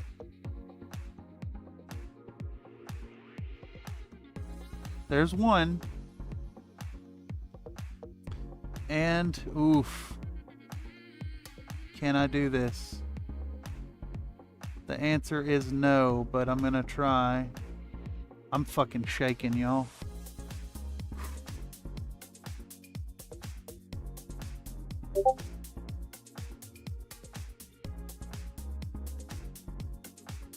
Bum, bum, bum, bum, bam. All right. I think that does it. I think it's in there. And I'm probably not going to get it any better than that. Can y'all see that? It's in there. It's down there. I can't really angle it in such a way that you can really see it. But it's there. All right, cool. Runes. They got runes. Let's Fuck it. While we're here, we'll take this gray and we're gonna clean up the edges of our damn symbols. That one's clean now. Let's see. You need a little bit of cleaning. Let's clean that edge and that edge. There we go. Done. Does this one need cleaning? This one needs a little bit of cleaning. We'll clean it right across the top.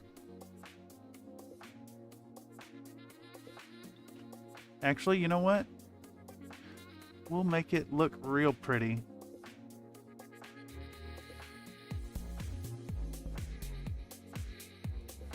Now we need the dark blue. Now we need the black.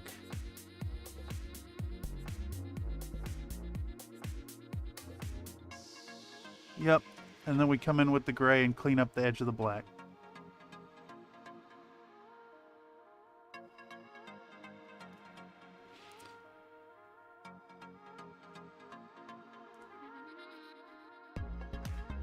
We'll need to revisit that one in a second when it dries. But for now, we'll clean up the bottom half.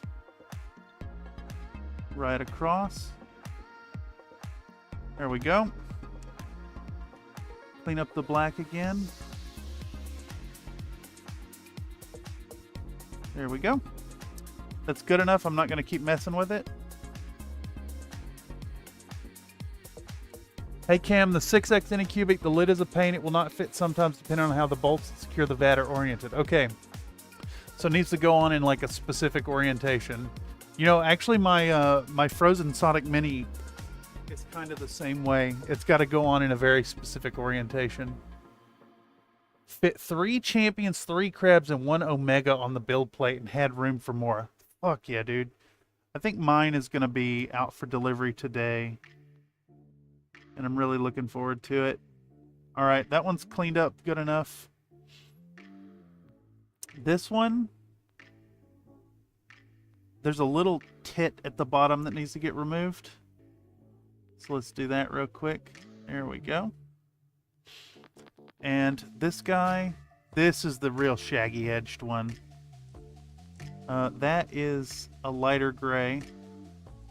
Substantially lighter gray, so we'll start with that first.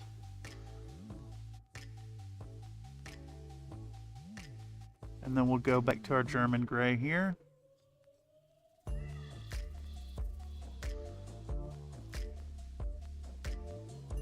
All right. I think that's a fucking success, y'all. We got the symbol there. It's readable. I mean, it's a mess, but what do you expect from a freehanding at this point? I think they come out pretty good. All that's left now. You know what? Let's just do it. Let's just fucking. I'm here. Let's do it. I want to show y'all how I make little boulders.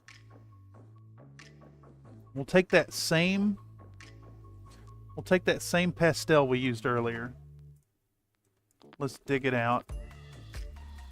Damn it, I broke the antenna off this boy.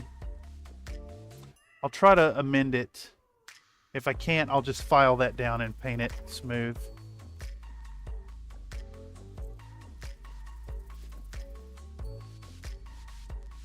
Alright, so I'm going to take that same gray pastel chunk. And I'm going to try to get bigger pieces this time around. So let's just take like that. And we're going to break this into like rocks.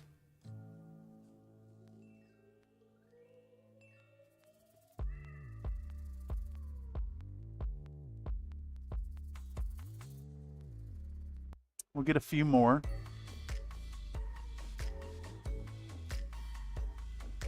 I need several because we do have 6 models here. Let me get my tweezers. And the cool thing about this stuff is it's going to kind of like flake and break down into like irregular shattered shapes anyways. Let's do a few more. There we go. We're going to keep this on standby, ready to go. And we're going to get back out our sticky lady. Get back out sticky lady. And we'll get a little bit of PVA. Get a little bit of PVA. There we go. And just like with our little bits of vegetation on any other model, we're going to come in and we're going to grab our chunks of pastel. And we're going to dip it in PVA.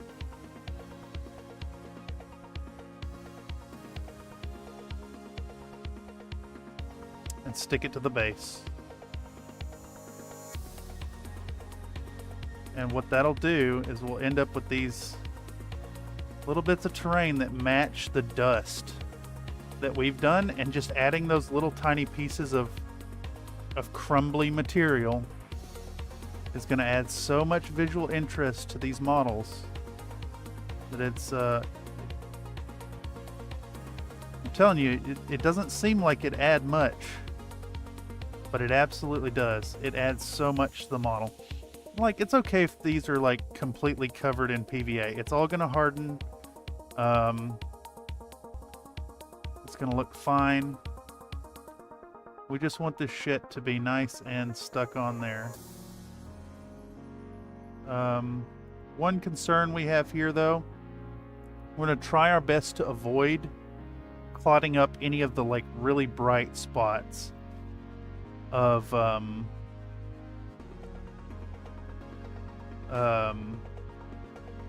the like lava peeking through our obsidian or basalt, whatever it is. Just a few little bits here and there. We need a few more pieces. So let's break this down.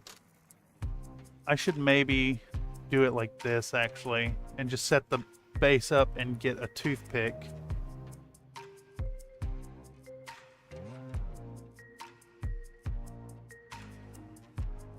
Like that. Yeah, there we go. So much easier. Our tiny little tweezers.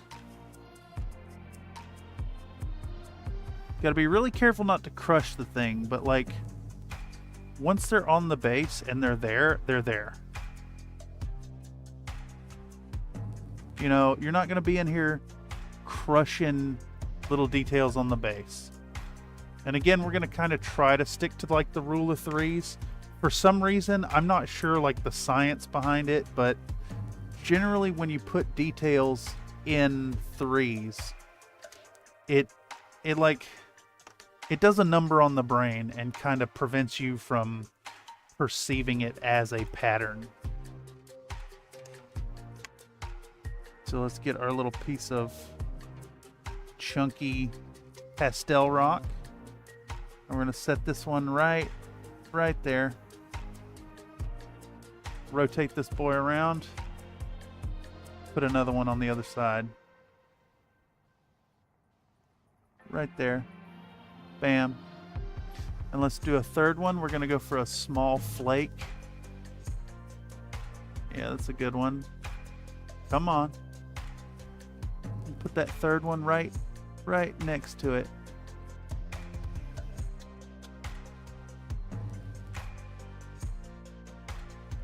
There we go. 2 more to go. Let's get a nice big chunk. We'll put here.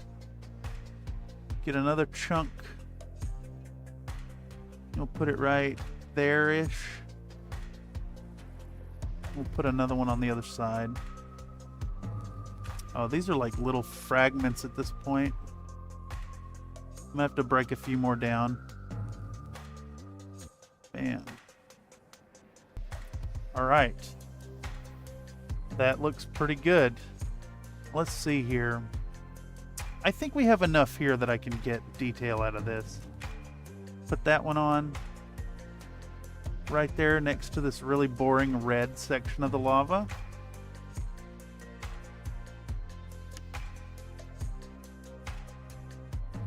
We'll stick this one towards the back. Right there. Is there another chunk in here that's usable? I think that one's big enough to show up. And it's like, you know, these little bits are in scale. You know? Like, it's a big rock out in a field. It's not a boulder, but it's like, you know, what would be a really heavy rock for a person to pick up. And then we're going to put a few extra on this one, just so our rocks don't look like that we have a pattern across our mech's bases. So we'll put a few more little fragments on this one. And then we're going to pick one of these other ones here, just at random. Let's go with the Stormbringer.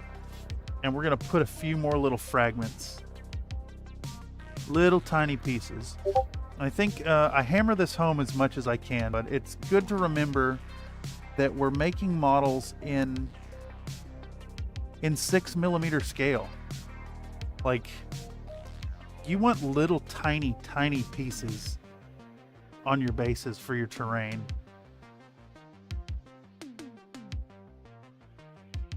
We'll just put a few more down. I think those two should do it. Yeah. And that's going to leave us with these nice little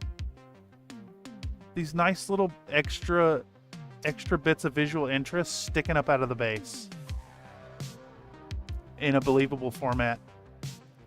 Once that dries, I'm going to go back in and hit them with a little more of the powder, and then redo the bases. I'm going to dry brush this, and then hit it with the oil wash, get it all glued together, and then these models are ready.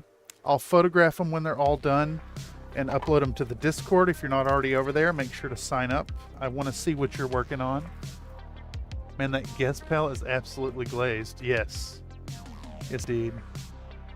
It's not science, it's feng shui. Yeah, okay.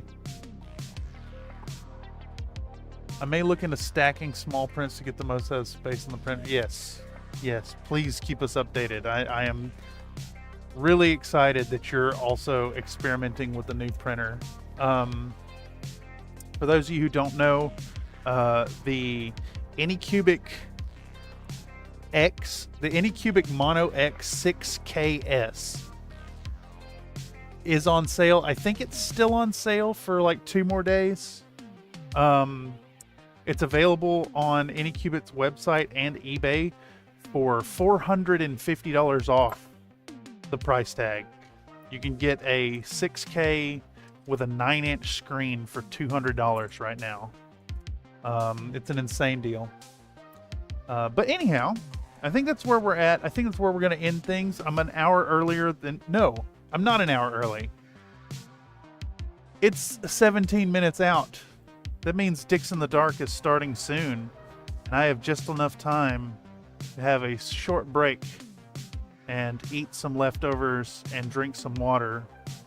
I want to thank y'all for stopping through today and checking out what's going on. It means the world to me that y'all choose to spend your hobby time looking at a screen and listening to the inane ramblings of this madman. More fun stuff coming soon. I'm working on another 10-minute minis episode featuring the Cobras. That'll be the next video coming out. And then we've got the Orloff Grenadiers full-length video that will be coming before the end of the year. And that's got some really fabulous community submissions in it. So, yeah. If you want to get in on community submissions, make sure to sign up at the Discord. Consider joining up as a member if you're not one already for as little as $1 a month. You can have a fun little badge next to your name, access to biscuit-based emojis here in chat, and priority consideration for joining in on the Tabletop Tuesday events, which we have one coming up this next Tuesday, so come check it out. And of course, if you want to get your own commission, make sure to check out fiverr.com/ThurstonStudios, where I'll hook you up and give you a good deal and paint them here on stream. Anyhow, I've been Cameron on behalf of Country Fried Minis. This is the Bullshit Corner 2.0. I want you all to remember, as always, to be happy while you're painting And of course, to know that your participation in these here live stream events make me so beyond happy while I'm painting. Thank you for your time. Thank you for the super chats, and y'all have a fabulous day, night, wherever you're at. Catch you for the next one, either tomorrow or Friday, but definitely Friday. All right, see you around. Bye-bye. Oh yeah, Dick's in the Dark in 18 minutes. Check them out if you like D&D action. They're in space. Well, butter my biscuits. Butter my biscuits indeed. Today's stream has been brought to you by you, the viewer. Thank you so much. Yeah. Would you do a workout? I do. Give me 10. Wait, Okay. is that a drop and give me 10? Did that go through? I'll do it. You got it. Bye, everyone. She can go on forever.